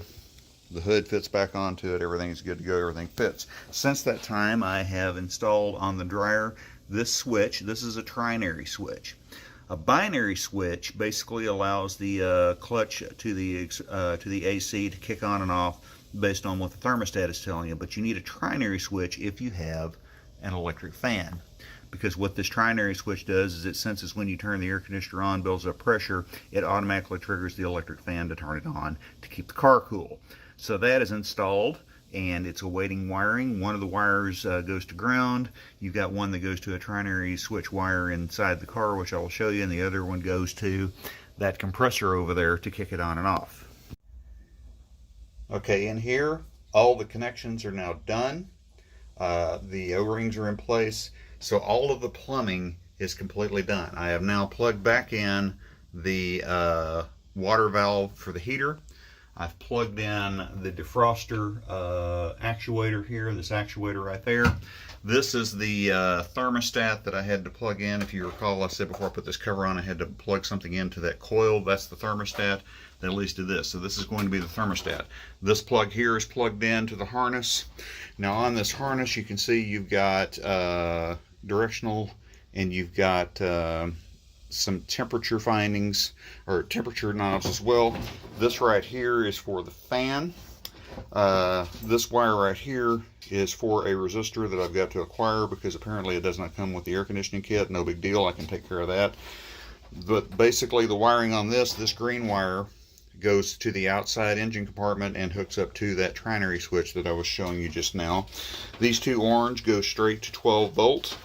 They are fused connections, and of course you've got the assorted grounds. So this is a very, very simple system to hook up and get wired. And of course I will tie everything up and make it all nice and neat as well once I start the wiring phase of the car. This is the pigtails for the trinary switch that they got right there. That black thing right there, that is a plug that the dryer comes with. If you can see, it has a plug on the front and it had one on the back where that trinary switch was. I elected, of course, to mount that on the back for a neater presentation. This was the goal when I started doing these hoses, is I didn't want them to intrude on the cleanliness of the actual engine compartment. The hood is on it. As you can see, this being a half hood, the engine is exposed for the headers and everything. I wanted that look for the old school street rod look. But you can see the bulkhead looks nice and neat. The hoses are routed in a way to where they are not sticking out or blocking the view of the engine. Everything is nice and neat and routed cleanly, so there's no issues there. You can see my tolerances here are enormously close, but close is not interfering, and that's good enough. This is the switch right here that goes to, this is the plug rather, that goes to that trinary switch. That turns the compressor on and off when you trigger it, of course. This right here is the fan connection. One of these connectors will go to the trinary switch, and of course the other is to ground and to power, and I'll need a resistor for that. Of course, that's all coming. Now in the next video, what I'm going to be doing is I'm going to start the wiring process on this. If I hear from Nathan at Hurricane and I get the dash on the way, of course I'm going to start really hitting the wiring on the Cobra, because I want to get the wiring done on the Cobra. I can't do it till the dash gets here because I want to be able to wire up the dash and everything. I don't want to leave a bunch of wires hanging crazily. So that's why I've been putting that off and concentrating on the 32 for now. But as soon as that dash comes in, I'll mount the gauges and start the wiring on that as well. But body harnesses on both cars is what's next. We'll walk you through that and get everything going. Of course, I've got power windows and ignition and the air conditioning and heater and gauges and all of that stuff is part of the body harness. Once the wiring is done and I've got confirmation that everything works, the engine turns over, things of that nature, I'm not going to try to start it until I get exhaust on it, because I like to be able to actually hear the engine, so that way if the valve train has got any issues or the valves are clattering or something like that, I can actually hear them when I've got the exhaust on it. So once the wiring is done on the 32, I'll take it to the exhaust shop. Once it's back from the exhaust shop, we'll start working on getting it a first start. Now on the Cobra, of course, the exhaust is already done. Once I get it wired, we're going to go forth and see if we can get that thing started as well. So we're coming right along on these projects. Be sure and hit subscribe. Well, welcome back to the channel. It has been a little bit of time. The reason for that is I got knocked out by that nasty little bug that we're not allowed to talk about on YouTube, but I am back up and around. I'm not 100% yet, as you can probably tell by my voice, but we are back on the 32 Ford. I've done some preliminary things right now. We have begun the wiring. Let me show you what we've gotten done so far. As always, the first step is to mount the fuse box, which I have done right there. I mounted myself a couple of aluminum brackets off the steering locator, and I'm starting to route the wires. These wires right here, as you can see, are plainly labeled. Let's see what they go to, because yeah, this is actually for the door locks and the power windows and the doors. This right here is my underdash harness. These back there are to the tail lights, and as you can see, if we can get to it here, I've already got the hole mounted for the wires to go through the firewall. And of course, all of this is very crude. Of course, I'll pull the hood off of this when I'm ready to do it. But these leads right here, two of these I will not use because I've got the one wire alternator. So only one of those wires will be used. The others will be terminated and sealed off. These wires down here go to the lights on the front. And these right here that I've got scattered sundry that are just basically located. One goes to the oil pressure. The one goes to the water temp sender. two go to the distributor, one for the tach and one for the positive coil. And then you've got the ones that go to the brake light switch, which are these two wires right here are going to go down to the brake light switch, which of course is underneath there. And of course on the other side we've got one going to the trinary switch, which I'm not sure if I use it or if it mounts separately. And there's also that big purple wire here is going over to the starter solenoid. Okay, here it is a couple of days later. Had to take a break due to illness, of course, but we're back out on it now. Let me show you what I've gotten done so far. As you recall, previously had gotten the fuse box mounted and gotten the wires mapped, pointed in the general direction where they're going to go. Let's show you where we are now. I have started the looming process. I've got these loomed here. Those are going down towards the headlights and everything. I will run those later. This loom here branches off into several branches. I've got my main bus fuse hooked up right here. The wiring harness going to the battery there. I've got the one wire alternator cable going to that fuse, which is then ties into the starter. The starter terminal will also have one directly from the battery, which I will run soon. I've also got the electric choke run. I still need to run the ground, and I've got the tach and coil positive run to the distributor. So we are moving ahead. And continuing with the wiring madness, now on the driver's side, I've got the wire run to the sending unit for the water temp and to the oil. And if you can see, this wires right here run underneath to the stoplight switch. So we are continuing. All that's left now under the hood, or in the front of the car rather, are the front lights and the wiring harness for the electric fan, which I will get to later. I am probably next going to start on the under dash wiring for the steering column and the gauges. Alright, the next item up for bids is connecting this. This is the column, the steering column. The wiring that goes to the steering column is this group right here. And what you have to do is you have to pin this connector using these terminals. Now I do have some special crimpers specifically for this style. Unfortunately, I don't have the means to actually show you how I'm pinning it, so I'm going to have to show you a before and after. I just don't have anything to hold the camera right now to show you how I'm pinning these particular connections, but we'll get it pinned and show you what we're doing. Okay, what you see here is you see two locations, the back location and the front location that's got those little arms sticking up. You use special crimping tool such as this one, which bends those into place. The back one goes on the insulation, the front one goes on the raw wire. And see, we have here a wire crimped in place. If I can get it to focus, the front one clamps down on the copper, the back one clamps down on the insulation. Now, as you can see, all of these have the terminals on them. The one wire here, I am not going to hook up to that switch because I'm going to put a remote horn button on either under the dash or on the dash. I'm not going to use the horn on the steering wheel. What you have to do now is feed those pins into this connector. Color codes match. I have double checked that. You match the color code to the wires on this pin. Okay, once you get all the pins fed through, you push this down here to lock it in place. And just like that, plug it in, it snaps into place. You've got white to white, green to green, yellow to yellow, purple to purple, brown to brown, blue to blue, gray to gray. Okay, some of this may be redundant because I'm rehashing some of the stuff we're working on wiring still, but let me just go over what we've gotten so far. Practically everything under the hood is done. Let me show you. We've got plug wires run. We've got 2 of the 4 wires to the trinary done. We've got the battery cables, which let me run back here.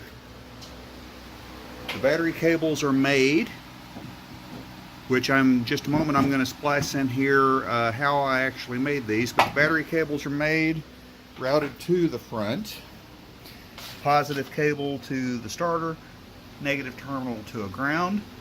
Of course, all the cables for the charging system are done. All the cables to the sending units are done. and of course the plug wires are done.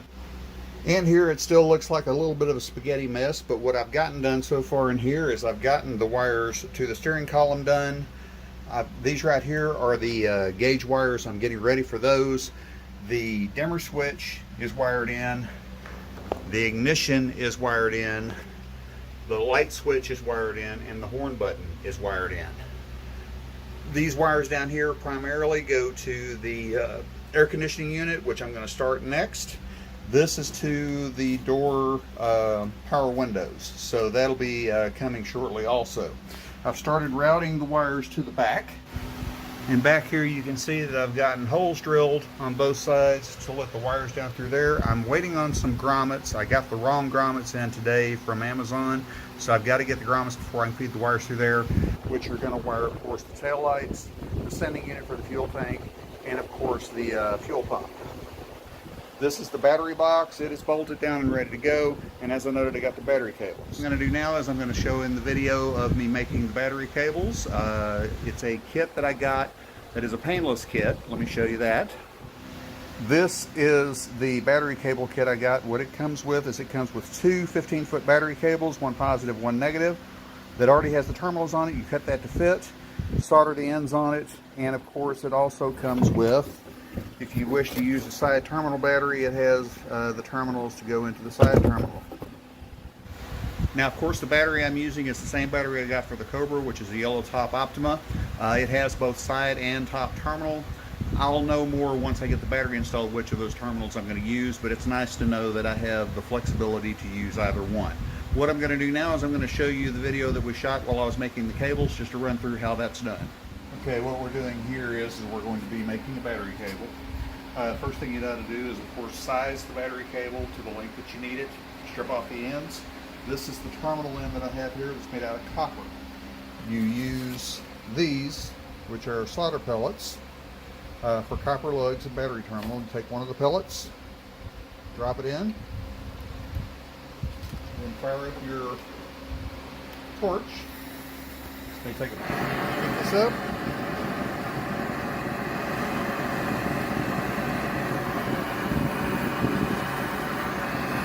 Until it liquefies the solder. See it melt? And we stick this down in here, like so.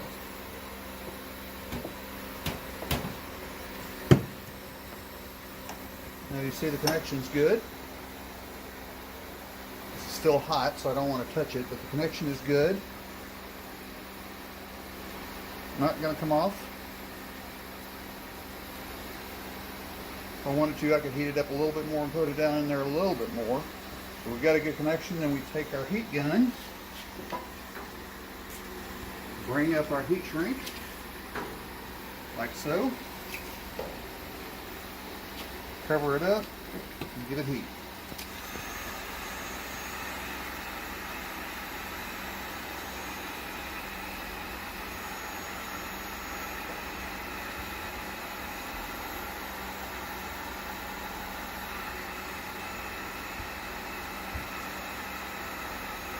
Just slowly get some heat to it.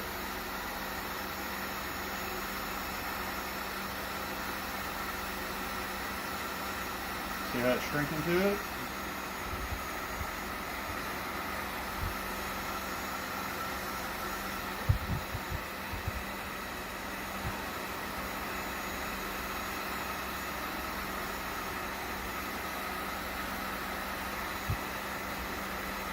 And just like that, we got a cable. As far as what is next on this is I'm going to route the rear body wires to the tail lights, to the sending unit, and of course to the fuel pump, get those wired up. Then I'm going to finish the under dash stuff.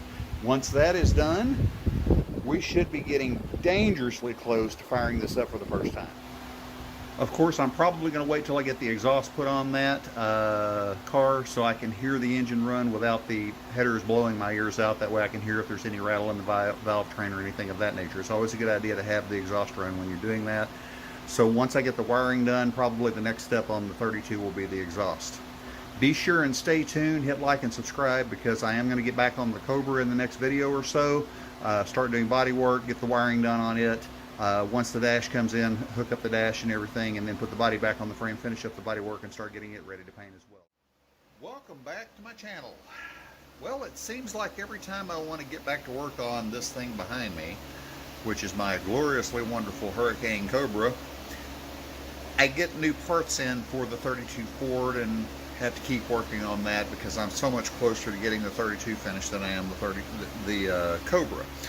What I received today is going to hopefully solve a problem that I had, and that is side view mirrors. A 32.3 window does not mount the mirrors the same way that a 32.5 window does in other sedans. Those mount off the hinges in the front, but since the 32.3 window has suicide doors, you cannot do that. So that requires some drilling and things like that. I wanted a custom mirror to really reflect the spirit of the car, and let me show you what I found. Okay, this is a company in Canada called Vision Hot Rod Concepts. No, I am not affiliated with, nor do I get sponsored by them. Again, I don't do sponsorships on this channel. But what we've got here is we've got some bullet mirrors, or actually not bullet mirrors, some contoured mirrors that are custom, made out of a polymer type substance that is going to be quite cool. These have built-in LED turn signal indicators that halo around the mirror, and they mount flush and can be painted to match the car. Now, the first thing I've already done on these is I have drilled holes into this and inserted the threaded inserts so the bolt could be bolted up. These actually will be used to have hidden mounts. There's no screws or anything applied to it. Now let me show you where we're going to mount these. This is the passenger side door of the car, and after looking at it and getting some placement assistance from my wife, I'm going to be drilling a couple of holes on both sides of the car right in this area here. That will kick it up, make both mirrors quite visible to the driver on both sides, and will work just fine. Let's get to work, because the first thing I have to do, I have to start sanding those mirrors and getting them painted to match the car. So let's get to work. The first step in this is to get them painted. What I'm going to do is I'm going to go over them with a very fine grit sandpaper. I'm going to try to get away with 600 at first to break the gloss and get it going, and try to get these painted the satin red to match the rest of the car.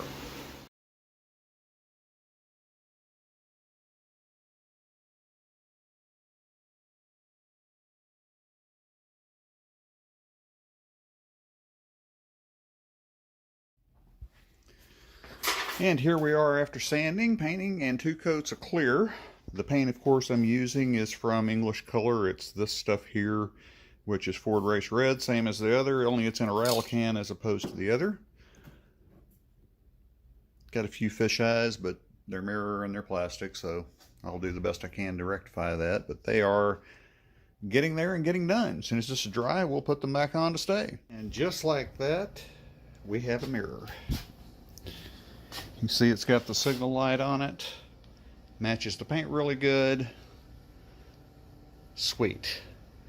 I'll do the other one now off camera, of course. There's no need to repeat it. But it's nice and hidden. Everything looks good.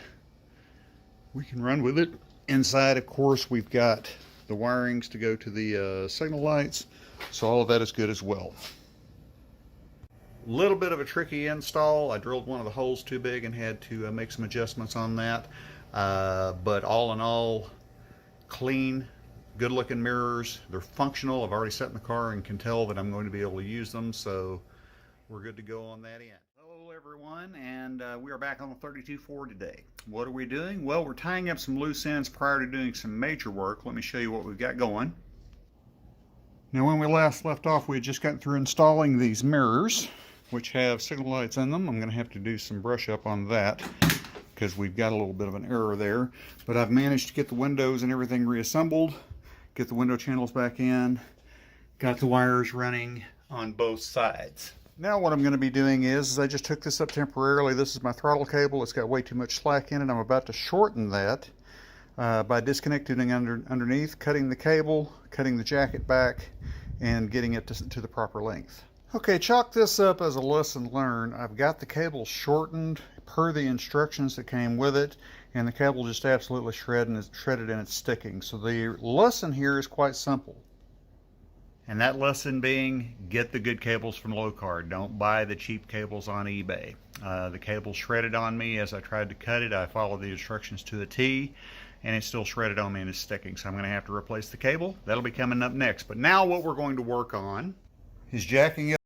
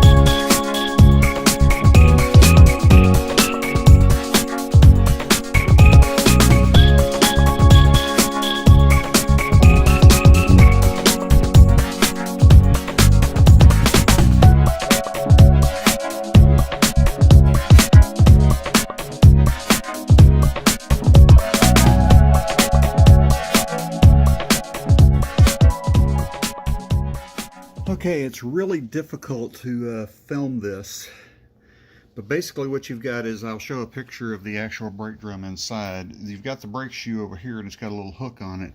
This cable runs into the back like so, attaching to the back, and then hooks onto the lever on this brake cable.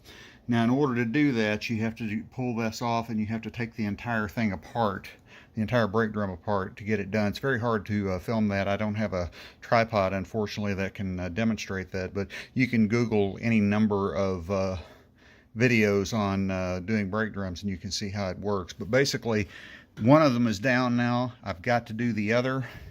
Unfortunately, I'm running out of time, so I might have to go into the next day. So we'll see you tomorrow. A few moments later. All right, it's the next morning. Let's get back on it. Family obligations are done, so let's get to it. Okay, as you can see, I got the everything lined up for this to go. I might come back in after the fact and put in some reinforcement here, but it's really sturdy. It's through the fiberglass. I've got big washers and metal reinforcement underneath. So that is connected. All that's left now, if I can get under the car here, is I've got to trim these cables that I hooked up to the back of it and lead them to the connection on the back of that right there. These cables, of course, are going to have a lot cut off of them, but I'm going to route them and everything. But I'm going to do that another day, simply because I've got some other things I need to tidy up. I've got to finish the wiring under the dash and get some other things done as well, because what I'm going to do after I get the wiring done is I'm going to take the car in and get the exhaust put on it. That way, when it comes time for it to be ready to run, it is ready to go, because in addition to getting everything I needed to get the emergency brake hooked up, I also received my battery today. So we've got a lot to do. A lot has been done. We're getting going. I cannot stress enough how much I'm really looking forward to getting moved into my new shop in a couple of months. I am way out of room, as you can tell by how cramped it was in here. Just getting down to where I could work on the brakes was very difficult, because frankly, I've just got too much stuff in here. The mess is out of control. I need to come in here and spend a day of just moving the cars out and cleaning the shop, which I think I might do tomorrow.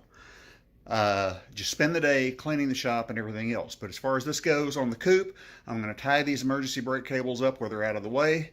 I'm going to take it to the shop that's going to put the exhaust on it. It's someone up in Van Alstyne, Texas, that has done a lot of work for me.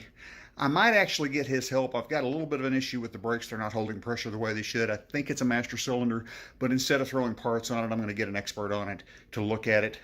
The important thing about building cars is just remember, no one knows everything. If you get over your head or get into a situation where you can't quite figure out what's going on, it's always a good idea to get help. And I am going to get help with the gentleman that's going to put the exhaust in. He has done a lot of work on my newer cars as well, stuff that I just frankly either don't have the diagnostic tools to do or don't feel like messing with. So we're going to get everything tidied up, get the wiring underneath the dash taken care of, take this thing up there to get the exhaust put in it, bring it back, tidy up everything on the emergency brake cables, and then get to work on everything else. Another reason why I'm waiting on the emergency brake cables is the way the exhaust runs might affect the way I have to run the cables. So that's always something to keep in mind. All right, we'll make it quick.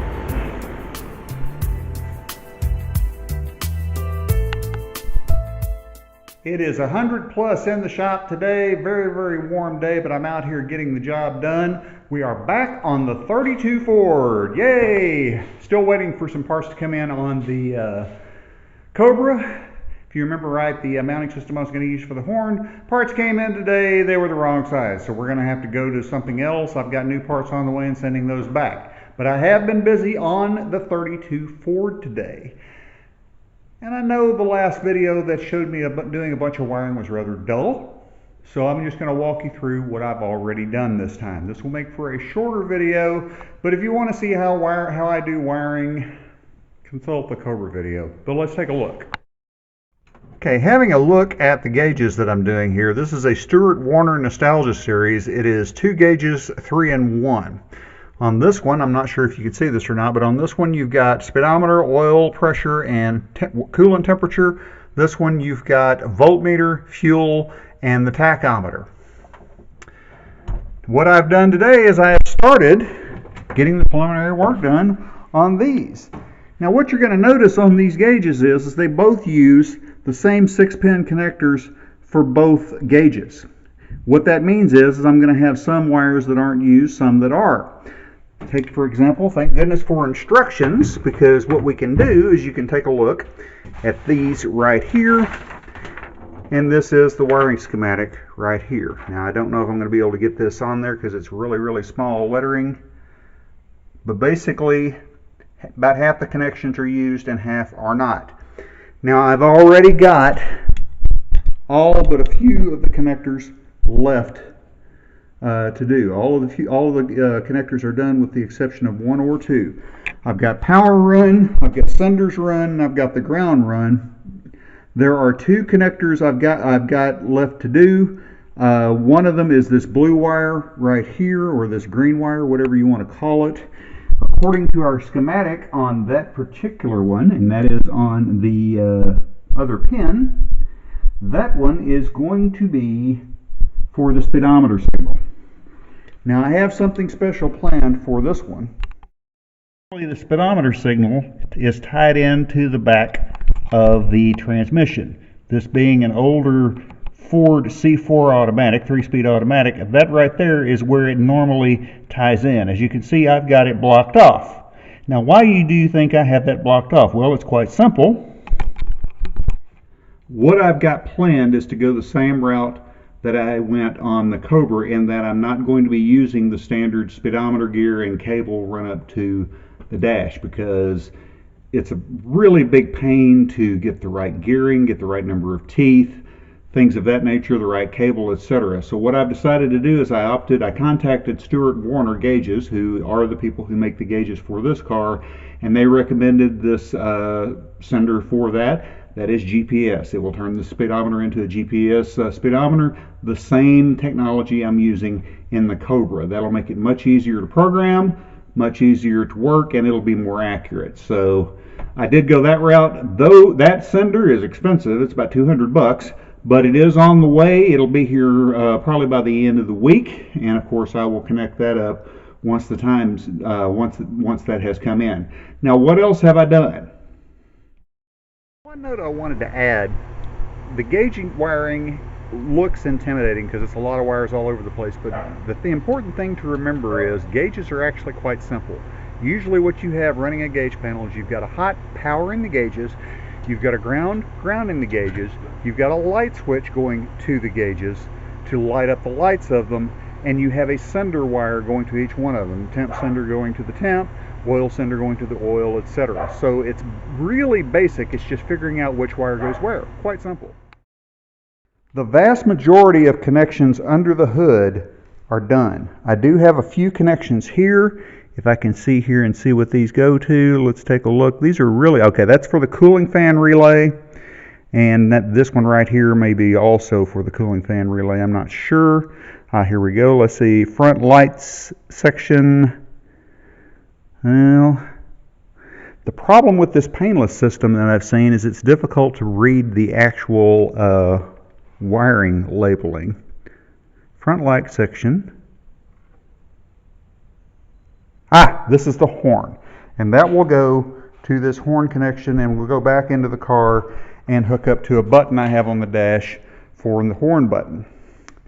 Now as you can see, I've already got all my senders hooked up. I've got my relay hooked up for the electric fan, for the radiator.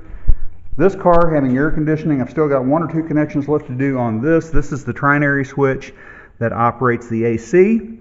I've already got wiring gone to the alternators. You can see the battery cables are run. I've got my ground strap connected, and all of that is connected as well. I have not cleaned up this yet, but I've got some connections here. This, for example, is the ground for the electric choke on the carburetor. Yes, we are going with a carburetor on this particular one.